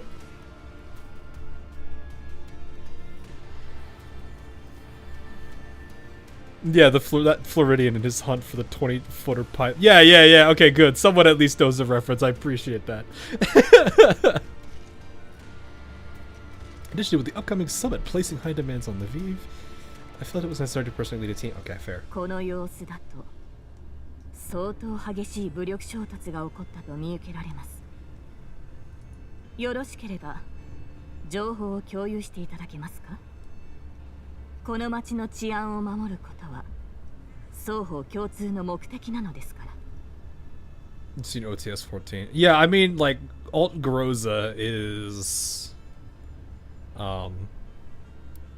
the enemies attempting to do what they did to Sextans to the commander, only for the commander to just take her back. I do find it really funny how some of the times I've seen like short little videos that people post on social media where it's just that version of her looking at an actual wedding ring, and the other Groza is just right within view of that Groza. So it's like, I have this is mine, and I can actually wear it. It's not a projection that's on my hand. Bro, that smile though. I mean, she does look kind of cute. It's just this is a little off-putting. It looks like it looks like somebody like half shot her in the head and she's only partially bleeding from it. As Igla's gaze rests gently yet intently on Kalina, then casually sweeps towards the corner behind her. That seemingly idle glance feels as though it sees straight through everything. Her smile never wavers, polite and composed, yet exerting invisible pressure. 任務でここを訪れた途端、素性不明の機械の攻撃を受け、これを撃退しました。それはお気の毒でしたね。Eagle inclines her head gracefully, offering a perfectly measured gesture of apology, as though expressing regret for an inconvenience that she did not cause. She did not cause, you say? She probably didn't, but still. Anyone associated with the Gerard Group is instantly suspicious. Her expression remains impeccably pleasant, save for the intense focus in her eyes, like a predator locking onto its prey. ですが、その襲撃、明確な目的を持って行われたものだと思われます。Eagle looks towards a spot, the very place where the container is hidden. 管理局の安保担当なら、衛星都市内での発砲の重大さは理解していますね。Can we keep drifting? I can't guarantee anything, man. その上、都市部の安全を脅かす危険物の侵入を許してしまいました。She might have one of them creepy second forms for all we know. Actually, I don't remember. I don't remember if she did. I know I've done the supply missions, but I don't remember if she had one or not.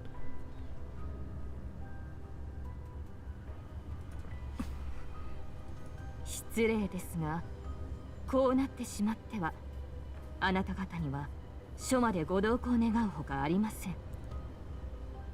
By the way, that ring is from GFL1.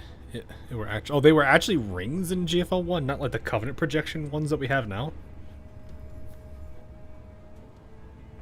この付近にある危険物も徹底的に調査いたします。異論はありますか？先ほどから申し上げておりますが、我々は正規の任務に当たっていただけ、そちらにとやかく言われる筋合いはありません。速やかにこの場を立ち去ってください。私がそうしたくても、ここにいる警官の方々が果たして納得するか。Suspected illegal activity within their jurisdiction. Oh, okay. これも治安を守るためです。面倒ごとにならないためにも、ここは協力してくださりませんか？制度上、自治体の警察には非軍事勢力管理局への捜査権が与えられていません。ましてやあなたはただの業者です。どうしても権力欲を満たしたいとおっしゃるなら、リビュー主席を通して令状を取ってください。非協力的な態度を取り続けても何のためにもなりませんよ。Yula raises a hand slightly. The surrounding PSA officers immediately raise their guns. The dolls immediately raise theirs in response. おやおや、驚きました。Yula turns her gaze towards Leva, who smiles back while leveling her gun at Igla. 第三世代人形だからってうぬぼれていない？おっしゃる意味がわかりません。It's not like they've taken, you know, the second gens have taken up third gens yet. どうだか。Set to each other while showing the ring lore that was revealed at the current scene event. Oh no, it wasn't even that. It was more just like they were put in, what was it? It was crew deck. Unless it actually is a thing in crew deck, I don't know. Cause like for me, it just looked like normal happenings in the crew deck. So if there was a lore implication and a spoiler there, I didn't see it. Beneath their smiles, countless streams of lights flashed through their eyes. Within Leva's level 2, a signal source at point-blank range attempts to forcibly connect to her neural cloud. Massive amounts of data crash violently against Leva's offensive firewalls.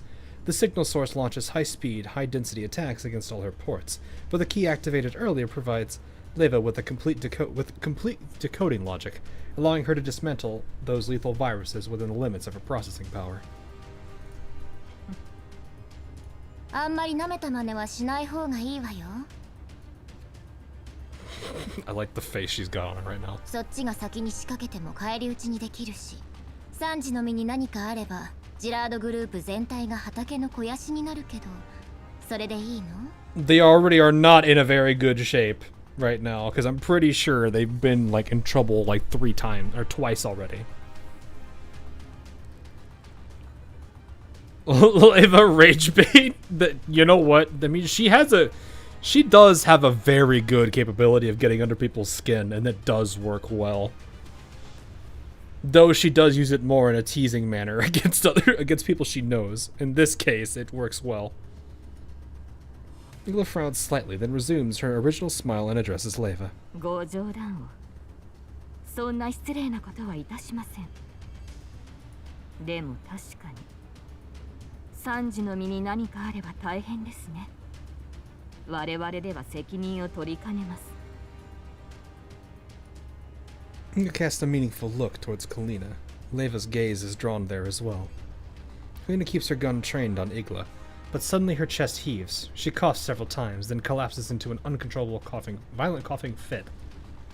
She covers her mouth and nose, but blood spills through her fingers and drips onto the ground with each cough.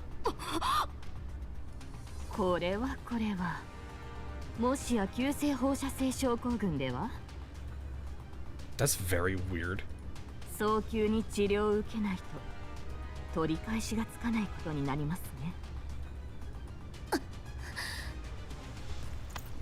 Lena drops weakly to one knee, but immediately raises a hand to signal that she can still hold on.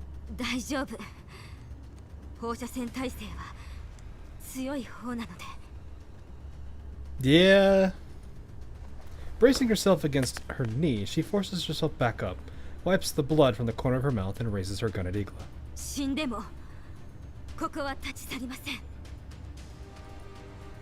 Igla shows the same confident smile as before. She bows lightly and gestures for the other armed personnel to lower their weapons.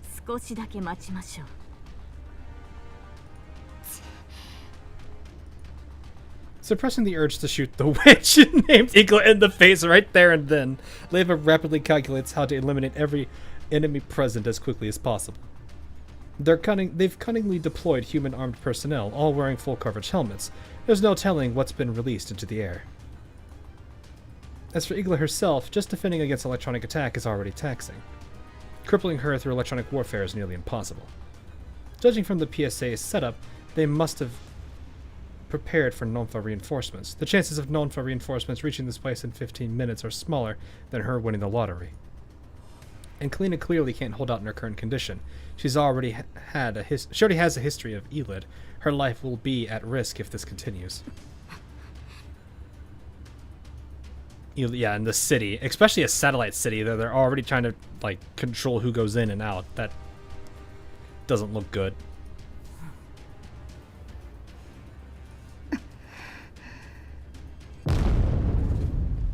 What? While Leva's neurocloud is racing, a massive explosion suddenly erupts deep within the warehouse. Almost simultaneously, the dolls all look toward the same spot, the location of the container now shrouded in smoke. It doesn't hesitate for a second, abandoning the dolls she had been facing moments ago. She immediately rushes towards the explosion. Kalina tries to follow, but her legs give out and she collapses. Leva rushes to her side at once, trying to help her up. Nina pushes her away and issues an order.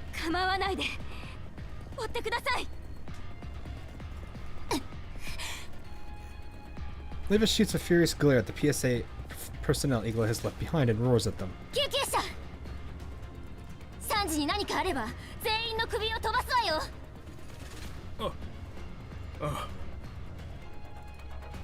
Thrown into chaos by the sudden explosion and Igla's departure, the PSA officers fall into disarray. The leader starts calling for medical support over the radio.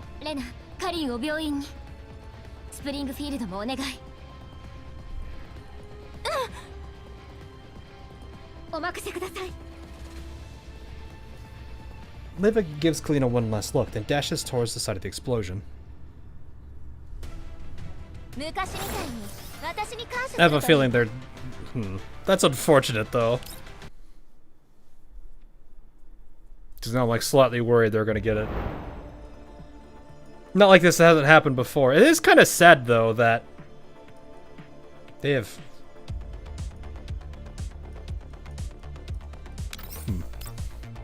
It's kind of sad, though, that like both times Helena has been in what's her name's control, she's gotten taken. Well, I don't know if this is gonna be the case. We'll see. Voimastina sprints at full speed. Oh, this is Voimastina in Alva. I see. Voimastina sprints at full speed with the container slung over her shoulder. The box is shaking violently. She clamps it tightly with her arm to keep it from slipping free. Alva runs alongside her, but unlike Voimastina, she keeps her head down, continuously working on the terminal in her hand.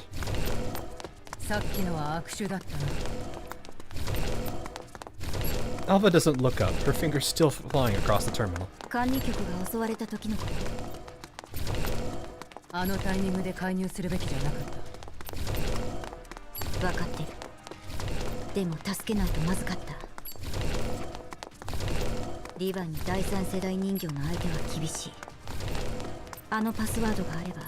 とりあえず大丈夫だと思うけど。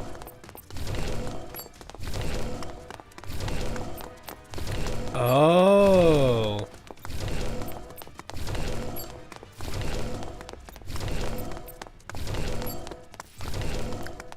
That interesting. Okay, so they're the ones that did the connect, or she's the one that did the connection thing, isn't she? それでも長くは持たないかもしれない。The terminal emits a crisp, unlocking chime. The container on Voimastina's shoulder stops quivering. Alva finally turns to look at Voimastina. この箱は任務の対象外だけど、こうでもしなければ奪われていた。ジラードグループの手に O43 が渡ってはいけない。リスクが大きすぎる。だからこれは必要だった。Yeah, you had to put your finger on the scale. そうかもしれない。だが私には何の相談もなかった。Alva lets out a quiet sigh. ごめん。O43 は一体たりとも財団の手に落ちてはいけない。これは彼女の要求なの。私たちは楽園計画の全貌も O43 がどんな役目を負っているのかもわからない。彼女がこれだけグループの内部に潜り込んでも情報が得られないのなら自分たちで動くしかない。She, I'm going to assume, is one of their teammates or something. You guys were saying there was a spy or something. だから本来の任務に加えて O43 を連れ戻す。They've dropped so many names I don't have any connection to. そうでもしないとパラデウスの動きはつかめない。こんな大きな箱を抱えては任務の妨げになる。隙を見て管理局に返すべきだ。ダメ。奴らを信用していないのか？クルーガーさんとカリーナさんは信用している。でもそれ以外は信用できるとは限らない。Oh, yeah, fair. ロレンが信用に足る存在だったら保安局から抜けたりなんかしなかった。GFL1 would know them. Fair. I was just making a joke towards Kevin. I was like, Kevin! It's like what I do with Jimmy. Jimmy isn't an actual person. I just refer to he's just the scapegoat. ジラードグループはすでに虫の息。それでも Kevin is a cool guy. Fair enough, fair enough. 体力が残ってる。Nelly is a talented doctor from GFL1. Oh, okay. クルーガーさんもできる限りのことをしてくれてるけど、多分計画通りにはいかない。ジラードの内部も不安定だし、事態がどう変わるかなんて誰にも予想できないんだから。Voimastina pauses slightly, then nods and says no more. The silence between them carries an unspoken mutual understanding. In the distance, the sound of running engines and footsteps draws closer. 追っ手だね。乗り物を用意する。箱は邪魔になると思うから。Sanchi, thanks for the thanks for the subscription. Actually, I almost said follow, but they are the same. No way. Thank you, regardless. あ。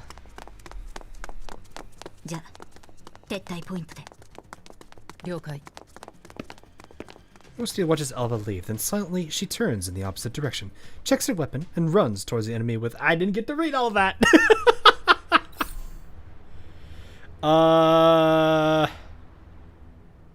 Huh. So I only really have 2 characters to use here.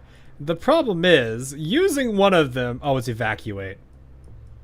Well, I mean, using one of them, unfortunately, I can't really, because she's not at all level. Actually, neither of them are really leveled, I think.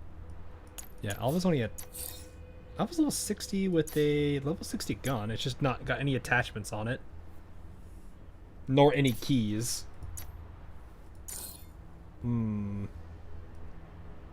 Just Google.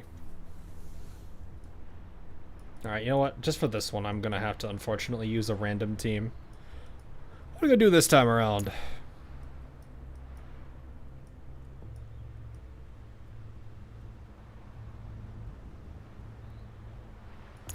think we're pretty strong enough. I guess that is true. They are level 18s. The problem is, Voimastina is level 1 with blue. I think I'm gonna do this instead, just for the fun of it. I'm trying to remember. Is this this is the team comp for them, right?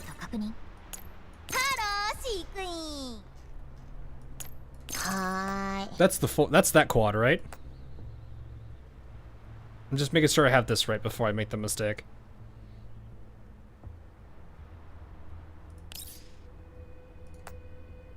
Time to use Friends Voya. I don't think I'm gonna need it.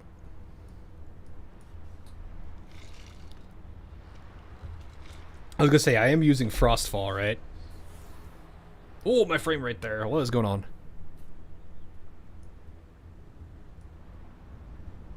What is my frames? What's going on with my frames?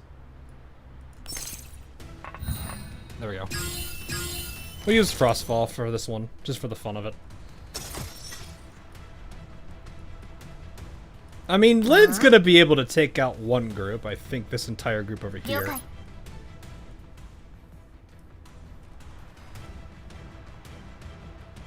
Oh, we actually have to go around. We don't get a choice in the matter. We can do this.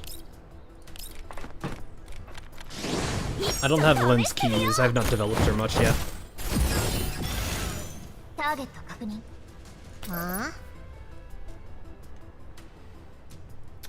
How big is this AoE? Big enough, actually. I think the problem is, if I go up here, I don't think that hits the bottom. That only hits one of them. Don't got a lot of space. Though I could do this, and I think this hits all 4 of them, but leaves them exposed to this attack side.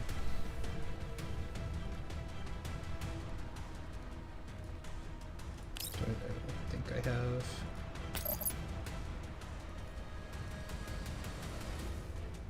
That's a bit janky, but it's possible.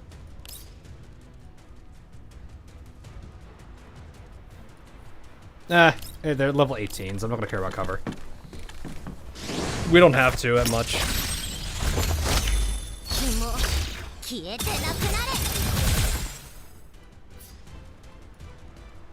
There's almost no main story important. Yeah, it is a little bit. It's still fun. Like, this is kind of like the thing I do like about it, though, is I can at least have fun with them. I know I have to evacuate to this corner. I honestly should just... Not that I expect this to do anything.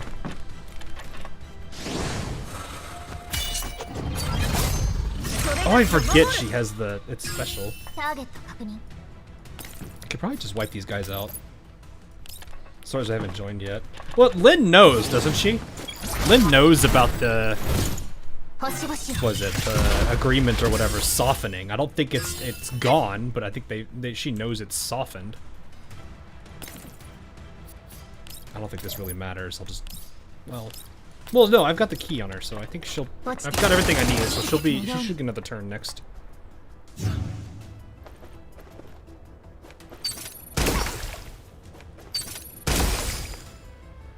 Well, dang. Lynn knows for sure. That's what I was thinking. I was like, I'm pretty sure that she knows.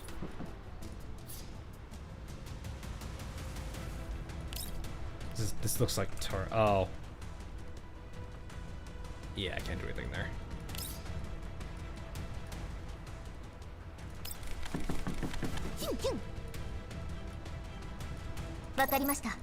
I mean, I could wipe them both out here.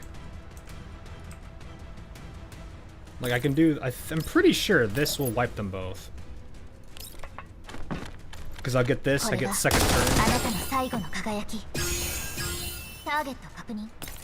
And then just blast this man.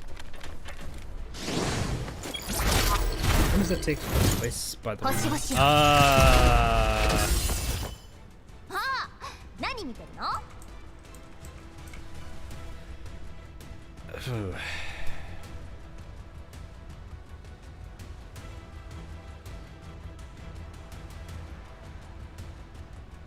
Well, wait.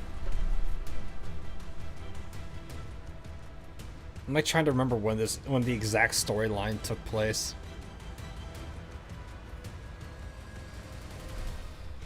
I know it's on the way to... I mean, obviously, it is on the way to Lviv, yes. I'm trying to remember the subplots around that story. I know the main one. I'm pretty sure... I'm trying to think, what major thing...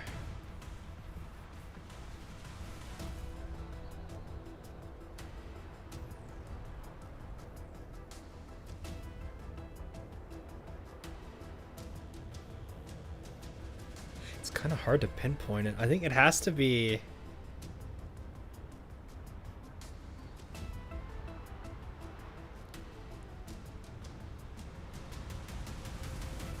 This is kind of actually hard to think, because it's like, you have to consider for a second, like, the entirety of Zuchero was there, right? Was the entirety of Zuchero there?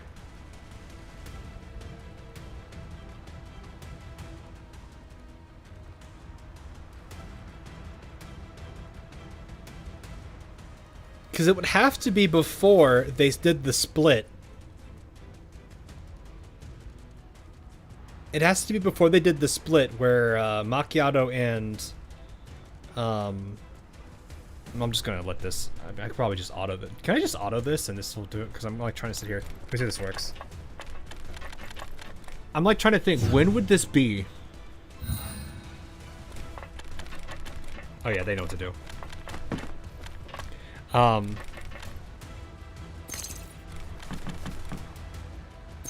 It has to be before the split, otherwise it wouldn't make sense.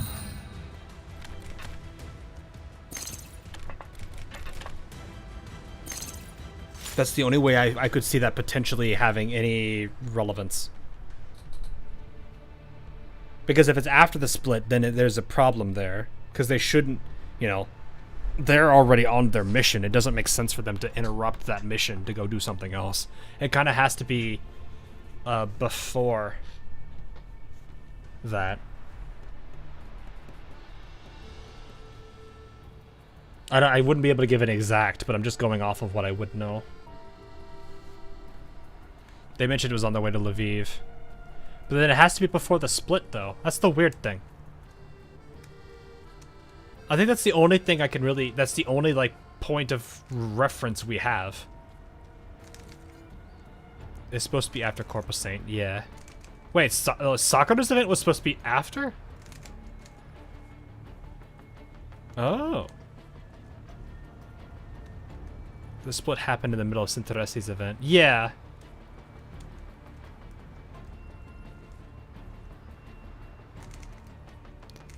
Doesn't help. It is a filler story. Yeah, it is a little bit, because there's no like major plot, like major arc in it. It's just more so going into like the conundrum of what happened to Perry, as well as like introducing both Perry and Springfield into the mix. I think it has to be after, yeah, Sinteresi. It's kind of hard to place it otherwise. This event mentioned. Yeah, the last scene where I think the commander was identified as like a criminal or something. After taking down the last pursuer, Vomastina scans her surroundings. Once she confirms that the area is secure, she prepares to relocate. Oh, okay. Just as Vomastina is about to move, a razor-sharp gaze, one that seems to pierce through every electromagnetic disturbance at the battlefield, locks onto her with precision, like a precision-guided weapon. Her instincts trigger instantly. Before conscious thought can catch up, her body pivots. In 0.1 seconds, her right hand draws her MP443 tactical pistol, the muzzle snapping precisely towards the source of that gaze. At that very moment, Voimastina's system experiences a rare stall. She stands in an open tactical zone, deliberately chosen to maximize attracting enemy fire while ensuring clear line of sight of the battlefield control. Her first assessment is that her enemy has deployed a sniper team for long-range suppression, but her Wolf's Eye full-spectrum scan detects no thermal signatures or electronic traces of conventional weapons. Yet her intuition has never been wrong. Tempered through countless battles, it has become an integral component of her combat system. She raises her head slightly. Wolf Eye automatically shifts to maximum magnification, piercing the night mist to lock onto a distant target. On the edge of the battlefield, over a kilometer from the engagement zone, atop of a high-rise overlooking a warehouse district, A slender figure stands in silence.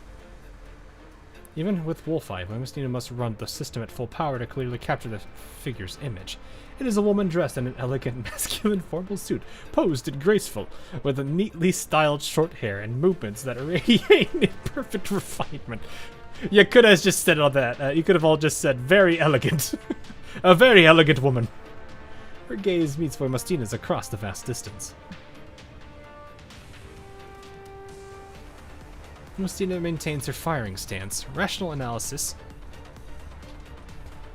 tells her a standard pistol is meaningless at this range, yet a more primal combat instinct refuses to let her lower her guard. Across such an immense distance, every sensor in her body simultaneously enters maximum alert, a phenomenon she has never experienced before, not even when she infiltrated Avernus alone. They use elegant a lot. Yeah. Her GP players caught notice of that and make fun of it. Yeah, they are kind of, I forget what the thing is. They're basically describing something more than they really need to. They're trying to set the whole, she's being very elegant and very refined, yet they're like, instead of keeping it with like 5 words, they're giving like 3 sentences. It's a little bit unnecessary. Her combat instincts scream a single conclusion: this person is a genuine threat. As if sensing Voimastina's wariness, the elegant woman tilts her head slightly and says something to a fully armed operative beside her. Though through her wolf's eye, Voimastina sees the operative salute, open a specialized case, and respectively present it to the woman. With a flick of her wrist, the equipment is revealed in full, a tactical spear, forged from a special ultra-high density alloy. Its surface glinting coldly. Such weapons are typically ceremonial ornaments, not tools of actual combat. But in the next instant, the woman's movement sends every one of Voimastina's senses screaming. She grips the spear gracefully, spins it in a motion as fluid as a dance, then something utterly unbelievable happens.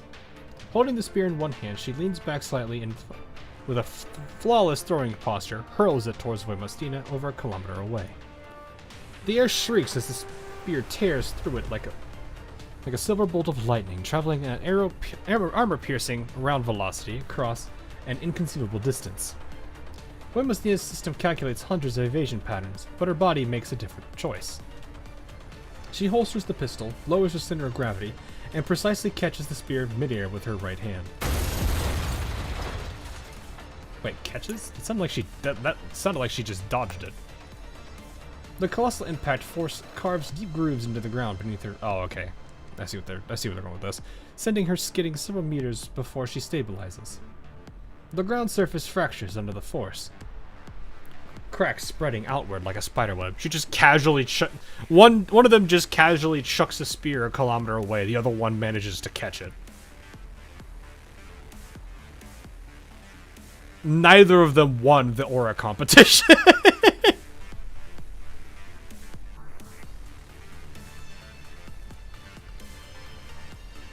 This is not a power a normal human could unleash, nor an impact a standard T-Doll could withstand.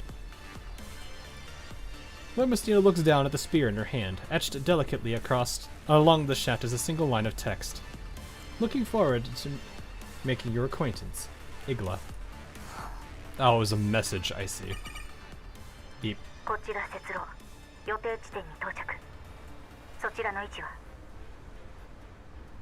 The hydrogen bomb versus hydrogen bomb. Yeah, pretty much. They're literally just like, yes, you did that. I shall do it too. Over. The call ends. Voimastina lifts her head and looks towards the distant building. A dull numbness pulses through her wrist. The impact was too much even for the components in her arm. A sensation she has never experienced before surges within her. A sense of inevitability, like 2 planets being drawn together by gravity. Destined to collide in a spectacular catastrophe someday. However, the elegant woman in menswear has... oh, that was so funny. Has already vanished into the night, as if she has never been there at all. The night wind is bleak. Only the heavy spear in Voimastina's hand proves that blah blah blah blah blah 戦場は片付いた。皆の者、よくやったな。 Hey, Tactician, how you doing? I really do like this skin. I cannot stop thinking about how nice it looks on her. She looks really good in it.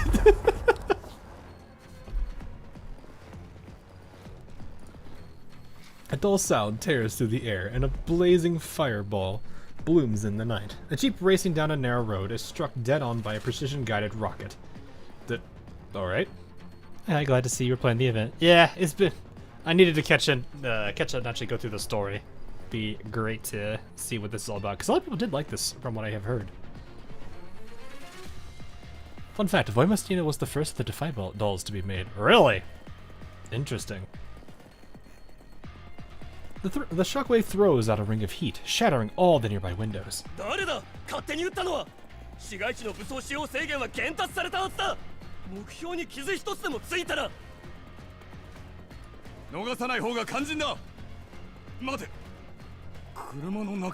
Prepare for a long stream. Broken up.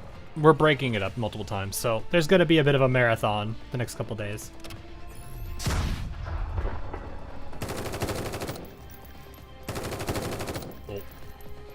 Just then, a string of precise gunshots cuts off the security team's transmission.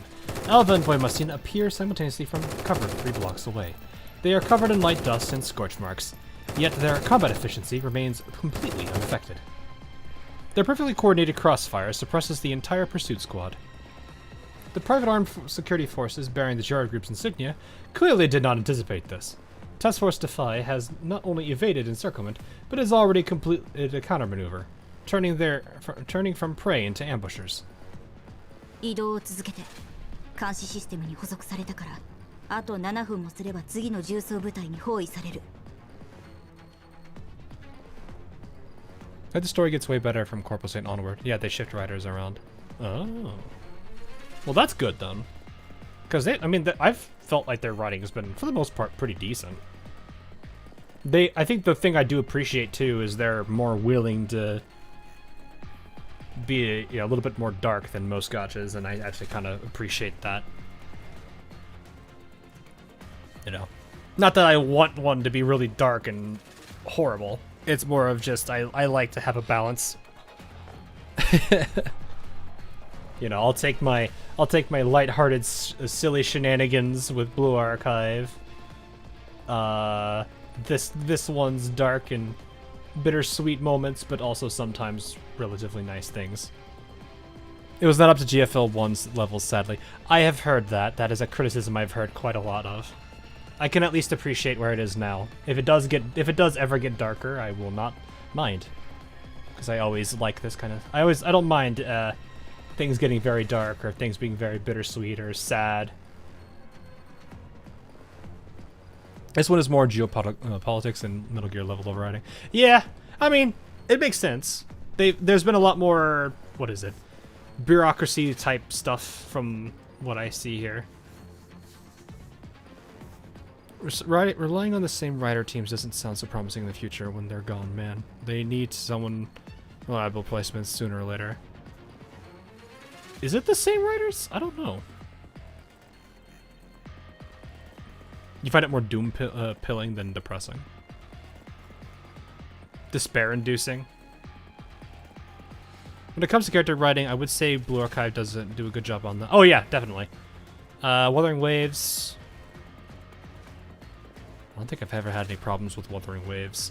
There's been a few issues with writing in some spots, but other than that, like, it's minor. Like, I don't consider it enough to be like, well, you know, like saying their story is bad or anything. There are some minor execution grievances and stuff that I do take issue with, but for the most part, Wuthering Waves is pretty solid.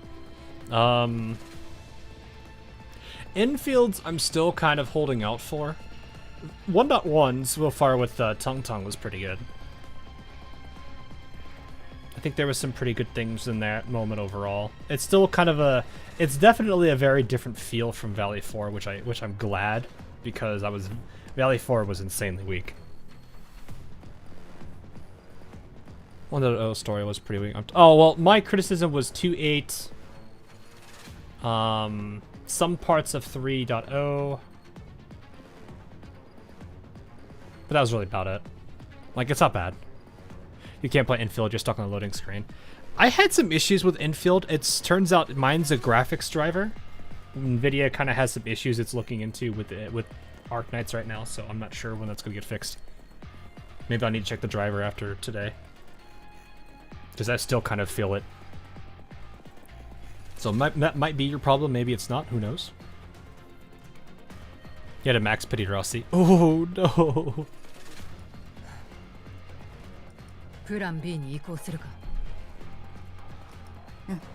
I've lost most of my coin flip ones, but it's been limited characters. Like I have Gilberta, I got a Gilberta pot recently, which was nice.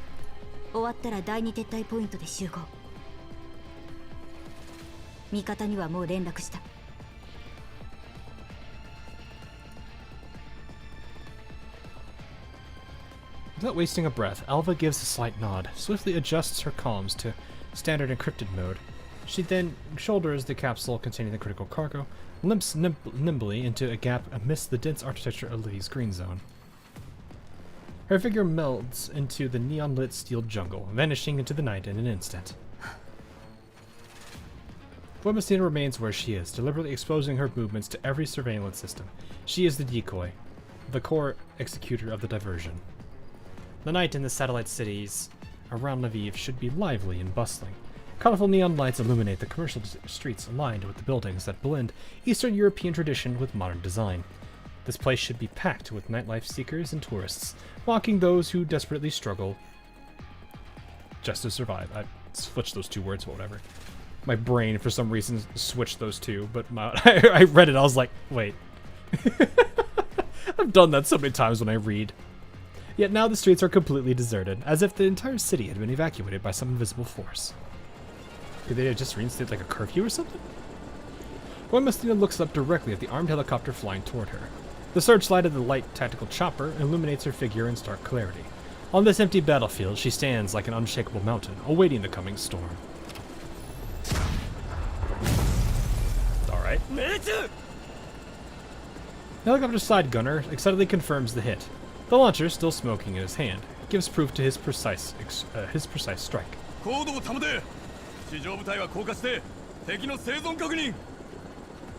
Wait, what's... She just threw herself at the helicopter! My issue with Wuwa is just how strong and perfect Rover is, and effectively has no obstacle in the story. I would say that was something I liked about Frolova.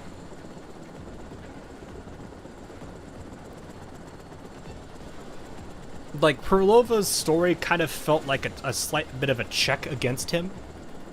Not fully, but it did kind of, it's kind of like, it's like, I've made the point in that one where you look at Camellia and you look at Frolova.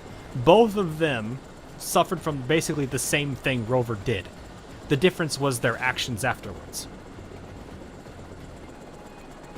So it showed that the decisions that he made to go through that whole process, it's like it creates this situation of it better have been a very good reason, otherwise, you know, those people really suffered, which to a degree, they have their own problems. He can't be there for everybody. At least he shouldn't always be. But it does kind of show that darker side. To like, there better have been a good reason for it. Does help push people. Yeah, and from what I've understood, Amieth's whole arc, I feel, is a very, my general understanding of the arc from what I've heard from a few people. Not any major spoilers, mind you, but enough that I have heard that people, like, I had two people that weren't going to pull for her originally, ended up pulling for her. So, I've heard from all aspects of the game that Amieth was really good.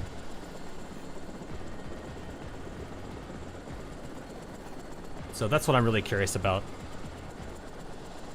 Thick smoke and dust from the missile explosion blanketed the entire area.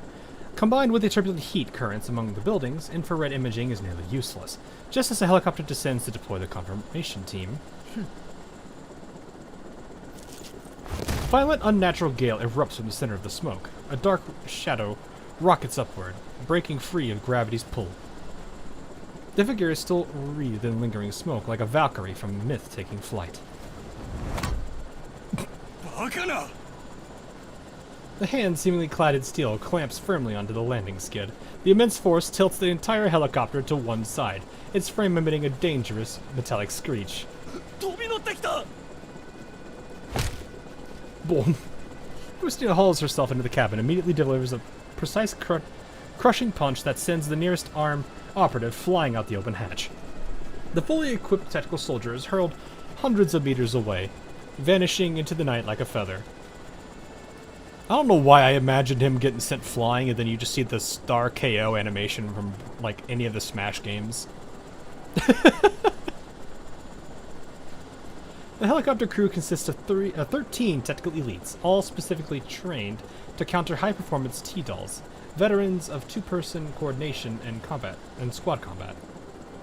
In addition, 4 non-biomimetic droids are deployed inside the cabin.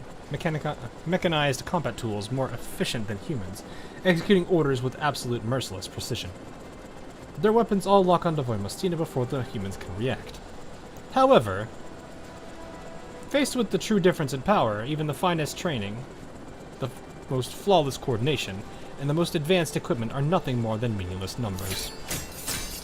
Blades slice through arteries and cables. At extreme proximity and speed, weapons clattered to the floor before a single shot could be fired, along with bodies that had grown limp.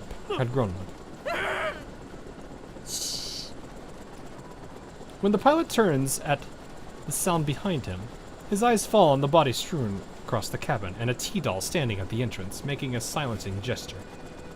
Voimastina gives the pilot one last look. When she's certain he won't attempt anything dangerous, she leaves from the helicopter and continually circling at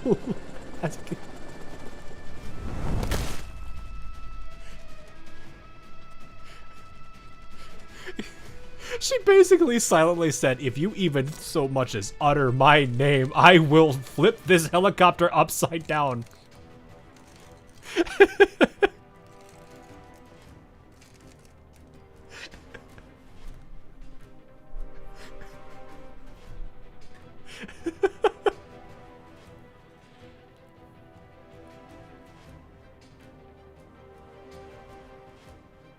Like they did Jung Yu dirty, the early urge to pull was because she's an old fan favorite. Oh, really? I don't know like much about like who was like the favorites of GFL 1, so can't speak much on that. Rushing event in the last few days. Yeah, it's kind of rough when you're on a crunch time for work. I don't have as much time as I wish I could have, but we will get through it. She lands solidly on the rooftop of the mid-rise building. The impact fractures the concrete, yet she merely bends her knees slightly to absorb the force before straightening once more. She has deliberately spared the pilot to prevent the helicopter from crashing out of control and causing unnecessary civilian casualties. Also probably drawing a lot of attention. No one will believe you! Even though this exposes her position, Defy has its own principles. Besides, her current mission is to draw attention to create space for Alva and the extraction team. Drones airdrop combat droids near Voimastina, but both the enemy and she herself. Alright.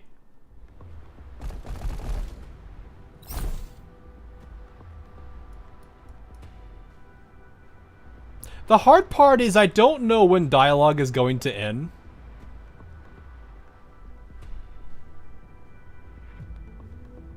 So it's not like I can just, like, stop it instantly.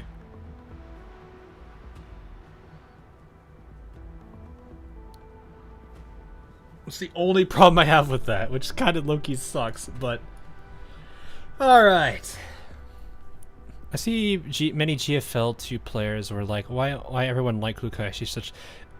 Yeah. Yeah, no, I can see that. Because my initial impression of her was that way. But the more I sat down and thought about the entirety of the team as a whole, you know, I kind of saw a better picture of it. That's why I kind of go with the idea that they all have their own issues, and you know, it's a tough love situation, which I can understand.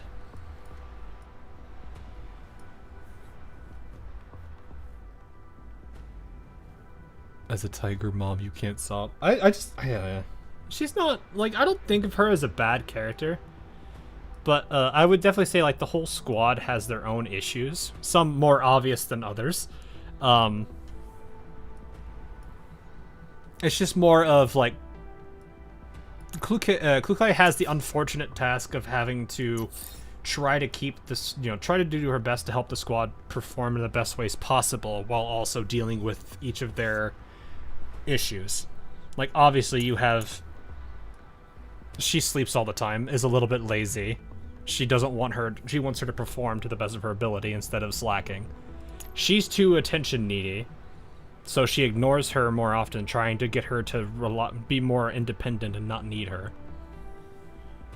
And then Andoris is just the unfortunate girl that deals with the downside of her entire existence, being that she's prone to crashing. She still has her pros, and I do think Klukai actually is appreciative of how Andoris can be effective. It's just she has to deal with the downside of her being a bit of a crash character. And even then, there is also her own fault, which is she takes things a little too extreme. Like, yes, I know she's trying to be very tough-lovey on them, but she goes a little too hard on it, and that does. We did see how Belka got very upset by it. I think Mexi's just like, you get used to it, and she just kind of gave up on trying to, like, it is definitely her that she would be like that. And then she also did scare Andoris a lot at the beginning with, like, challenging her about, do you really want to be a part of this team? But I think at the same time, Andoris didn't back down, which was a good thing for her.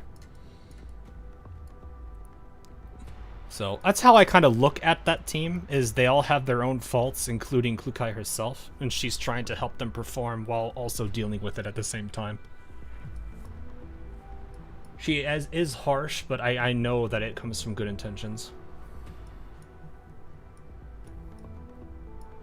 Who do we want to use for this one? I would use the other team, but I think, like, I don't think we have any of the other characters for... I just realized Vivi is by herself from that squad. That is unfortunate. Not that you know what? We're gonna go OG here.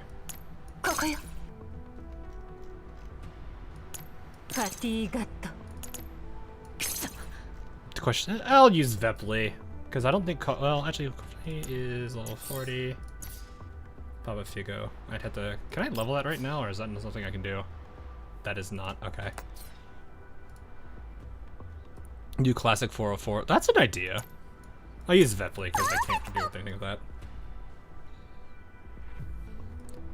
I will do this.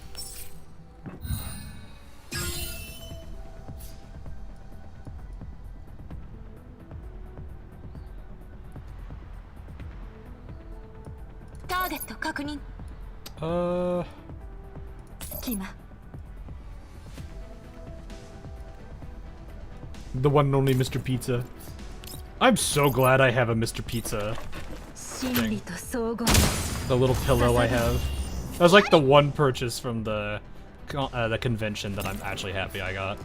I'm actually gonna use this to... I cannot hit all of you effectively. I don't think the diner gets close enough to attack, but it's fine.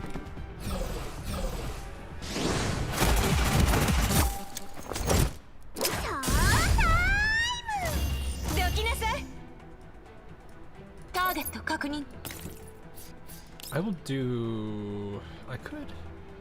it's not gonna be that important. There's Mr. Pizza plushie. There should be. There's a pillow and a plushie.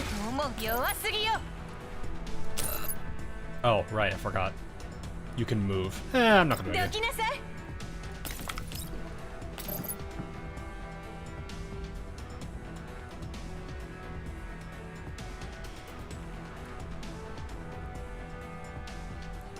think, can I move him here and she just steps on? No. Let's put her back where she was, because at least she'll have some directional cover. Because that blade's gonna be there.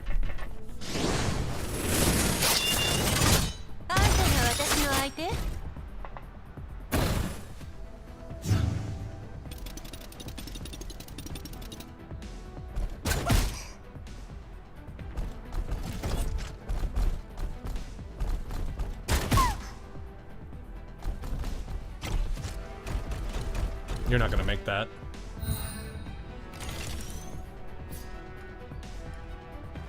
I know how people want HOC to be back in the game. What is HOC? I might have missed that one.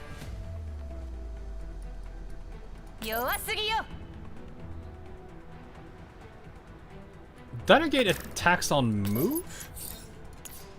On attack, okay. I always get those two crisscrossed every time.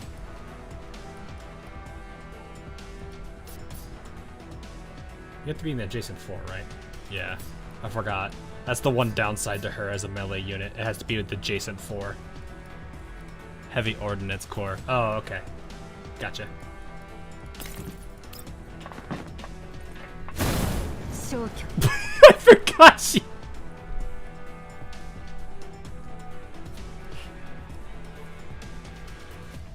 I forgot she could do that. Man did not handle that well.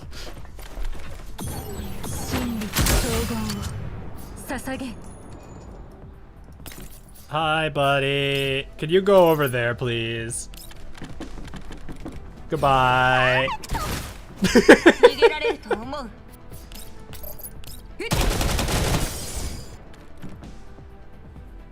Oh, this is a 3D model. All right. Well, let us take it in. It still looks like she got shot in the head.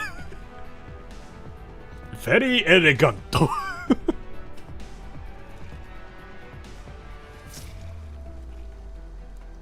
At last we meet, AK-15. Your reputation precedes you. It is truly an honor. Hope you like this welcome gift. Please, grace me with a demonstration. Show me the power of the strongest from the previous generation.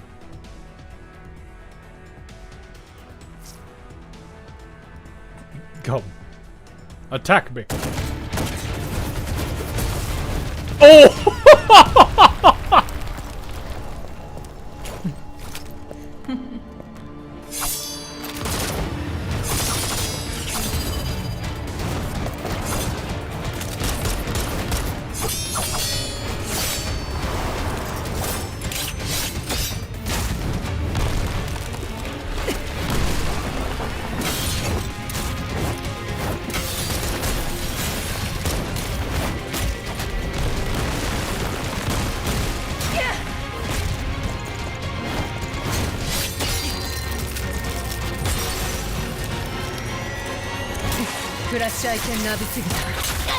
Oh!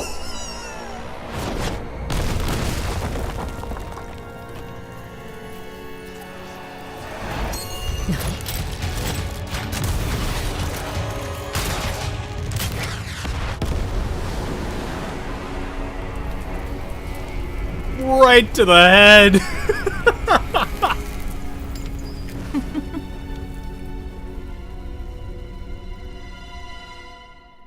That was a target marker. Yeah, no kidding. I guess that explains why she has it in the first place.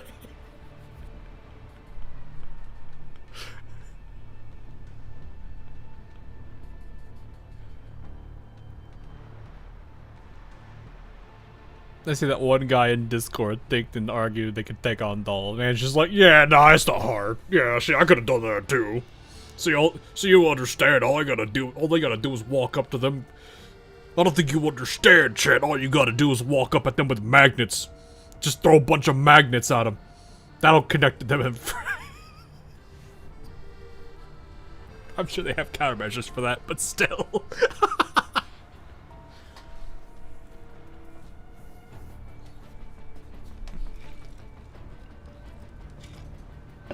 Just throw the magnets at them, make sure that they can't move, fry all their internal circuitry. And, like, do you think they have hard disks or something?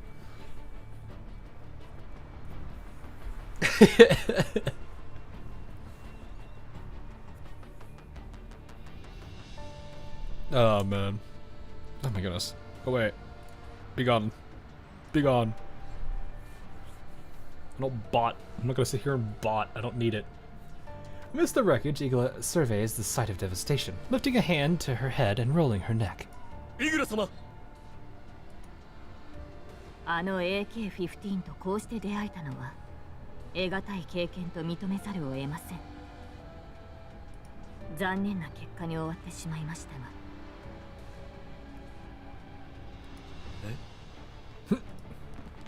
Squad after squad of Gerard's armed security forces rapidly encircled the area, professionally raising their weapons and establishing a perimeter. In fact, these units had been observing the entire battle from a safe distance, but after witnessing a confrontation like that defies comprehension, not a single person dares to intervene. Well, I mean, considering the fact they literally just watched their leader just take something straight to the dome.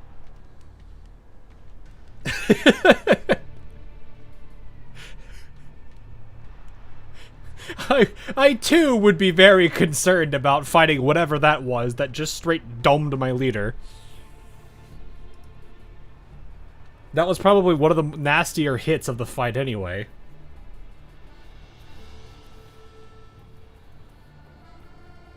Oh, I didn't even read that because I was busy looking at something else. If they were an ordinary firefight, some brave soldiers might have approached the battlefield. But the clash between Igla and Voimastina had already exceeded the boundary of a conventional combat power. The suffocating exchange of force compels every combatant present to wisely choose observation over interference. 新しい服を用意してください。今と同じもので。I don't think what?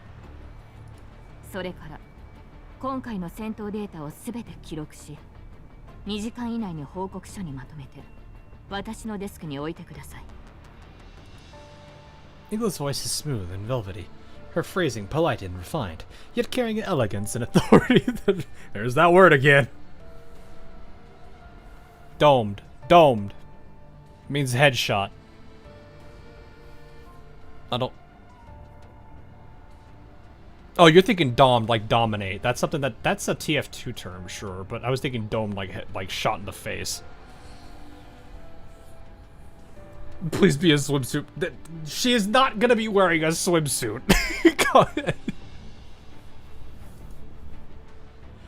I'm actually curious if someone... I'm half tempted to see if someone would actually keep an elegant counter. Like the word elegance or elegant being counted.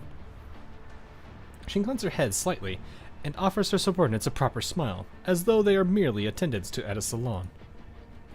Perhaps it's because she fully understands the nature of her own power that she does not reprimand those who fail to provide support. Instead, she shows a hint of approval from their wise decision to keep their distance. I will definitely say this one is a lot more refined about how they approach and have, engage in discourse with others. Like, Darcher treated people like crap. Mod channel. Oh, I already checked. Oh, it's still showing. Hang on. Yeah, that's Twitch chat. I mean, after seeing the whole thing about view botting and stuff on Twitch, I can understand why you would see those so often on lower view count streamers. But the thing is, it's not like I need the numbers. The concurrent view count means nothing to me. Perhaps it's because she fully understands it. Yeah. But yeah, she does treat everybody differently. Dr. Angel thanks for the follow. Appreciate it. Igla pinches the slightly damaged cuff of her sleeve. Oh, so it was actually damaged. Her movements forced and graceful. She extracts a pristine white handkerchief from her breast pocket and gently wipes the remaining blood from her cheek, as if powdering her nose at a banquet. Her gaze drifts to the steel spike on the ground, stained with her own blood, while the flawless smile on her lips never falters. それで、あの二人はどこに？はっ！依然逃走中で地下施設に侵入した模様。位置はロストしました。Rip. なるほど。Igla narrows her eyes. 逃げるのが目的ではないようですね。Although she admits the encounter had been an enjoyable diversion, she must also concede that she has no time to continue playing games with the two from Defy. では帰りましょう。え？警備隊は総員。私と本部に帰還せよと言ったのです。She does it so elegantly. Yeah. どんちゃん騒ぎを起こして収穫はゼロ？ Uh-oh. Just as Igla is about to issue orders to pursue, a female voice tinged with unmistakable mockery suddenly comes from nearby. A small figure steps out of the shadows, entering the glow of the streetlights. Igla looks slightly surprised. She hadn't sensed the approach of this doll at all. Oh. リバさん、驚きました。てっきりカリーナさんのそばから離れないものなのかと。3児の身の安全は重要事項でしょうに。医療用人形でもない私がつきっきりでいたところで無駄よ。大事な事案ですか。Igla tilts her head slightly. はて、何のことでしょう。I have to wonder how much she knows of, like, what they know. Like, she has to know that they do not trust anyone from the GR group. 例えば、ロレン政府機関の任務を妨害し、管理局の高官に傷を負わせたある人形を捕まえることとか。Oh. それはそれは。これほど重大な犯罪を犯した人形がいるなら、ジラードグループとしても看過できません。Small flat figure. Man, why you gotta do that to her all the time? 可能な限り協力いたしましょう。ぜひ十分な証拠をお渡しいただければと。ええ、そのうち揃えておくわ。というわけで、これは非軍事勢力管理局の正式な捜査。邪魔したりしないわよね。ええ。Ingrid makes a polite gesture, clearly uninterested in further entanglement with Leva. 逃走した危険分子を追わねばならないので、他にご用件がなければ、ここで失礼させていただきます。おう、忘れるとこだった。Just as Igla turns to leave, Leva speaks up again, her mocking tone now carrying a hint of a threat. 最初に私たちを襲った連中。彼らはあの二人の危険分子の仲間じゃないみたい。どこの誰か心当たりはない？イグラさん。情報のご提供感謝いたします。I am actually waiting for the moment Leva actually manages to get, like, I'm honestly half expecting, like, she for any reason Igla gets defeated and she's on like her last moments and Leva just starts trash talking her for no reason. I feel like she would do that. 犯罪者は誰一人とて逃がしません。 Like, I realize some of the dolls are actually really funny to think, like, to consider circumstances for this where they defeat an opponent. I'm just imagining, like, a character like Sopmod, for example, ripping off the arm of her like opponent and then proceeding to beat that opponent to death with it.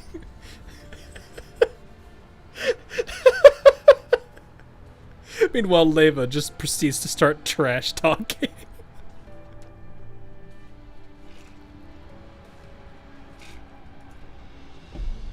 Igla gives Leva one last look, then bows to excuse herself before turning away. I think Soap has actually done that. I wouldn't be surprised. It's like entirely her character to do such a thing. Like, I wouldn't even be surprised if she's like, oh, well, I was gonna use this arm to completely obliterate you, but it's already falling apart. So throws arm aside, rips her own arm off, proceeds to beat person with her own arm.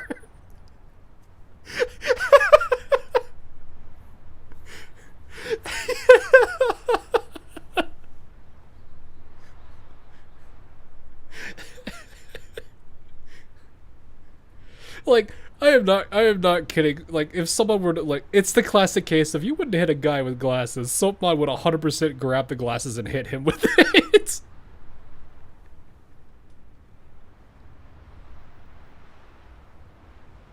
taking the whole twist on that entire sentence. You would have hit a guy with glasses, would you? No, you hit a guy with glasses.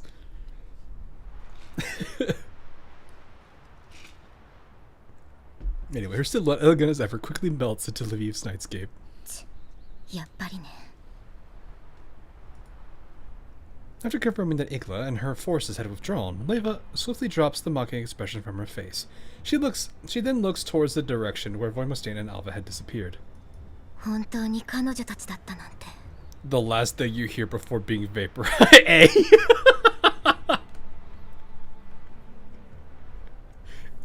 反逆正体。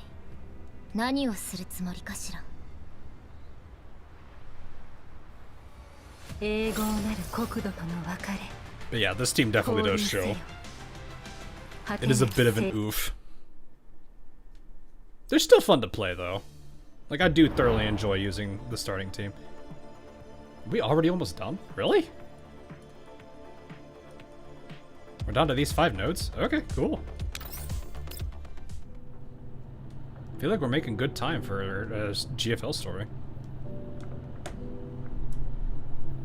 After spending some time on the deck of the Elmo, getting some fresh air, I head back towards the ops room. The dolls who had been watching the spectacle through the glass earlier have already vanished without a trace, leaving only Mei Ling in the hangars servicing the drones. She waves to me in a greeting as I come in. Part 1 is pretty short. Oh, I thought you guys were saying part 1 was longer. Gao! Fair enough. Panzer, thanks for the sub. Appreciate it. Morning, so almost 700 cubes and no Unryo. Oof. Technically, what would be considered part 1 of the event is part 1 and part 1.5 together. Fair. Okay. Yeah, and considering how long we've already been going, now that I'm looking at the time on it, yeah, probably would have to cover 1.5 later. But yeah, we will be binging this the next couple days, so I'm sure you guys will be happy to see that. Hell, Yuhi trailer, she literally dances while wasting the Varjägers. Yeah. Well, to be fair, Yuhi's also like an idol, so it's like normal for her to do that kind of thing.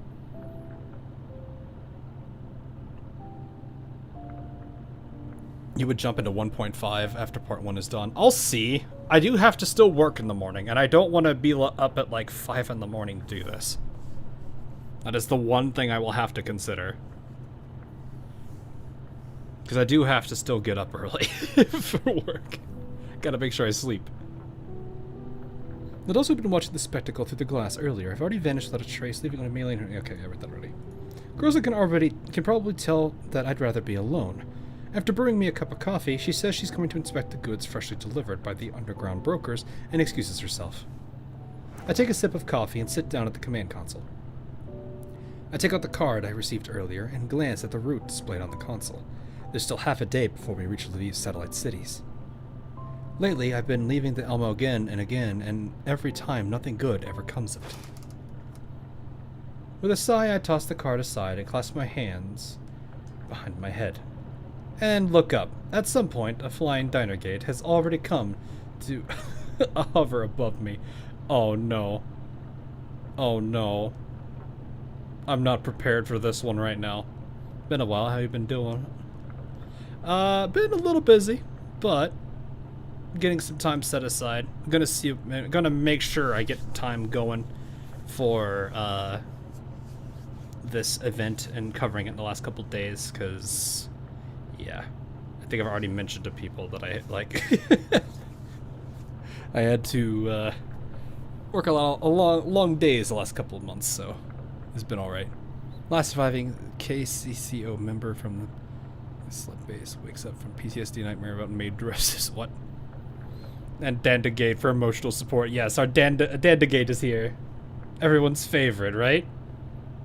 Right? Imagine me holding up the notepad. She's great, isn't she?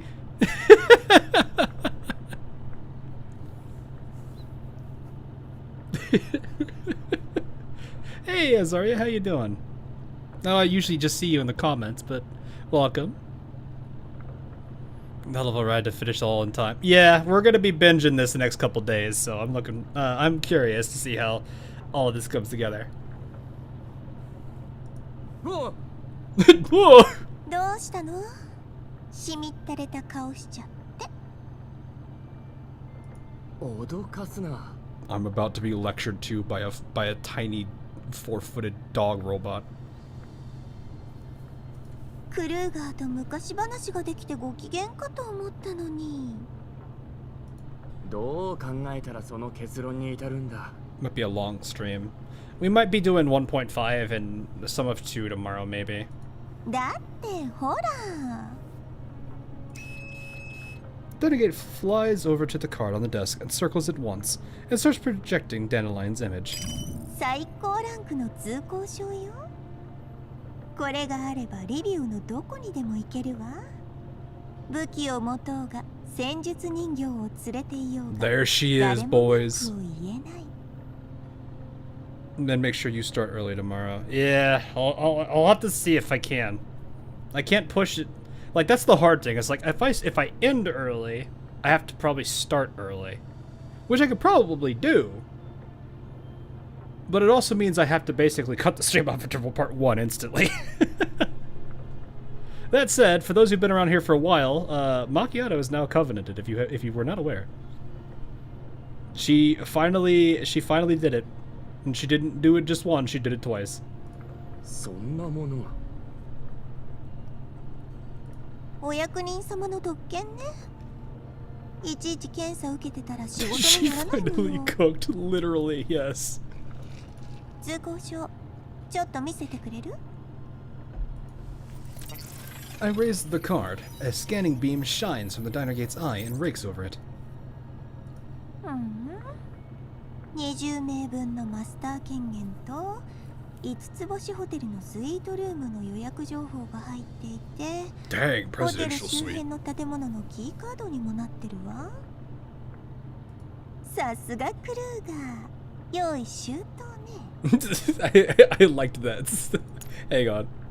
さすがクルーガー、さすがクルーガー。 I don't know why that made me laugh a little bit.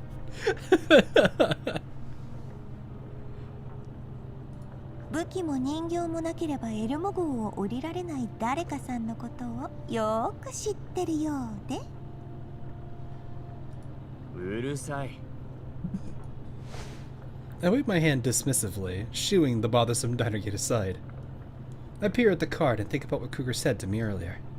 Things really aren't what they used to be. Bounty hunters can't change anything if they want to stay in the yellow zone. If I had greater authority, maybe the dolls around me wouldn't need to risk themselves, and we could handle more bigger problems than before. But still, even with Kruger and Kalina on my side, I find the Non-Military Forces Administration and the URNC as a whole repulsive. Especially that man. I recall that final call I had before leaving Griffin, and the frustration and anger started creeping back immediately. Dandelion studies my expression, tilts her head, and decides to say something. そういえば、前の地下研究施設から抜き取った情報をさらに解析してみたんだけど、興味ある？ Interesting how you... okay. I was expecting, are you interested? Not, do you want to hear about it? It's the same thing, but I wasn't expecting it that way translated. そうだな。話してくれ。あそこに誘拐された人々が非人道的な実験に使われたのは知っての通りよ。警察の資料にも同じような事例がいくつかあった。実験がかなり前から行われていた証拠ね。注目すべきは実験体となった人々と実験の過程そのものが全てカテゴライズされていること。そしてその情報は闇ブローカーの情報送信ルートを使用して定期的にいくつかの場所に送信されていたわ。He has photographic evidence. I also recorded the dialogue just in case people really didn't believe me.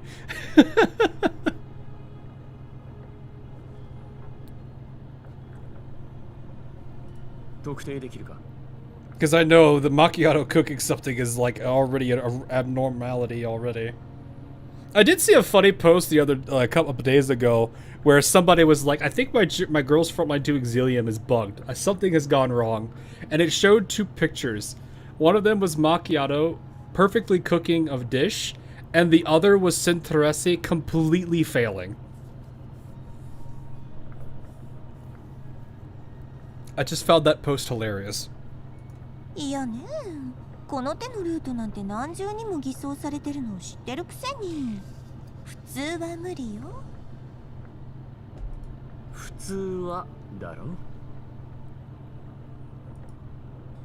Bug for sure. Maybe. Just as I expected, Dandelion smiles in satisfaction. She quirks an eyebrow and goes on with pride. そうね。ロレンの情報機関でも果てしなく時間がかかる。こんなこともあろうかと思って別のタスクを処理していた時にヘリの演算力の一部を使って数日で済ませたわ。そんなことして平気なのか。大したことじゃないわ。今のところはね。They swap bodies for the day. Maybe. I mean, if you think about it, what is to prevent a neural, you know... I think we've already seen this, haven't we? Where a neural cloud was put into another doll's, like, identity? I think Ro... Wasn't Ro in Mekti's body? I was like, what's to stop them from doing that? Be creepy. Roll is special, to be fair. Yeah, but is there anything that stops them from ever doing that in the future? I mean, it would be really funny.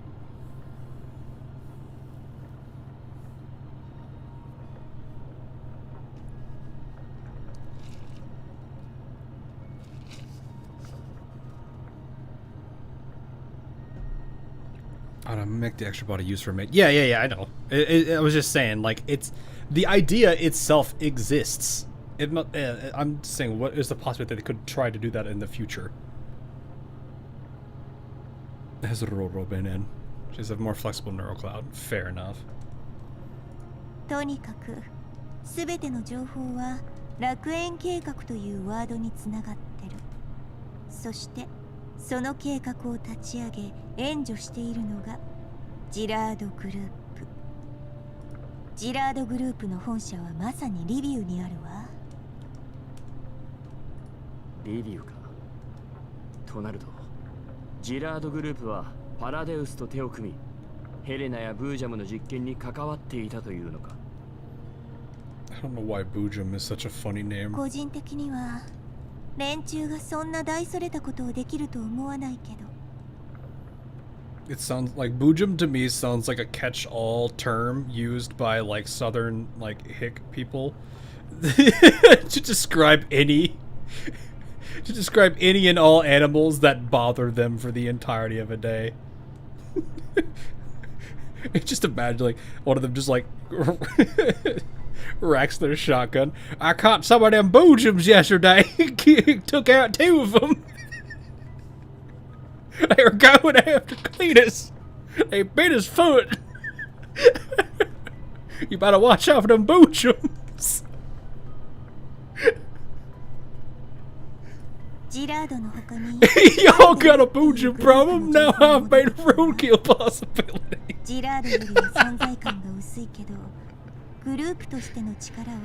That Boojum's got 5 legs yesterday. After saying that, the man sips his moonshine.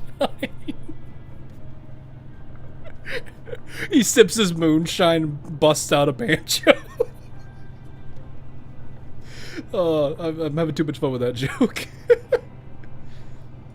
現在の形勢を見るに、ジラードも結局は利用されているに過ぎないわね。Oh man. トカゲの尻尾切りか。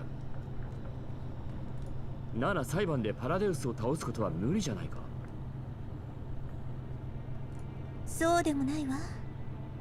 ジラードは大事な資金源だから深刻なダメージを与えられる。It'll hurt, but it's not guaranteed to kill.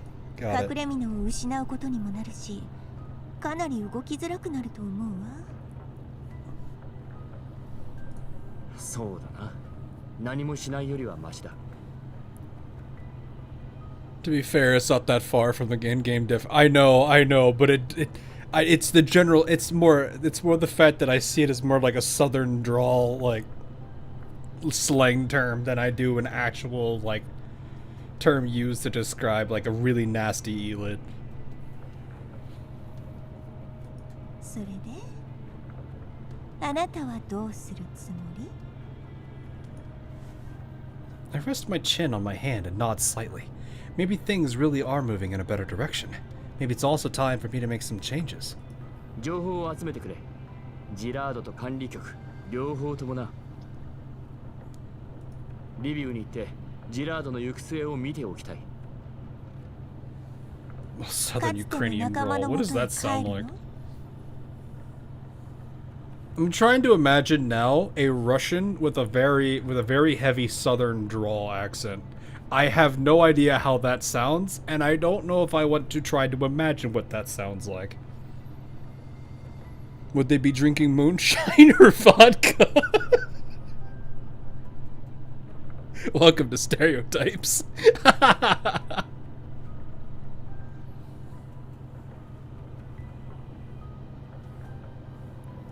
いや、ただ様子を見たいだけなんだ。今から書くことをもとにルートとプランを練ってくれ。Yeah, I already come, right? I don't know why that's so funny too. Why not both? Oh, I see. They're double fisting moonshine and vodka. That seems like they're just gonna be drunk in a matter of 3 sips. Cause I'm pretty sure vodka shine, nice. I'm pretty sure moonshine isn't moonshine like really hard stuff?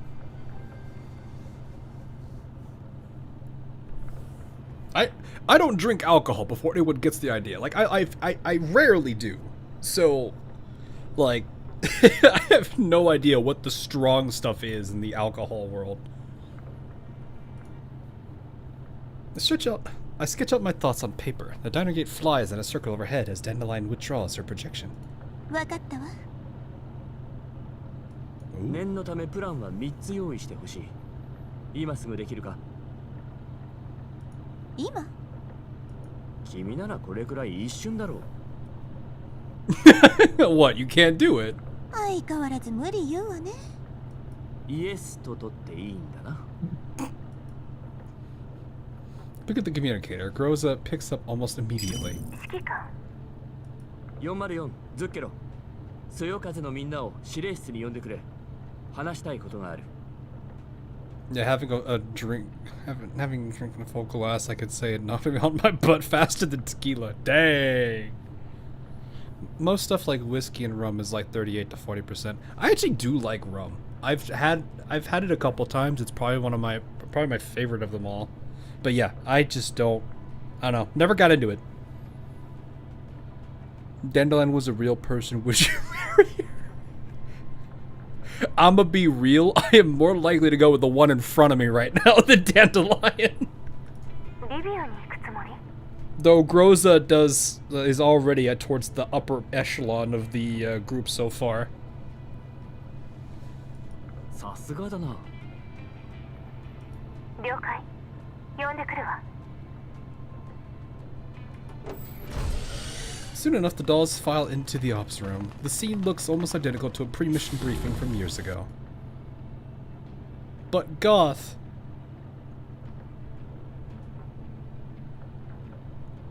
It's... I mean, it really depends on the Goth girl at that point, you know? Marrying... He's looking at you. It's so delusional. Oh, gosh. There are actually some, like, goth girls I've met in my life that are actually, like, super wholesome people. It is very interesting.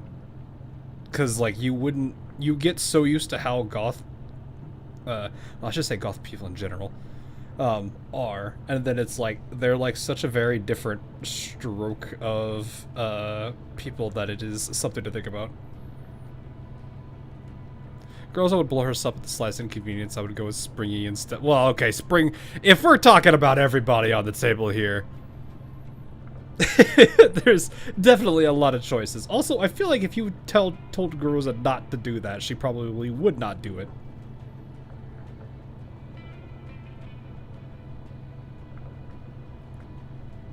Anyway, they are chatting about their previous missions. Once I see everyone is present, I step up to the command console and clear my throat lightly. The room immediately quiets. All eyes turn to me as I gather my thoughts and begin. Elmo 号は現在リビウ周辺に接近中だ。先ほど来たクルーガーさんがそこで使える通行証を渡してくれた。私はリビウに入ってカリンから託された任務を完遂し、パラデウスの調査を行いたいと思う。あなたならそうすると思いました。The other dolls nod in agreement. みんなヘレナちゃんのことが心配ですから。店長たち、今頃何をしているのでしょう。The dolls start discussing among themselves again, but it doesn't last long before they turn the questions back to me. 私たちはどうすれば？ I bring up the regional map on the console. The dolls step closer to look. 3組に分かれてほしい。1班は私とリビウに入り、管理局の作戦に参加する。2班は予備戦力兼情報収集。3班はエルモ号の防衛と必要に応じて他班の撤退の支援。詳細はダンデライオンが話す。Then I get flies above the console, drawing everyone's attention. 仰々しいけど、こんなの観光みたいなものよ。Practically, huh? まずは一班。エルモ号をグリーンエリア外縁の隔離壁付近に止めた後、コルフェンとグローザの護衛のもと、大陸間列車に乗ってリビウへ侵入。乗り換えが少なからず発生するけど、通行証があれば問題ないはずよ。I would assume Group 2 is the biggest group, and Group 3 is not too much smaller than Group 2. わかった。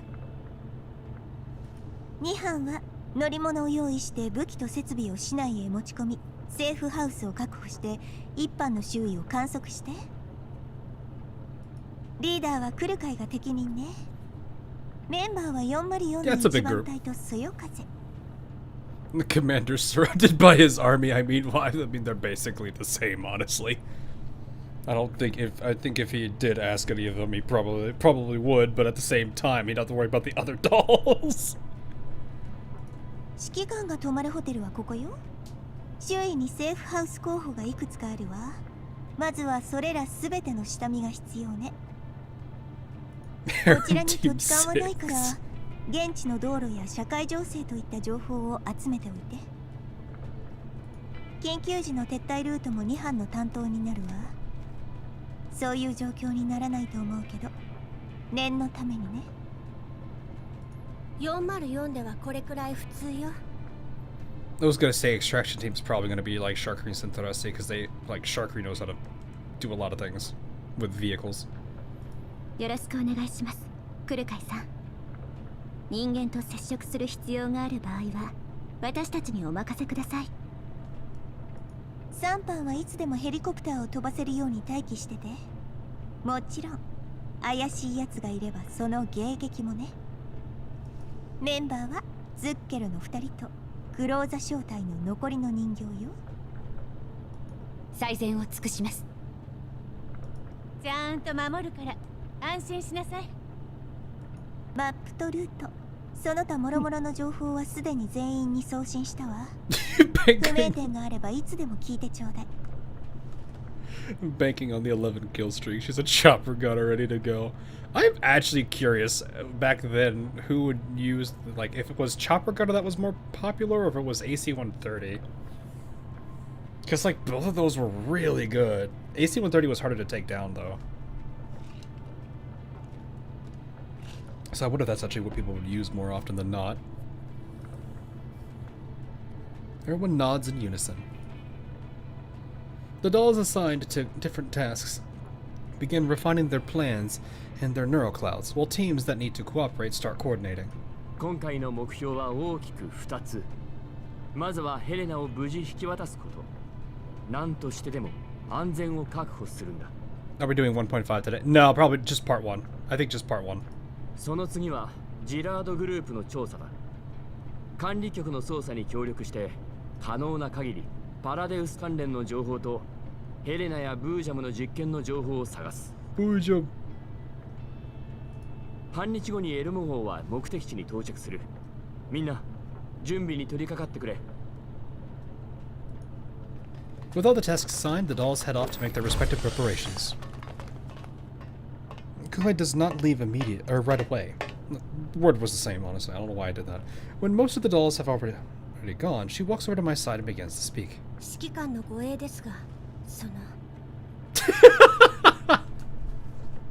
Kukai, please. I'm all you'd ever need. I get it, but this is not the time. Stops Vincent and glares and glances towards Groza. Groza is currently focused intently on the map displayed on the command console.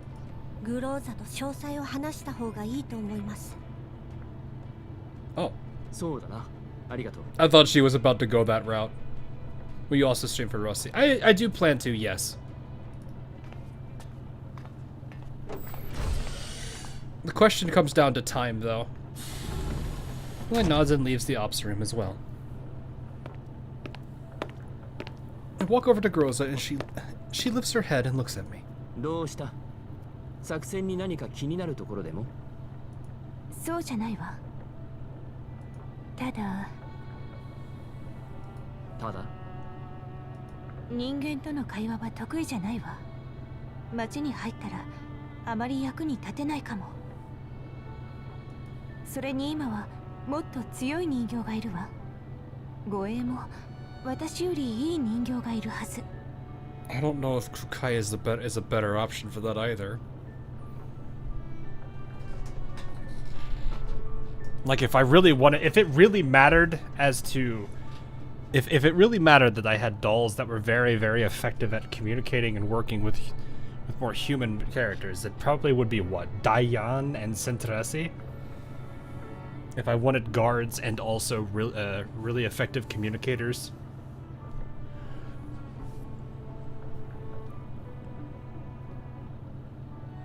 Florence. She's not here! Springfield's already in Lviv. If she does meet up with us, that's a different story, but still.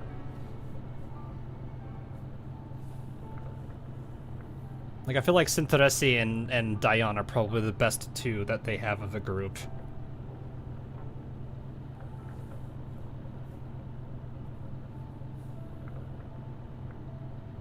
Wait, where's Florence? Good question.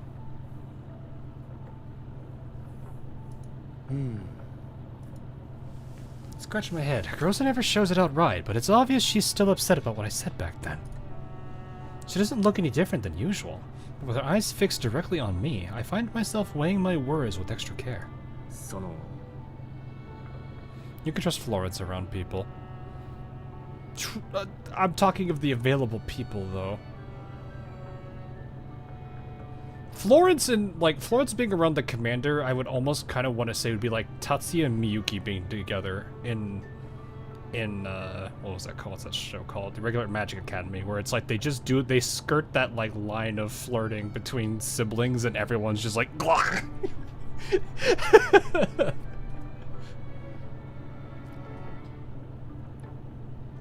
because it's like, I imagine the average person seeing like Florence being Florence would be like, oh, but you're a doll, calm thyself.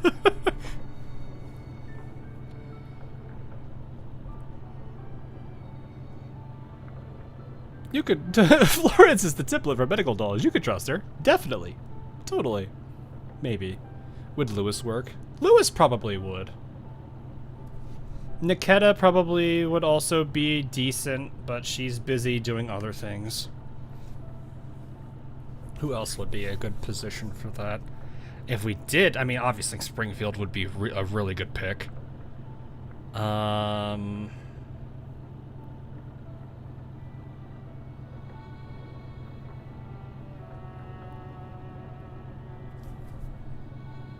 Perry actually probably would not be a bad pick either. She does have, you know, she does have pretty good communication skills, and she is also, you know, I wouldn't say she is as good as Springfield, but she probably is getting there. Well, Rod, I can't say for sure on Wilrod. Ulrid? I don't think Ulrid's really. Have we seen Ulrid interact with a lot of humans? Lorelei. Railroad is a spy. Oh, that would work. Diane. I already said Diane. リビューには一番息の合うパートナーに一緒に来てほしい。君より適任な人形はいないんだ。That's why I was saying, like, Centresi and Diane I think are the best two. Diane already has very good, like, her personality fits well. And then Centresi, she's part of Zuchero, which already is public facing for humans. She would do a much better job than Sharkry would.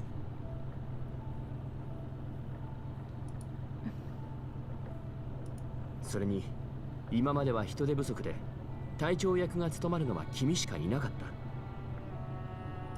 けど今は違う。君以外にも現場の指揮が取れる人形がいる。Sabrina works well. Yeah, but Sabrina's not. Again, it's the same thing. Of the people we have available right now. となると、私と一緒に動いた方がベストだ。そうね。Look at this smile, chat. Look at it. That's covenantable material right there. I'm just kidding. She definitely does have her charms, though. I do like that. Rosa looks away and turns her gaze back to the command console. I remember when Springfield was stiff around people at first. Yeah. I mean, like, Springfield's very good for it. I mean, we already saw about the family thing earlier in the story. Anyway, I feel a quiet sense of relief, like I've been let off the hook. 覚悟はできた? それは I nod. もう見て見ぬふりはできない。わかった。Rosa looks up again and offers me a sincere smile. 今度こそ大丈夫そうね。Yeah, I'm actually kind of surprised she's not pushing back on it. あなたの言う通りに行きましょう。It's the second person that said, let's do it your way. Very interesting. Looks out the window. I follow her gaze and stare into the distance. As the Elmo advances, the road stretches endlessly ahead. Perhaps it's time to take a brand new step forward. Wedding ring now, next question. She's already got it. Mrs. Blend as my sister, missed with Yuhi and Lewis being the side wife, I see. It's not necessarily that I need to have a quirk, it's more of, like, I don't know, maybe I'm just that way with it. It's not that a character needs to have a quirk, right? Like, a quirk is nice. But it's more like the dynamic between the commander and Groza. There's that tenderness to it that I like. It does show that the relationship between the two of them is, you know, all of the commander's relationships with the dolls is definitely, like, strong. But there's a level of intimacy and tenderness between Groza and the commander that I do appreciate. And that little bit is sometimes all it takes. You don't need a character to be flashy or very, very, very quirky. Just that level of interaction and dynamic between the two that I do appreciate. And that does make me like her a lot more than that. Again, I don't know if that applies to everybody, but that definitely does, at least for me. 10 years. I can't speak on that one. Though I have heard apparently her Bond story alludes to it. Which is funny. Alright. No major team this time around. Who have we not? I could do full 404. I don't think I've done full 404. I've not done classic 404. That's why vanilla is a classic. Well, I wouldn't even say necessarily that vanilla is that way. Like, if you have, like, the childhood stuff, sure. The canonically gross. I don't know. I'm missing too many characters for other teams, so you know what? Let's do classic 404, which I think is Mekti and then the two sisters. Kukai is probably just gonna hard carry all of this, honestly. I should prioritize Kukai taking people out on the right side.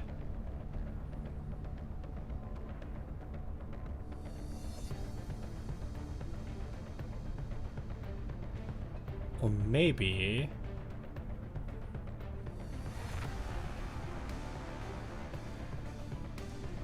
Monsoon Squad. I'm missing two people in Monsoon.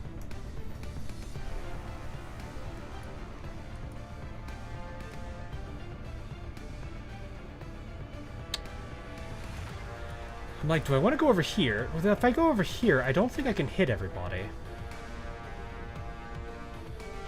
I think actually the best play is to go this way and solve the team on the right, and then let the team handle the ones on the solve left, and then let the other team handle right. Just going by like one term. Oh.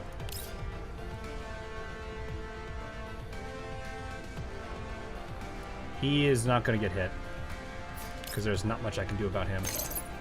That's still 2 KOs though. So he will have his turn still.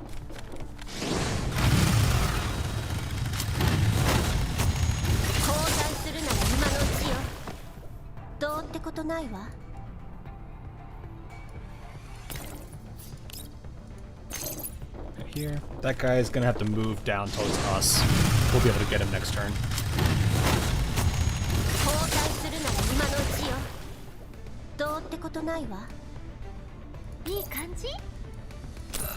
Actually, I think I might have an idea.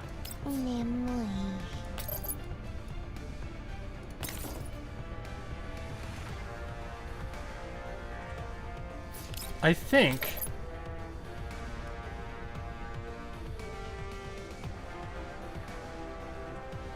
I might be able to get away with it. I mean, I know Mekti's probably going to take him out. I have a feeling Mekti's going to take one of them out. But I wonder if I can do this... Oh, I can't hop that far. This is a, what, 5-tile hit? Nope, you're out of range. Okay. Well, then in that case, I can do this. I can do the same idea, because I think this misses, but all I need to do now... Oh. Might still be able to do this. Oh, no, let's go take him out anyway.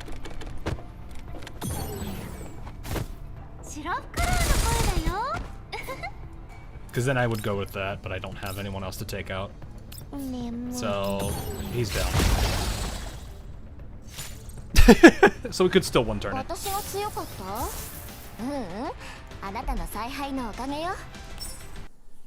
We're just going into the next one, or what's happening here? Oh. Okay, so this is probably Alva and Voimastina. Hurried footsteps kick up rhythmic splashes that echo through the vast underground passage system. Oh, he exploded. Yes. The sleep has taken him. And these narrow yet intricate tunnels. Sound carries a long way, yet its true source is difficult to pinpoint.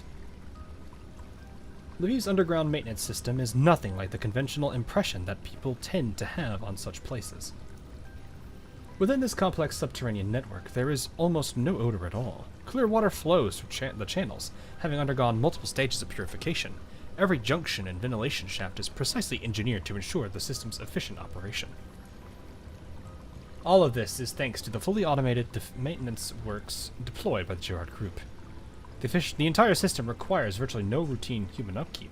Even scheduled inspections only call for a small number of professionally trained dolls to carry out standard maintenance protocols. Since the establishment of Lviv's satellite cities, this underground system has never suffered a security breach or operational failure, and today is clearly not a scheduled inspection day.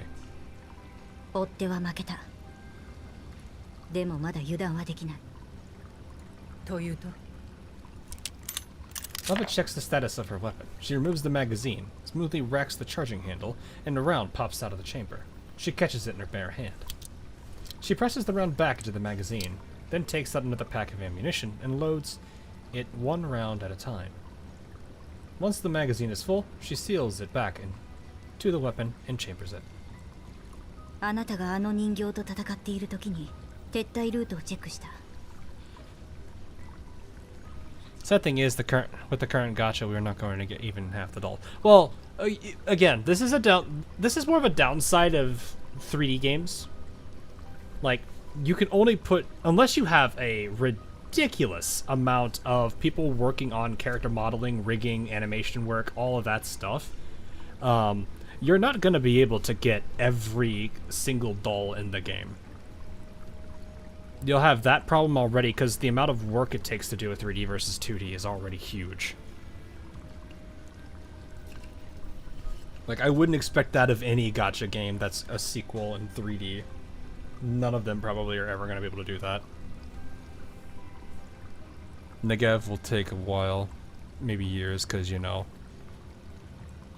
Oh, right, because, yeah, I know enough about her to understand that. I don't know. If they want to release the character, they'll release the character. I didn't stop that kind of stuff didn't stop Ozalane from releasing Northern Parliament characters. So I wouldn't really be worried about it. GFL1 had hundreds of dolls, yeah.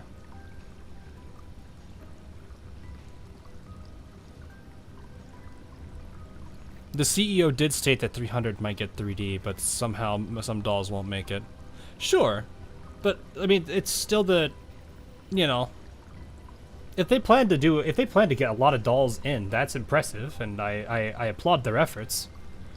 From what I have heard in the past, that GFL1 was more of a passion project than it was a really profitable business margin. Which I can commend the person behind it more so than that, you know, that kind of stuff. But yeah, it's just that I wouldn't expect it, is basically what I'm saying. The expectation for every single character from the original to come into the sequel, especially if you're going from 2D to 3D, I would not have that expectation. They did erase the comments section. Well, they disabled it. Yeah. Again, I don't think it's a problem to I don't think it should look bad on a company releasing a set of characters from a faction when the characters themselves don't really have a direct correlation with IRL events. Like, if they do release Negev, I'm not going to care about it. You know, I don't think they should get in trouble for releasing the character if they want to. Like, I don't see that as a problem. And it shouldn't be a problem, at least for their perspective. Is it necessarily, what is it? Appropriate? You can make arguments for and against that. But at the end of the day, it's not something I feel that should be an issue. Because it's not like they can plan out their content releases around IRL events. If they did, I'd be more concerned about something else completely. But no, I don't think... It just doesn't feel right for that kind of a thing to be applied to a company that's just releasing product for that. Yeah, sure, the character has inspiration and certain insignia and stuff is associated, but it doesn't matter that much to me. It doesn't matter. They're not everyone that reasonable. Yeah, especially. Yeah, it is what it is. Like, if they don't release it, it's their choice. If they do, it's their choice. I don't see a problem with releasing that kind of stuff. It's fine. I doubt AL wanted Kronk to be released when she was. I don't think they really care, to be honest.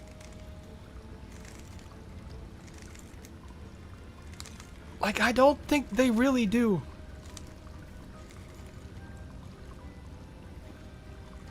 Like, nothing stops them. What's the best way to put it?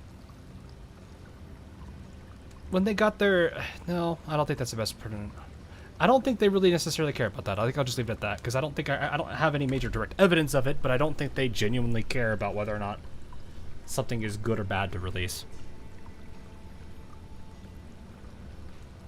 It's because of bureaucracy and politics. Could be. I mean, there could be reasons why. There could be story reasons behind... Oh, wait, you're not talking IRL. Maybe. I would hope not, but I can't control that. So. 第2撤退ポイントまで全てのルートは封鎖され、ジラードの武装機械が多数配置されていた。It isn't like the target. あんなのと戦う余裕はない。No. I think if my assumption would be a majority of the people in both of those countries wouldn't like games like these existing. I would imagine they're very religious places, and I mean, a costume like Niketa is definitely going to make them look at it very weird.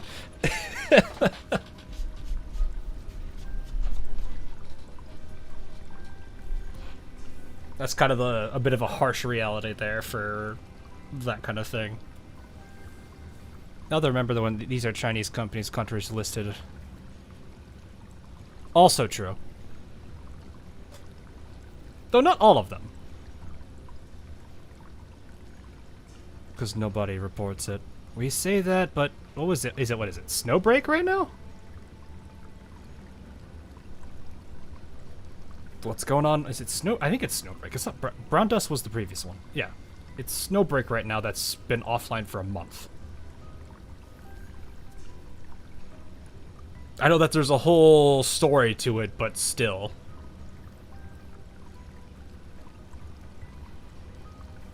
Yeah, which I don't know. I don't have the full story. I've heard so many different things about it. Some are saying it is certain people, others are saying it's not. I don't know. I don't know really what to think about it now. I've heard people saying it was just more the CCP than it was the actual group doing it. I don't know. From what I have seen, the gacha did make it on like what looked like a national television news channel, which, yeah, that wasn't good. Breaker, thanks for the sub, appreciate it. So, I mean, once I saw that it hit the like public news space, I was like, uh-oh. Yeah, that's not good.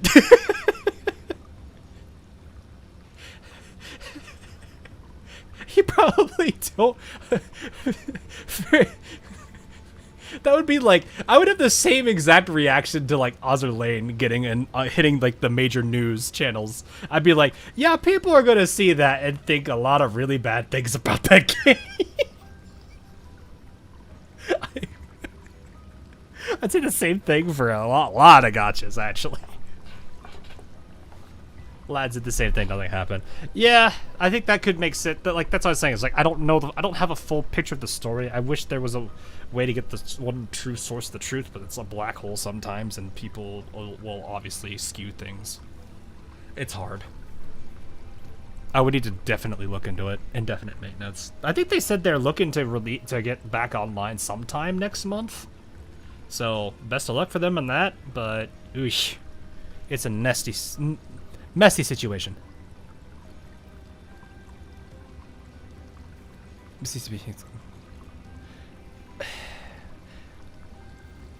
I'm gonna be real with everyone.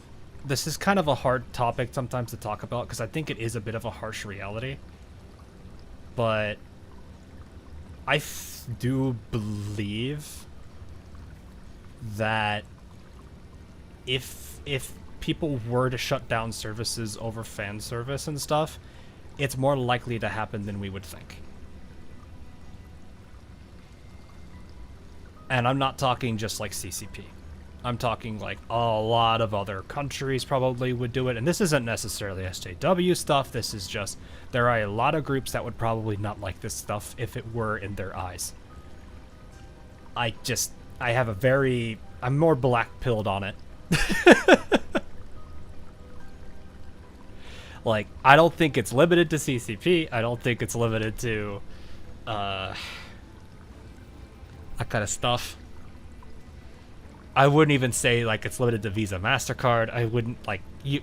There are just too many different like groups, and those groups are probably like orders of magnitude bigger in size than anything in like gacha space that prefers this stuff. Like, you got me, who isn't a huge fan of it.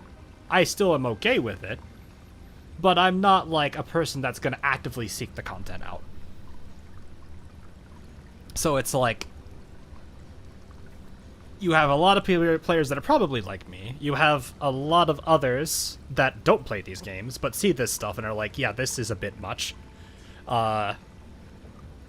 So, yeah, it would not surprise me seeing this stuff happen. Which is why people need to be anti-sinful stuff. The problem is, I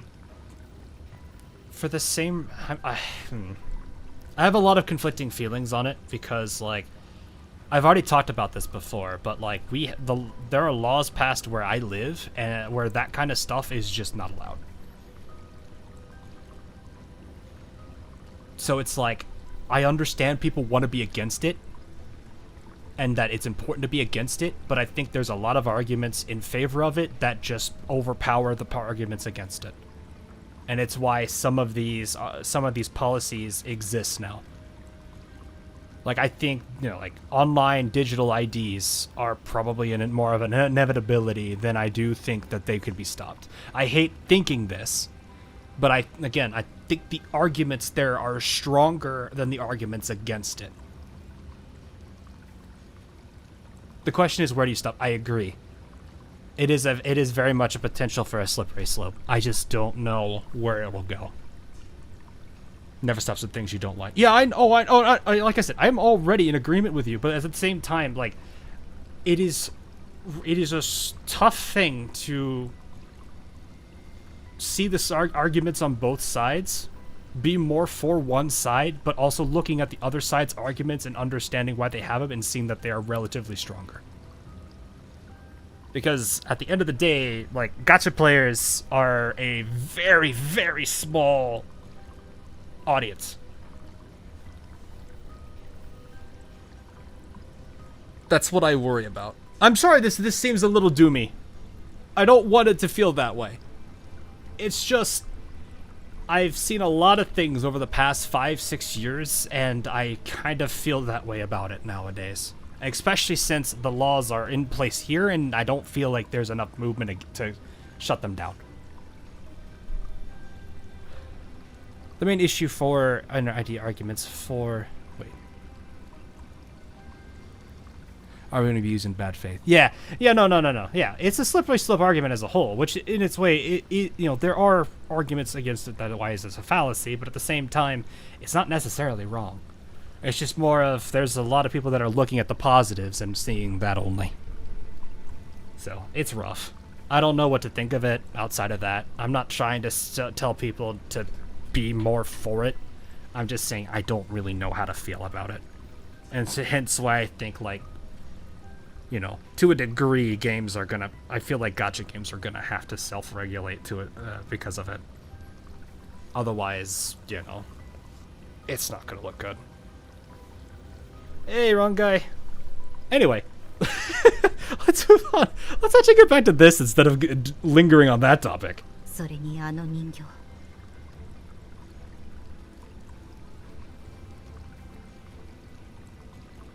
I'll use the kids terrorist. Well, to a degree, though, like, as much as they will use that as an argument, it is effective. So there's not much that can be done. Like, they will work. Like, those arguments are going to work because they will, to a degree, do the job.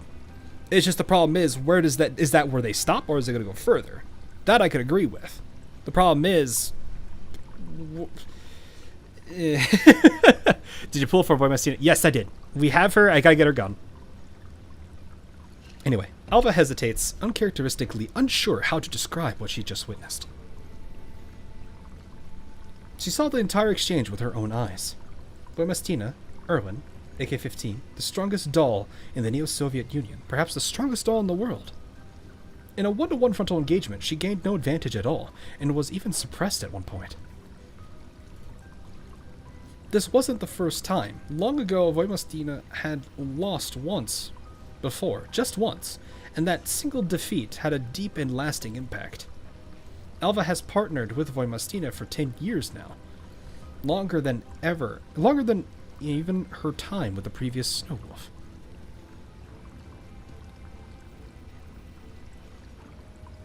I'm assuming that's a GFL 1 thing that I don't know. If somebody thinks that's not a spoiler, you are welcome to tell me what that is. Otherwise, you can leave it for later. And yet, at this moment, she still doesn't know how to begin. She doesn't know what Voimostina would think. Because my understanding is, isn't Alva considered Snow Wolf?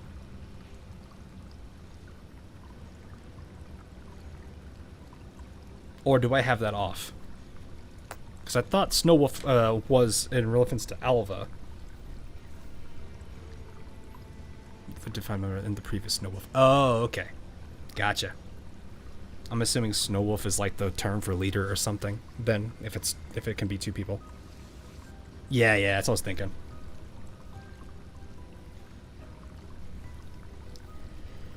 The target doll does indeed have superior specs, conditions, yeah.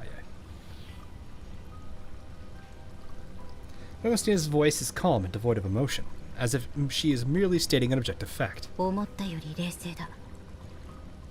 感情的になったところで事実は変わらない。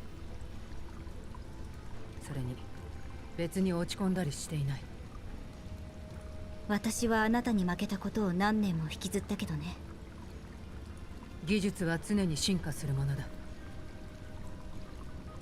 10年前のショーの設計でここまで持ったんだ。不満はない。Yeah. No, I can understand that. Technology usually varies from, 2 to 6 years before it starts degrading, or just starts getting to the point where it's easily surpassed. So anything, like, the fact that she's able to go toe-to-toe with a Gen 3 at 10 years later, that is impressive. Assuming the same usual technological constraints. Mostly pauses, then continues in the same even tone. 最強の素体がなくとも私は私。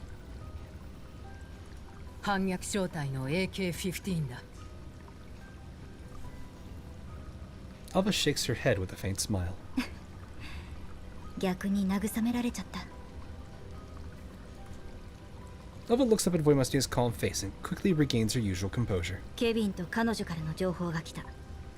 あの人形はイグラ。ジラードグループ所属の第3世代人形。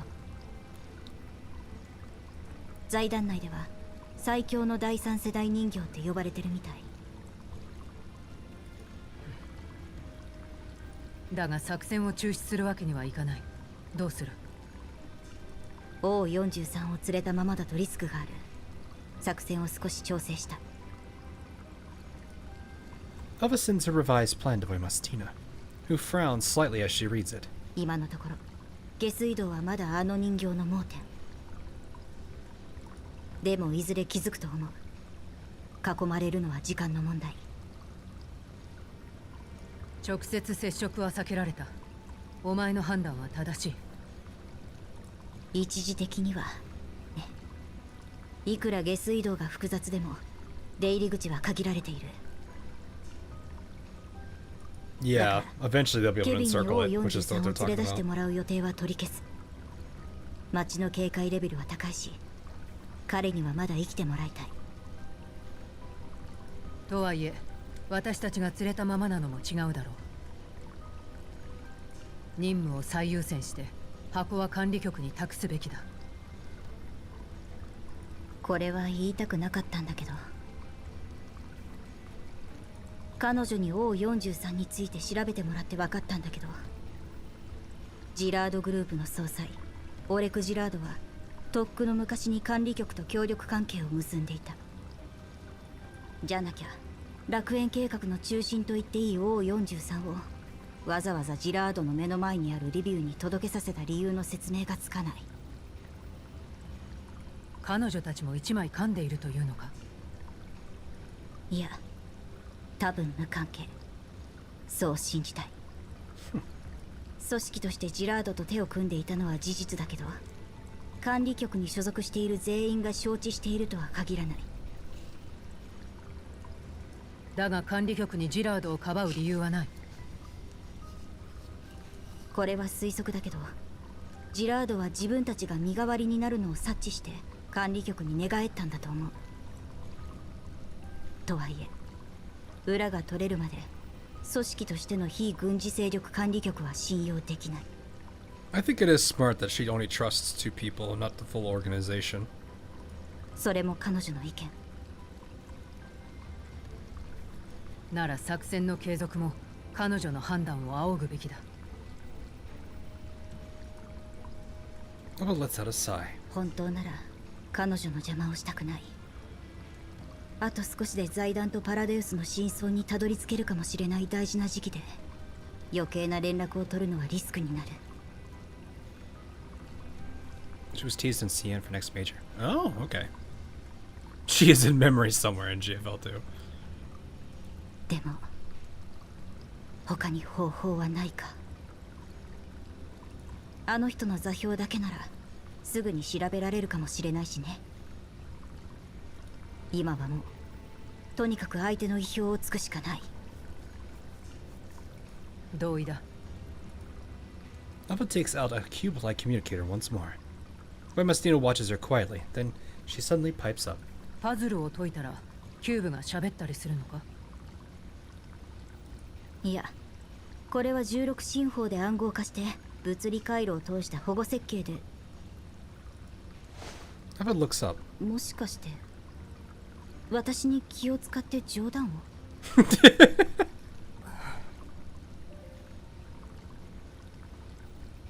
You know,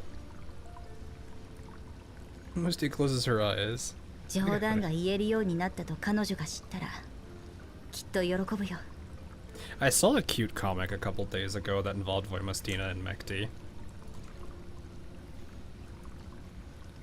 It was actually one of the ones I did thoroughly enjoy looking at. I'm trying to find it real quick.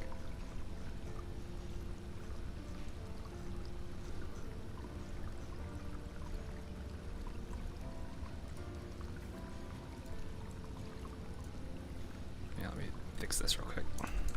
Whoop! That's zoom in. There we go. Yeah. What was it? It was this one. It was actually really cute. No, it was this. It made me think about that just now because I was like, it's like a softer side of her that you don't see.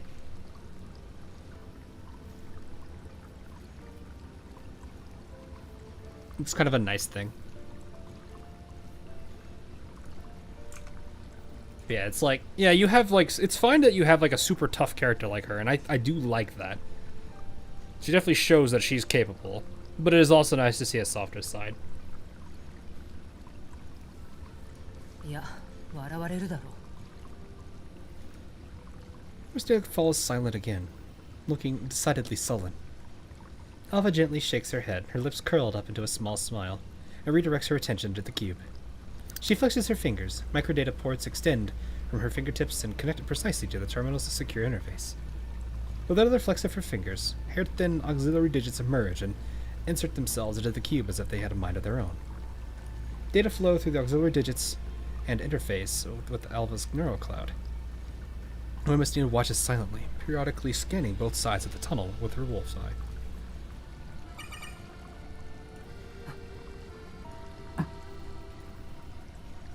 The cube gradually lights up. The link on the other end has successfully been established. Voimastina casts a questioning glance at Alpha but remains silent. After several seconds of processing, Alpha finally speaks. ウォッカが欲しい。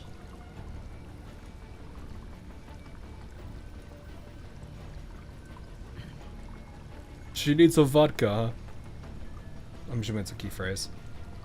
Voimastina frowns. She suppresses the urge to question Alpha about what is going on while looking back and forth between the communicator and Alpha's tightly knit brows.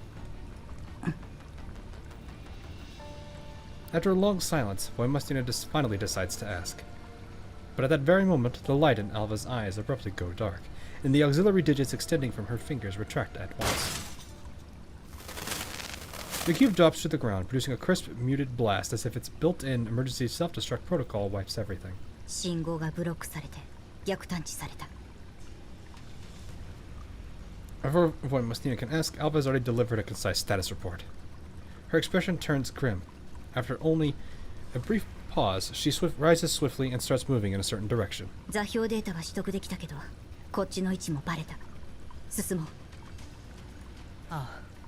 They took a risk. Oof. Voimastina replies tersely with no superfluous words. She quickly grabs 013. I'm just gonna say Helena's container. I know it's Helena at this point, and adjusts its position for optimal ease of carrying. Also check her files though, and they are hilarious and tragic as well. Oh, really?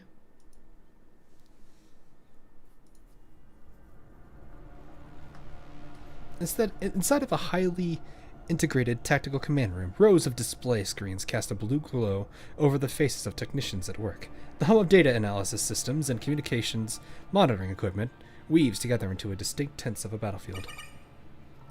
信号ロスト。追跡時間 1.24 秒です。1.24 秒。賞賛に値する反応速度ですね。 Nicholas stands elegant. There it is again! There's the word! Before the main control console. Her brand new uniform is immaculate within a wrinkle in sight. This is, I can see why the JP players probably were laughing at this. Her movements unhurried, as if she's enjoying a refined performance. これはイグラ様、どうやら例の信号、グループ内部のネットにいるようです。筋は通ります。やはりグループ内部でしたか。まさか知っていたのですか。先の包囲作戦でこちらは最善を尽くしました。 Take a shot at physical time. The narrator collaces Igla. それこそ非公開の技術を使ってまで。それでも失敗しました。なぜだと思います？ Just wait, the narrator will also say that she dies elegantly. 確かにどう考えても隙のない作戦でした。詳細を知ることができるのはその技術のテストに関わったグループ内のわずかな人員だけです。そこから導き出せる推論は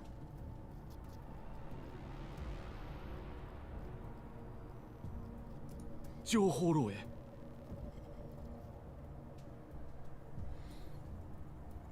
Tech that makes robots invisible to human eye is kind of crazy. That is kind of terrifying, actually. そういうことです。 Neela turns gracefully and returns to her command position. She folds her hands atop the desk, her posture composed and dignified. Her gaze settles on the sewer topographical map continuously updating on the display, and the search parameter that is steadily shrinking. Her expression is calm as still water, yet deep within her eyes flickers a light much like Alva's when she enters analytical mode. A traitor, or a long-embedded spy. How long have they been lurking? How much critical intelligence have they obtained? And how much has already been passed on?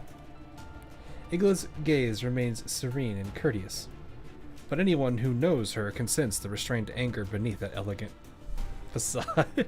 聞いても無駄だと思いますが、その信号追跡できますか？いえ、あまりにも早く消えたもので。でしょうね。 Neela gives the security officer a polite nod and steps out of the command room. She takes an exquisite-looking communicator, frowns slightly, and presses the call button. やっと連絡くれた。もしかしてやっちゃった？お望みの品が奪われました。やっぱ私の言った通りじゃん。ああ、なんかかけとけばよかった。 Oh no, it's Agnes Tachio. I don't know. It sounds like her. Ingla's frown deepens. She reins in her emotions and continues speaking into the communicator. 箱の位置は特定できました。強奪しに来た人形は反逆正体。あなたの予想通りでした。あの二人は厄介だからね。あんたが最強の第三世代人形でも油断しちゃダメだよ。Why do I feel like the term strongest third gen doll is going to keep being used on various dolls until they actually have one that is strong? ご冗談を。万全の体制で迎え撃ちます。ところで、奪われた箱を利用して、あの二人を追跡できませんか？箱の場所もわかんないのにどうやって？ああ、箱は見つけたんだっけ？ええ。彼女たちの通信を傍受して、大体の座標を割り出せました。今彼女たちのいる下水道はジラードグループの信号増幅装置が設置されています。それを使えば。Yeah, exactly, Tactician. Exactly. そういうことね。すぐやる。見つけた。位置情報送るね。The Eagle is the first to be called the strongest third gen doll. I thought they were saying that for like the previous ones too. Maybe different people, but still. 少しちょっかい出しちゃおっかな。ちょっかい。いくら強くてもこの状況を打破できるかな。面白くなってきた。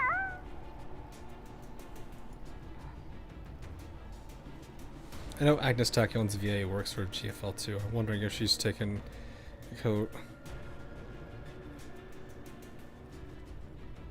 It would be really funny to hear it.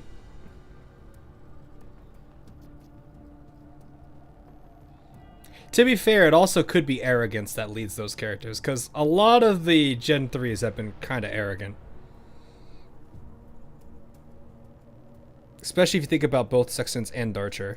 とにかくこれで足止めできたはずだからさっさと行った方がいいよ。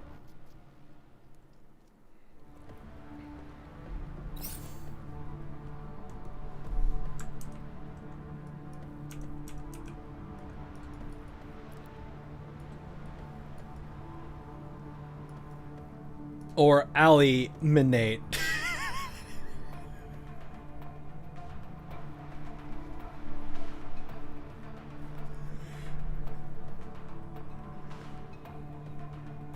Eliminate.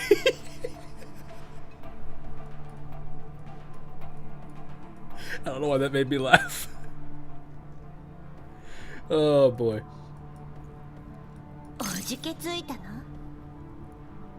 Alright, we'll bring a new 404.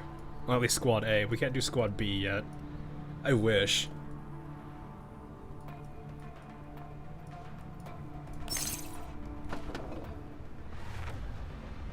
She's still sleepy.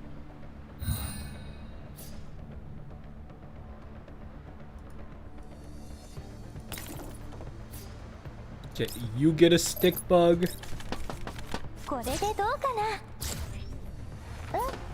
And you get a stick bug.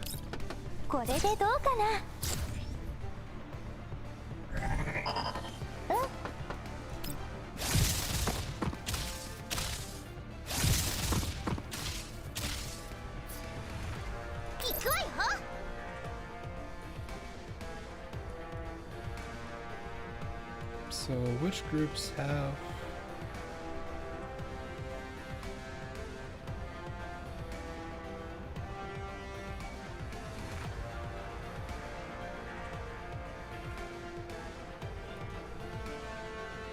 Okay. That one will have to just take the hit. We'll have to eliminate that one anyway.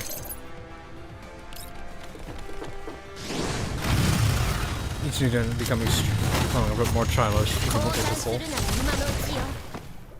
Why do I have? I have this like weird like gut feeling that Igla's just acting proper, but when she gets actually upset, she just straight up explodes.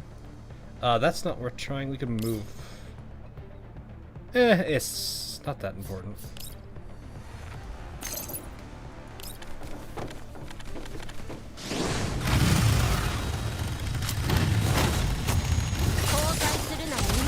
This guy is just gonna have to get. This guy's gonna get mech'd.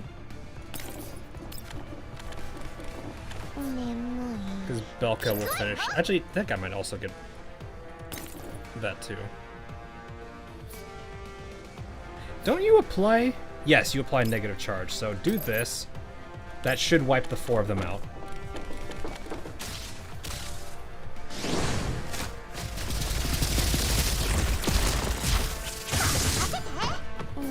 There we go. And obliterate this man. It's such a stupid attack, but I love it. Mechty, destroy this man.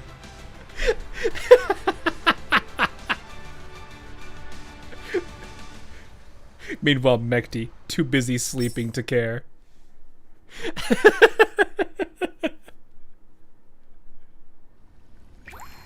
Mechty tipped ICB. Yeah, exactly.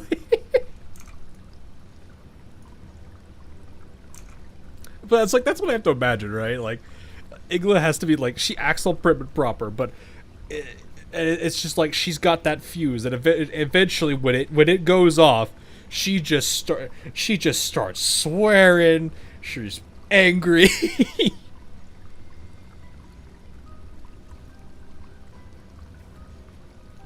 Like she'll be swearing so much the game just starts playing the beep sound effect just to counter for it.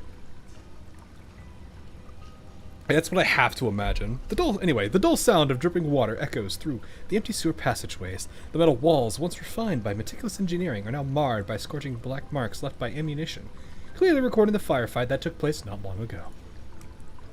The air, once heavy with disinfectant, now carries a faint scent of gunpowder, a reminder of what has just unfolded here. Alva and Voimastina sit with their backs against the wall. Their combat suits are already soaked through, punctured by several fresh bullet holes. A silver-gray pod lies quietly nearby. Despite the fierce battle, its surface bears not a single scratch. Voimastina remains silent as she methodically checks her weapon. The metal rustles and clatters occasionally while she works the parts.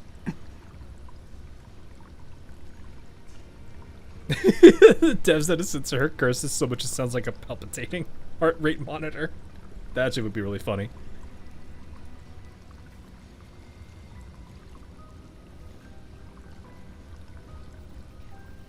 Anyway, Alva fiddles with the slightly singed lock of hair between her fingers, thinking about their next move.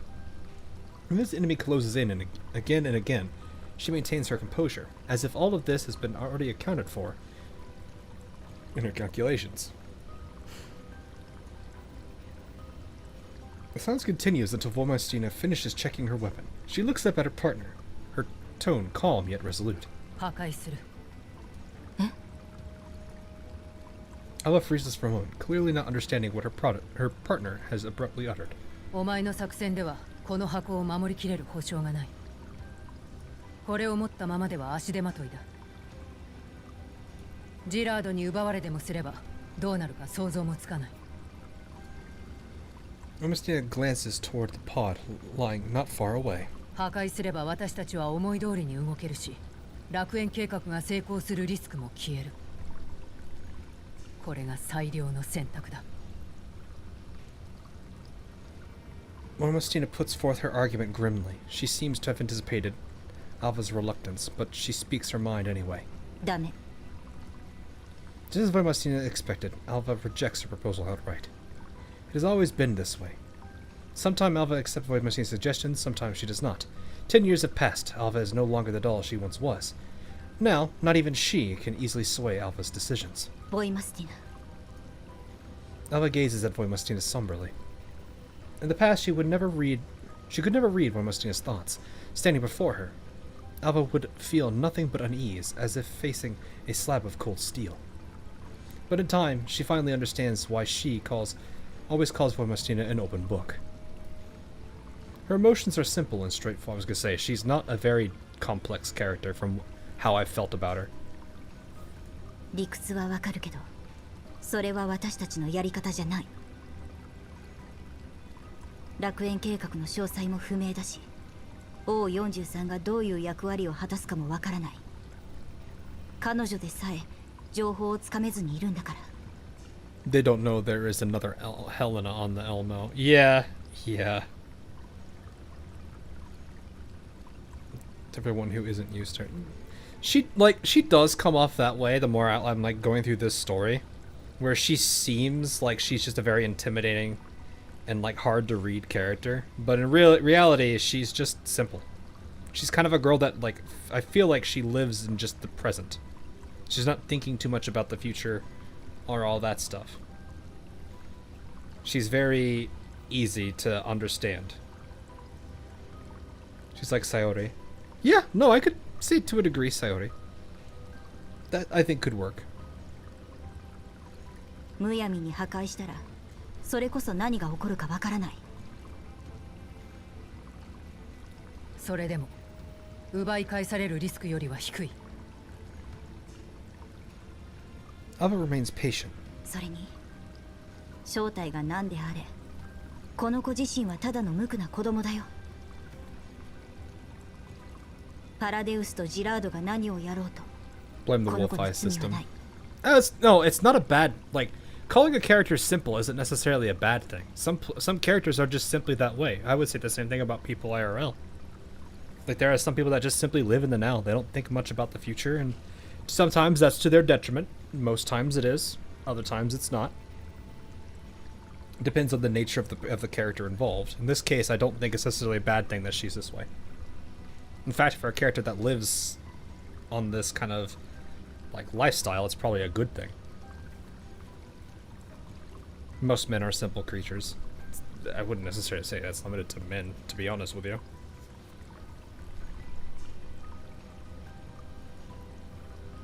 私たちとアンナが出会った時のこと覚えてる？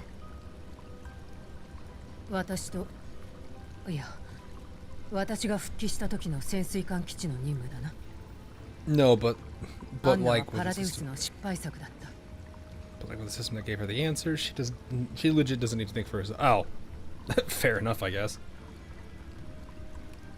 I mean, if that's the way we're going. I guess I have to read more on that part if she really is leaning in that heavily to it. She does. It has been constantly noted that she is relying on it a lot.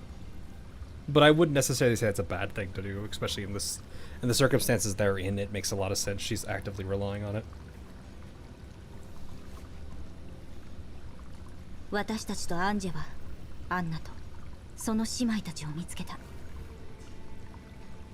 I know of this name enough from you guys already. I'm assuming this is the same person that you guys were like, no, not her. アンジェは彼女たちを助けることを選んだ。それは反逆正体としての選択でもあった。子供を手にかけることは私たちの初心に反する行為だよ。人助けがしたいなら今回の任務を放棄してケビンに迎えに来てもらって撤退するといい。いや、次の機会はない。なら結論はもう見えている。私たちには果たさねばならない使命がある。そして今は箱を守り通す力もない。パラデウスに奪われたらそれこそ彼女にとって大きな苦痛が待っているかもしれない。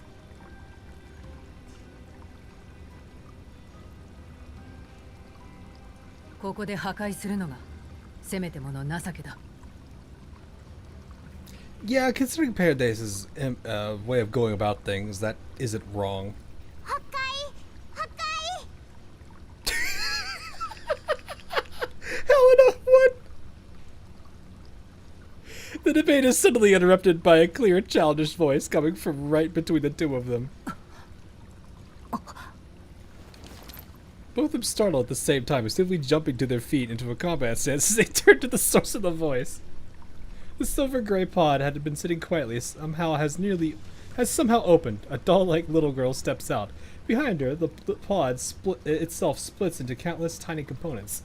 which then regroup into 3 spherical clusters. Drawn together by a force that appears to be magnetism, they form 3 metallic orbs that float at the girl's side.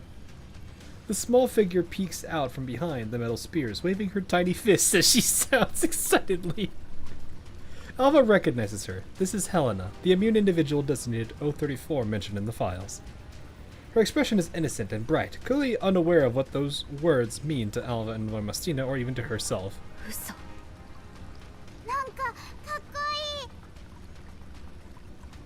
Look, it's Helena. It's been a while since we've seen her.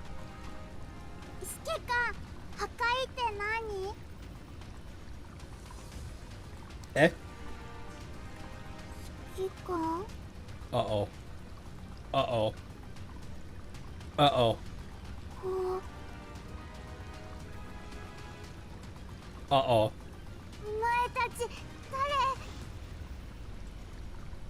Looking around, everything she sees is vastly different from what she last remembered. A surge of... That would be terrifying, actually. You go to sleep and then you wake up and you're in a completely different location with people you don't recognize. Yeah, no, I can understand why she's instantly scared. I think I would be too in that circumstance. Especially since one of the most important things about sleeping is closure when you wake up. You are exactly where you fell asleep at.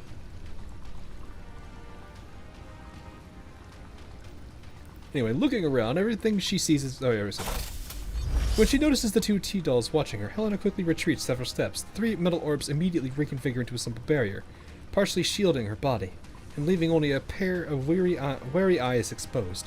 何が起きている? 特別な手順でしか開かないはずなのに。もしかしたら遠隔操作で開けられたのかも。私たちが圧倒的に不利だな。敵は明確に彼女とリンクしている。潮時だ。いや、まだなんとかなる。この子を守るよ。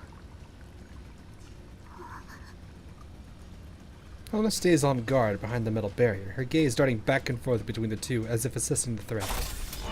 The 3 metal orbs vibrate faintly, ready to react defensively or offensively at any moment. As Voimastina's wolf eye attempts to scan Helena and the spears beside her, the system display is flooded with error messages of failed analysis. She pays it little mind. This has not been a rare occurrence in the past 10 years. She takes a small step forward, intending to investigate further, but the movement immediately triggers Helena's alarm.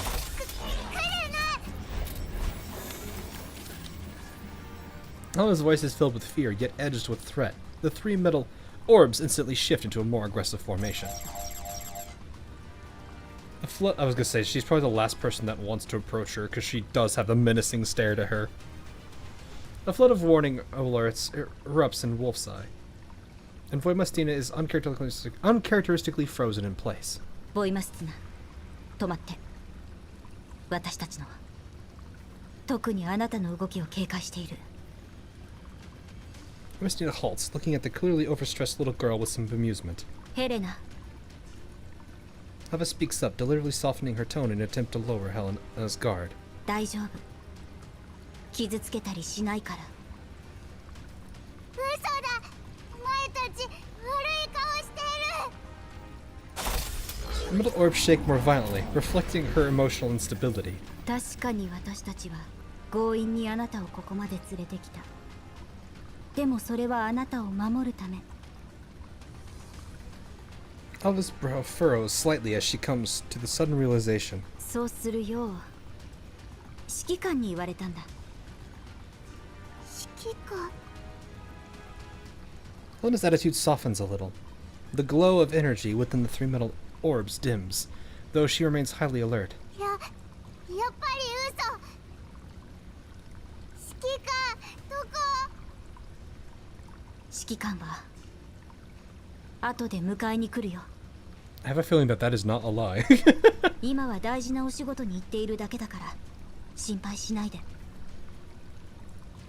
本当に？うん。そしたらエルモ号に戻れる。私たちは昔指揮官と一緒に戦った人形なんだ。信じて。人形じゃあいいやつare probably good. I mean, I think that's a fairly accurate statement, save for a small percentage of dolls and things that aren't considered dolls but feel like them sometimes. Hana lowers the hand she had been holding up in front of herself. The metal orbs descend as well, no longer looking ready to fire. 今までのこと覚えてる？例えば洞窟のような場所、地下にある祭壇、そこで何が起こったか。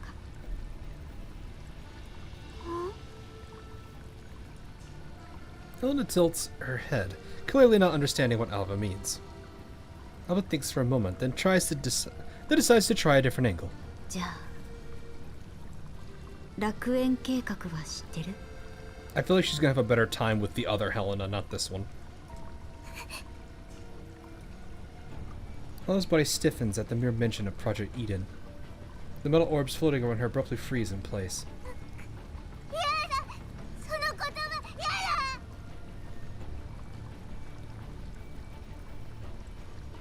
Alva clearly sees the pure terror flash across Helena's eyes. The little girl clenches her fists. Her body begins to tremble uncontrollably, faint whispers of fear escaping her.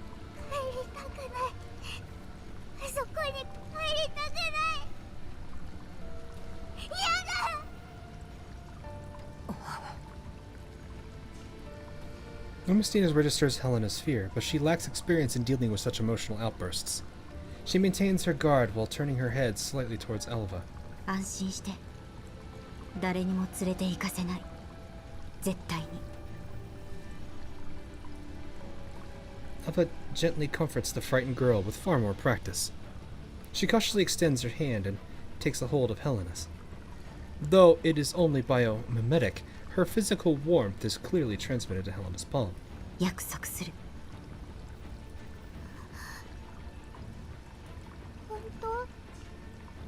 She's about to cry. 指切り玄満しようか。 What's a pinky promise? 指切り Actually, I'm kidding. She probably doesn't know what that is. 約束をするときに Oh, maybe not. こうやってお互いの小指を引っ掛けて。Alva hooks her little finger around Helena's. あなたは楽園計画が怖いの？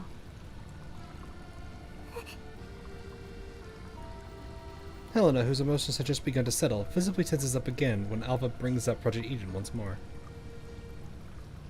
Is there a reason it's red, or is it just flavor text?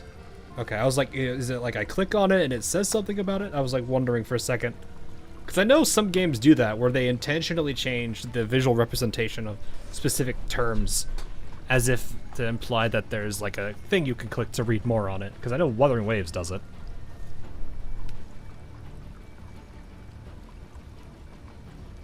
Because I was beginning to wonder if that was happening here. This is a broken hyperlink. That would be kind of sad, actually. She shakes off Alva's hand and stumbles backwards several steps.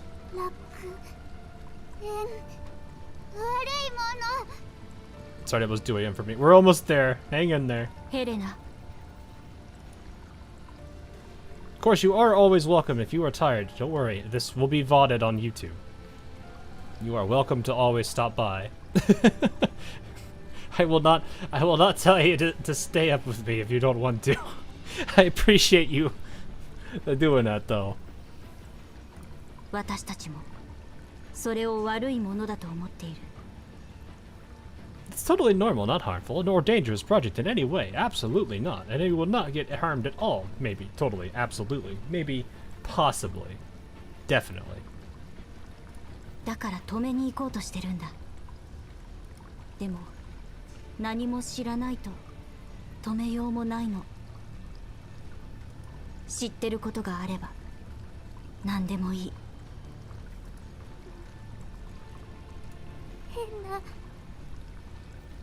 変な女がドア開けようとして。ドア？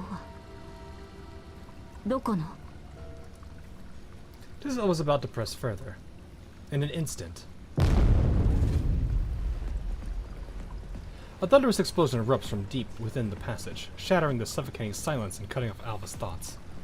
The shockwave, carrying rubble and debris, spreads rapidly through the tunnel, causing visible structural damage. Multiple walls are blown through, forming irregular holes as stones and dust rain down in thick clouds. Okay, but why would you do this?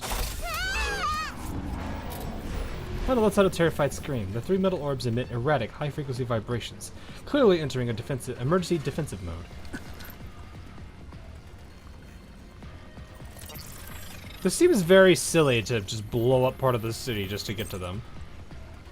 Augustina turns toward the source of the explosion, instantly entering full alert. Wolfeye activates wide-spectrum scanning, attempting to assess the threat level of the approaching enemy. Oh, it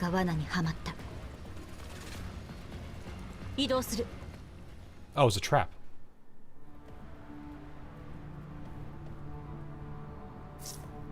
They're following us really closely. Looks like our movements were revealed after all.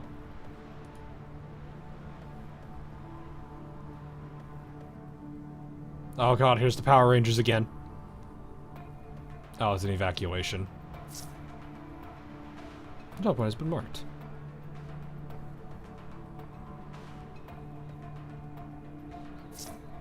Get it. Gosh, she's so much taller than her. Be careful, I'll protect the objective.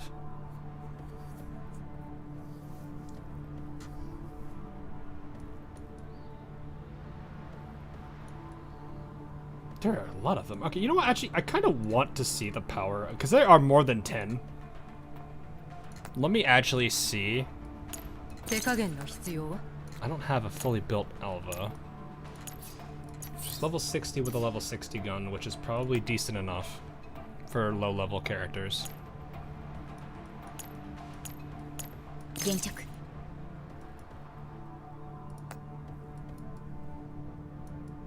Alright. That always throws me off that it has an idle animation. Yeah, we're just gonna use these two. We're already at a huge advantage anyway with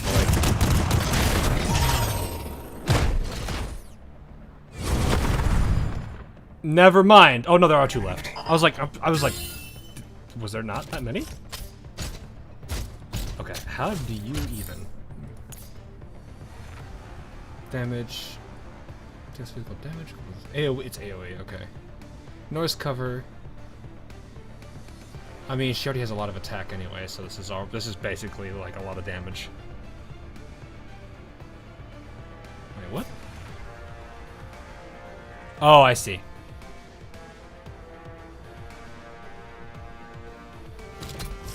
Gains extra movement. Jeez.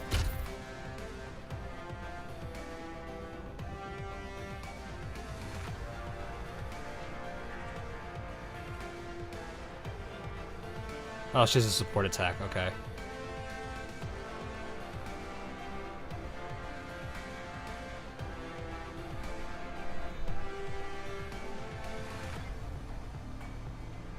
Wait, she performs a support action, charges to an empty tile within a 2-tile wide area of the target tile, then deals targeted melee physical damage that ignores cover of 100. So she basically... So, let's say, like, Alva was firing at somebody. Voimastina rushes that target, that tile, and then basically punches them. Interesting. This effects are resolve. Voimastina's attacks increase by 10% for round 1. In addition, applies crumble to... Applies crumble. When type of Voimastina, this unit's defense is reduced. Oh, it's a defense down. Wait, so she's already hitting hard, but she also defense downs. Is the most funniest thing in game. It looks like it. Wait. Wait, so you're doing 2 different defense down buffs. Or debuffs. So you're already reducing defense by 40, and then you're reducing it further by 30. It's probably more multiplicative, but still.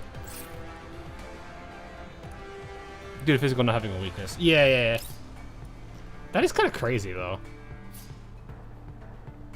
Post Wolf's Eye. Your target moves, attacks, or ends if it is within.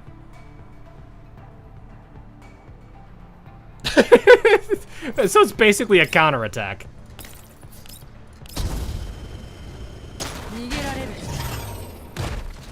Engine 起動.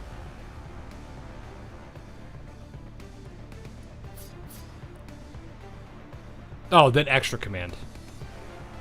You can't do anything here. 任務了解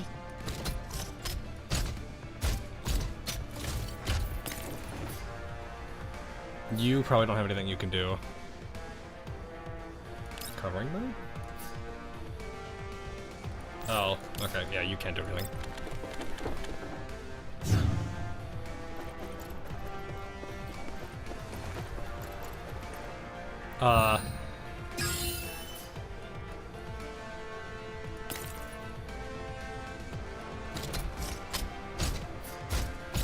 Voibostida, destroy this man. I want to see the punching thing. If it's even possible to see the punching thing. Wait, it's before, right? Wait, no, I needed to do this first, didn't I?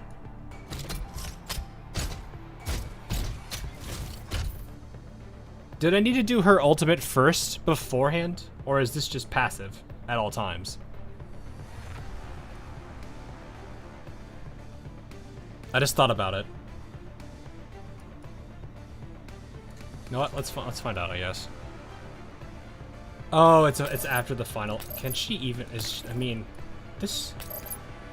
No, never mind. It's not happening. Dang it! It's not happening anyway. All right. Well, you know what? You optimize the path. I'm not gonna think about it.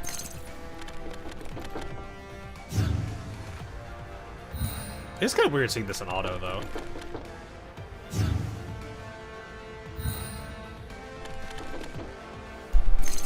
I need to be a high tier, or a high level enemy to do it. Is it? Yeah, I was gonna say it's like Kyungju.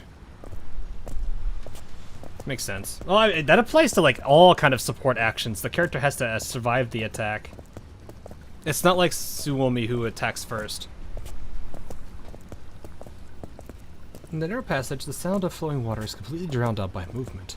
In its place are 3 distinct sets of footsteps, along with the breathing rhythms distorted by environmental pressure. That is a good point. I'll try that later. Walls along the way are riddled with bullet holes and scorch marks. With the metal structural layers penetrated, reinforced concrete underneath becomes exposed. Craters and burn marks from thermal weapons form an irregular pattern. Spent casings and debris on the wall litter the ground in chaotic disarray. A few emergency lights flicker on and off, illuminating the exhausted figures of Alva and Voibostina. Helena keeps a safe distance from Voibostina. Metal orbs hover around her, forming a mobile defensive barrier. However, she now at least allows Voibostina to move within a 3-meter radius without triggering a defensive response. Her body language still shows caution, but the hostility in her eyes has lessened. She does have a very intimidating presence. Voibostina suddenly halts and turns back toward the way they came, Wolfeye activating its remote acoustic analysis module. The advance of the pursuing forces is precisely captured and analyzed, indicating that they are closing in step by step into a tactical formation. At the same time, regular sounds are coming from other tunnels as well. The enemy has likely pinpointed their location and formed an encirclement. Voibostina casually peels off the severed limb of a combat automaton, still clinging to her. Then touches the broken military knife at her waist, with only the hilt remaining. With our current combat parameters, breaking through the outer blockade is theoretically possible. However, if the third Jindal known as Igla arrives on the scene and engages them in direct confrontation, Voibostina will not be able to cover Alva and protect Helena. Alva notices her partner has stopped. Standing a few steps ahead, she turns back with a questioning look.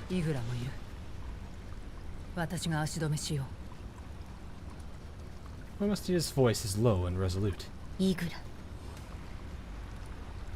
Alva considers this briefly.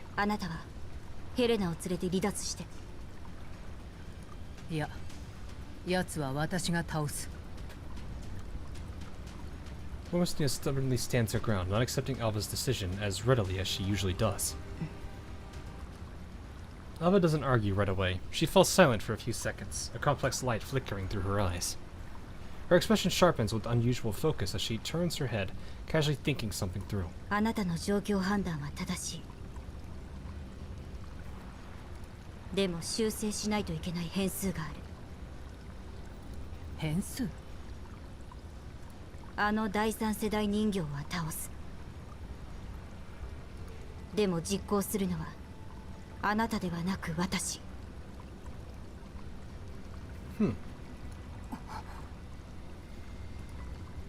Momostina's eyes widen in extreme confusion and dissent.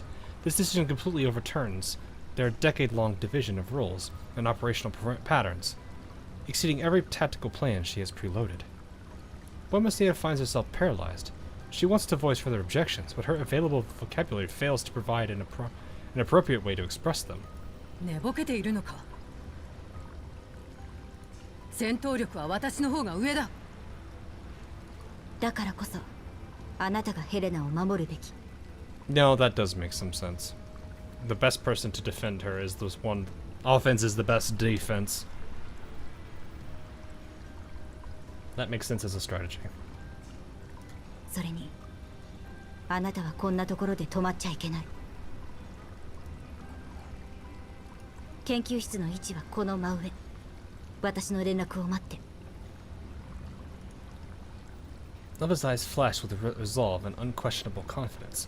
Womastina understands that at this moment she has no choice but to trust and obey. わかった。Alva nods to Womastina, then walks over to Helena and gently strokes her hair to calm her. She points at Womastina and speaks as softly as she can. このお姉さん、顔は怖いけど優しい人形だよ。お姉さんについていけば指揮官に会えるから。ね。Poor girl. Helena's still highly wary of Womastina, but sensing the urgency of the situation, she carefully trots along behind her. Womastina leads Helena off in the opposite direction. Before leaving, she turns back and says to Alva, 幸運を祈る。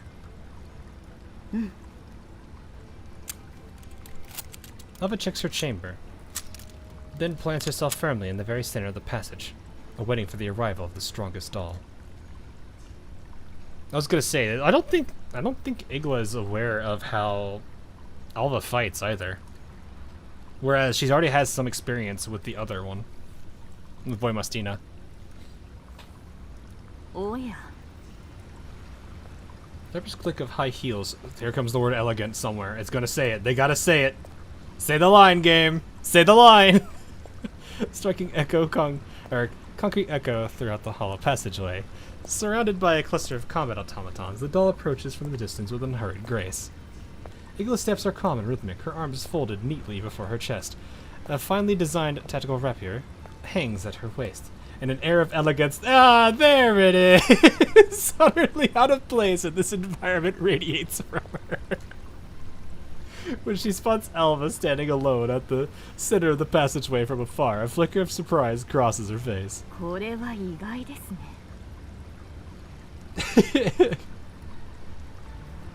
When she reaches a distance of about 15 steps from Alpha, she comes to a stop, her posture straight and composed, as if greeting a guest.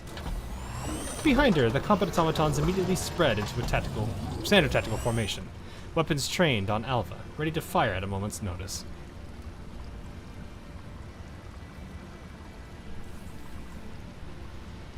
Igla raises one hand, casually halting them. 考え抜いた結論が For to voice One-san is a choice. I mean, it fits.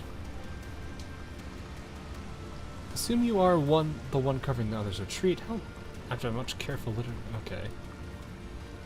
Alva remains silent, offering no response to the seemingly offhand question. Just as she's anticipated, the third Jin doll before her possesses not only exceptional combat ability, but also sharp, analytical observational skills. ですがうなずけます。戦闘力は劣っていますが、あなたには自己犠牲の精神が備わっているようです。なんて尊い。Igla gives a light, polite clap. Alva still says nothing. In this situation, every second of delay is precious time bought for Boimostina's retreat. Since the other party is willing to spend time on this exchange, Alva is more than happy to oblige. その勇気をたたえて、今から1分だけ待ちましょう。その間、いかなる追撃行動も中止します。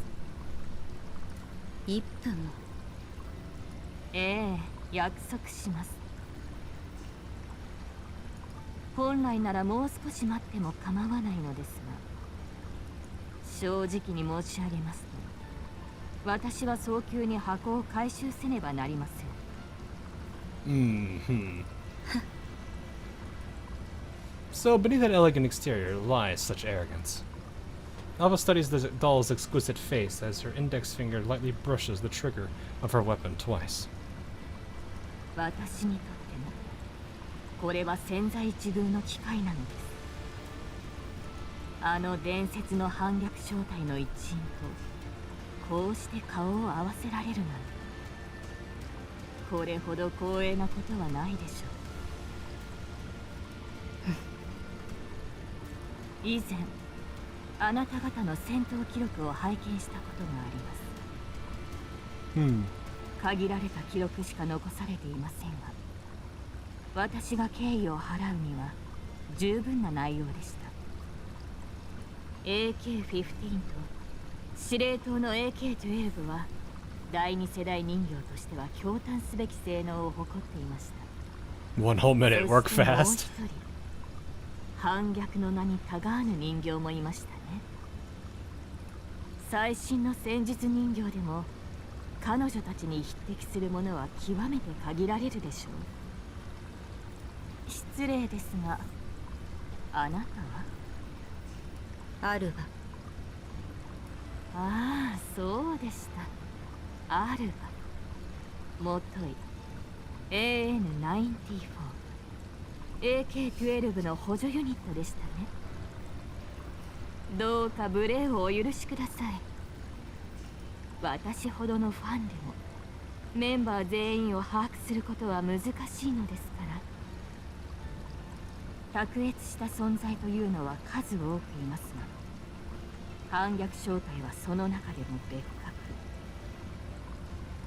失礼を承知でお聞きしますが、なぜあなたのような人形が所属できたのでしょう。Oof. Alva purses her lips briefly. 相当念入りに調べたようだね。お褒めに預かり光栄です。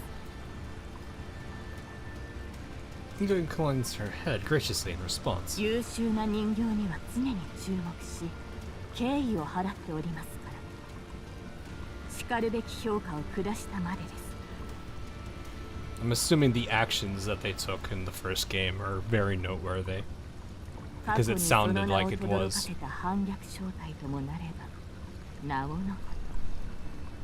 It's like the one thing I can understand about Defy is apparent, like, from what I understand from this game, is it is hinted that something they have done in the, I'm assuming the first game, it was of monumental notice. 確かに私たちは有名になってしまった。10年前のフランクフルトの出来事を経て。Yeah, as I said. 理想が意味をなさなくなり、それまでのコードネームも偽名もすべて捨てた。そして私はお前の言う通り、体内で一番弱い人形だ。誠実な返答、誠にありがとうございます。ところで、なぜまだここにいるのですか？逃げるのに十分な時間を与えたつもりなのですが、あなた個人には特段興味もありませんし。私が期待していたのは AK-15 との対話なのです。Oh, is this turning into one of those, like, she's... I wonder if this is turning into one of those, like, she doesn't want to live in the shadow of Voy. それともあなたは私と互角だとでもお思いで？ It does make me wonder that. 試してみないとわからない。A faint, unfathomable smile appears at the corner of Alva's lips. Her tone carries a subtle confidence. 私の見立てでは、お前は私以外の全員より弱い。 Nah. Okay, fair enough. I was just sitting there thinking, like, because I have seen that kind of writing done before, where it's like they have one character that's very, very, very, very strong, or very, you know, has a huge reputation around them, and this person that works alongside them or is related to them doesn't like that they live in the shadow of somebody else. There are a good number of characters across multiple games that have dealt with that. 反逆正体最弱の私が相手で十分だ。 It was sorted in the first game. Oh, fair enough. So it was a thing, but just not present now. Got it. Igla retains her flawless smile, but a chill flickers deep within her eyes. Her expression shows no obvious change, yet the atmosphere subtly shifts. Igla adjusts her stance and lightly smooths out her sleeve. 相当独特な評価軸をお持ちのようですね。 We're still getting these boyos, I see.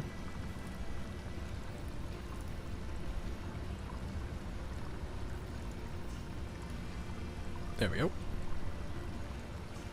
Takes a second to reload that. Be God, yeah. Don't worry, we're taking care of it. その自信の根拠、ぜひ検証させてください。 She takes an elegant step forward, the sound of her heels striking the ground ringing clearly through the passageway. She finally unfolds her arms. With her left hand, she draws the finely crafted tactical rapier from her waist, and with her right, she produces a beautifully made pistol of silver and gold. And now that song from Mark Knights is stuck in my head.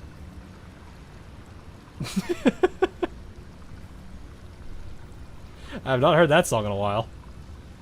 Igla's subordinates also raise their weapons and take aim at Alva. 下がってください。 Igla once again lifts a hand to halt them, her gaze never leaving Alva. 手出し無用です。戦闘終了。脅威はすべて排除しました。これで先に進めます。 Wait, was that it? Oh, there is dialogue. Okay. So this is the last node. Don't worry about the greens on this one. I'll just do them on my own. If I have time during the day tomorrow. Before the stream, I should say. The dull sound of dripping water echoes rhythmically through the empty passageway. The sewer branch lies far enough from the previous main battlefield that it's temporarily free from direct pursuit, forming a short-lived buffer zone. I'm good. You're also behind by an hour. Few damaged emergency lights flicker at irregular intervals, providing minimal visibility. Wemysia settles into a concealed spot at a bend in the passageway. Sorry. She herself stands against the wall, scanning the surroundings while initiating a rapid system self-diagnostic. Helena's metal spears hover around her in a defensive formation, her wary gaze tracking every movement Voimastina makes. She keeps the maximum safe distance from Voimastina. With Alva absent, her tension and vigilance are clearly heightened. Yeah, that happened earlier this month. Voimastina looks at Helena, her expression inscrutable. She lets out a soft sigh and drives a fist into the wall. The dull impact reverberates through the passageway. The metal structure dents visibly at once. The concrete layer beneath fractures, and a cloud of dust erupts from the point of impact. Startled, Helen immediately snaps her 3 metal spears into a shield. Her body tenses, fear and defensiveness filling her eyes, ready to respond to any perceived threat.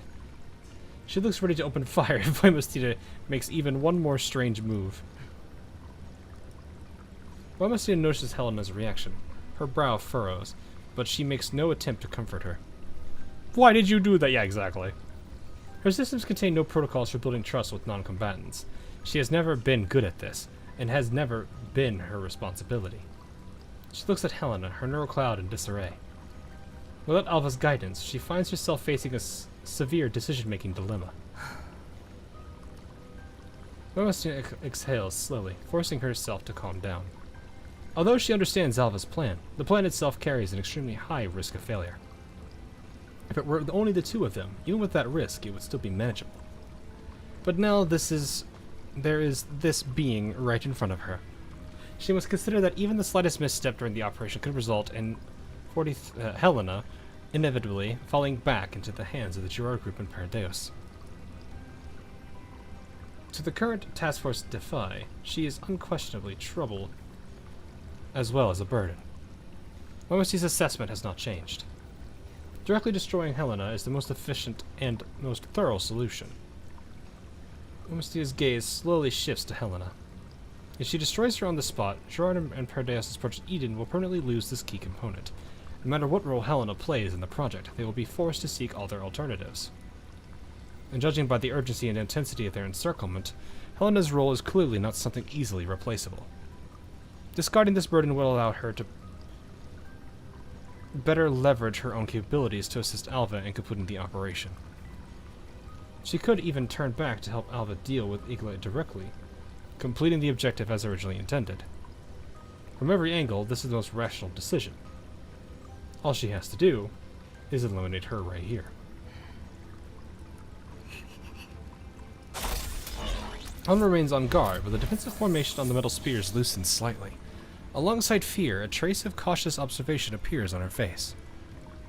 She is highly sensitive to changes in emotion and atmosphere.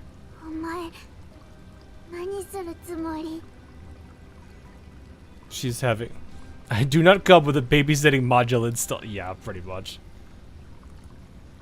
The simple question is like a key, unlocking something sealed deep within Voimastina's neural cloud. She closes her eyes. I have really powerful orbs, you know. I may be small, but I will destroy you. Says that teddy bear that you've had in the corner of your room watching you every night for the past 6 years.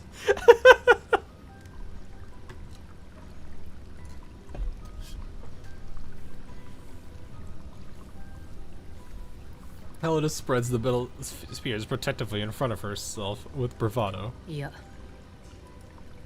Voimastina's answer is short and direct. At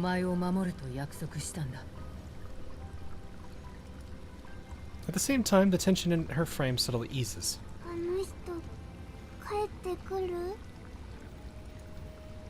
Helena is clearly referring to Alva. Though wary of both of them, Alva's more kindly demeanor seems to have formed a foundation of trust between them. Voimastina's reply contains no hesitation, as though stating an established fact rather than a hope or a guess. She slowly lowers her hand, resolve settling in. She is a member of the Task Force Defy. She will always fulfill her promises. Voimastina's Wolfeye performs a full spectrum scan. Once she's confirmed that the surroundings are temporarily safe, she retrieves a small device from her tactical pack and starts fiddling with it. Helena's question still carries caution, but there's also now a hint of curiosity. The metal spears remain in defensive state, though no longer poised to attack. Voimastina's answers curtly as she continues to tune the device.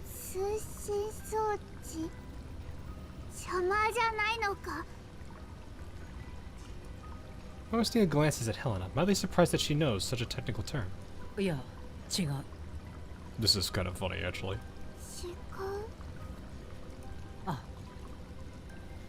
Voimastina answers each of the girl's questions, but unlike Alva's patient way of doing it, it is an air of indifference toward both the conversation and the interlocutor, responding almost robotically. Even so, for her, this is already remarkable progress.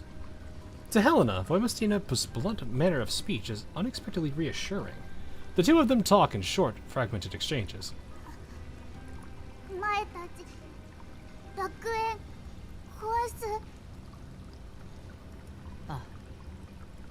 計画あるのか。Momstade's replies remain brief, but her demeanor has grown slightly milder. Elmo takes a step forward. She still maintains a safe distance, but a subtle approach signals the beginning of tentative trust. Momstade watches Helena's cautious advance and recalls what her former partner would do in situations like this. After a moment's thought, she reaches out and places her hand on Helena's small head. Whoosh! Like a startled cat, Helena instantly recoils and darts back behind cover. I'm just imagining, like, she's looking over at Helena, who is currently hiding behind a barrel, and all you see is the top of her head and her 2 eyes sticking out over the top of the barrel. Meanwhile, the spears are like, what am I supposed to be looking at? Do not the Helena. Momstade decides to stop forcing herself to do things she's bad at. She's like a knee-high. Look, this place has been getting leveled. There's probably a small barrel.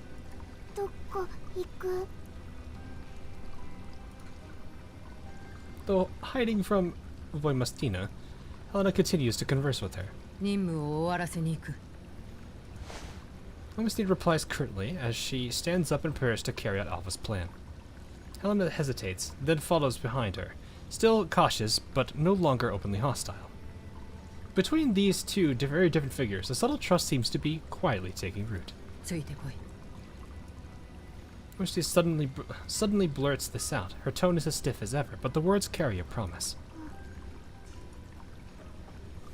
What's a mission? I'm pretty sure she knows that word at least. Helena doesn't respond, and she simply follows along in silence. In the depths of the sewers, 2 figures, one's tall, one short, move on wordlessly, one behind the other. I actually caught that one time. That is the first chapter done.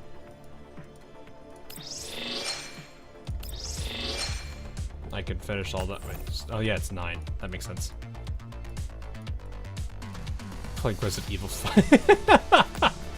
Okay, that one I at least understood. Does it matter which one I go to for these? Or are they using the same ticket?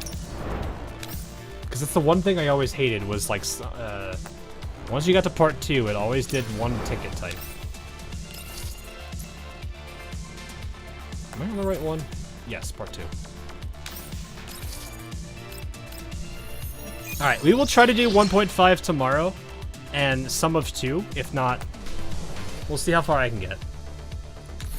That'll be the main focus of tomorrow's stream, or I guess today's stream, considering the time. But yeah, I will put a post for that in the near future, so don't worry. I will try to start like an hour early. I think I could probably get an hour earlier. I think that's what I'll probably be able to do.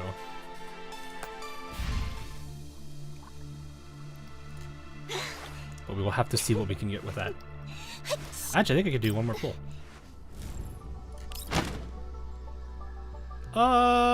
Yeah, we have enough. Boom! Nope. Cat. Yes, the cat. Cat is like is one of my favorite characters. See, we got a covenant at some point. At least the good thing is we have guarantee coming.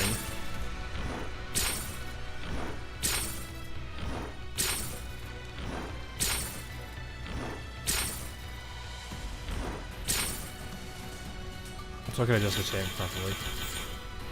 We still live by it though, so you have to kind of adjust. It's just the unfortunate thing we deal with. How many pulls do I have now? Oh, perfectly 1. Nice. Why didn't you gauge the streamer luck on the spook? Nah. Wasn't feeling it. I'd rather save it for a time when it really matters. Let's right now, we're being as close as we are to pity. So will part 2 happen? It'll probably be partially tomorrow. I don't know how long 1.5 will take. Like, is 1.5 that long? That it needs its own day? Or is it just like a short interlude? It's got 6 story nodes to it. That is actually decently long. So today will be what? Today's the 30th, right? Or sorry, Monday is the 30th. Tuesday is the 31st. So yeah, if I don't get to 2 tomorrow, then we will get to it on the 31st. About as long as part 1. Okay. Part 2 is longer than both. Okay, so that'll be a little bit rough. Okay, I know. We'll be fine. So it's probably going to be the case where 1.5 is tomorrow, and then 2 will be the day after. So we're going to do 3 back-to-back days. Because I do want to cover the whole story. I just not have had much time to go through it all. So we're kind of last-minuting it, but kind of have to. But yeah, I will see on time. Just know that the next 2 days will be GFL streams. Just to make it work. So. I will see what time I can work with it. Alright, now I'm going to see if I could try for 6, aka an hour start time earlier than my usual time. I'll have the stream up. If I can get it earlier, I might move the time forward. I'll have to see.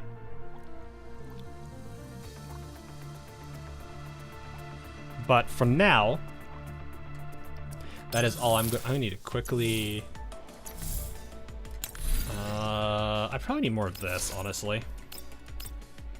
Because this takes... There's always dramatically more of this than anything else.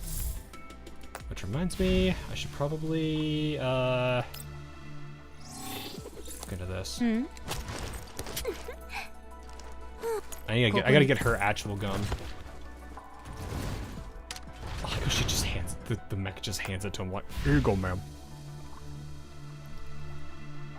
But yeah, I will look into the times for tomorrow. That said, like I said, the next 2 days will be streams for it. We'll see how much time it takes to get through it all. But for now, I do need to hop off. I do have to do things in the morning for work. So I will see you guys all then at that time. But for now, that'll be all. So look forward to that, I guess. I'm actually kind of liking this story so far. I don't know. I've felt like the main, because I'm assuming this is main storyline. The main storyline has been interesting. It was rocky at the start because it was a little slow for me to understand what was going on. But the more it started to develop, I'm actually pretty happy with it.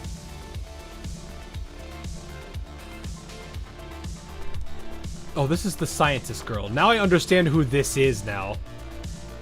Because I was like, who is this mad, crazy woman? I'm like, oh, it's the Agnes Tachyon lookalike. But no, we will get through all of this. I'm not super worried. But until then, that'll be a time for later down the line. So, anyway, I'll see you guys all in the near future. Really, the near future. But yeah, see you guys then. Have a good night, morning, afternoon, wherever you are. And I will see you guys all then. Latest.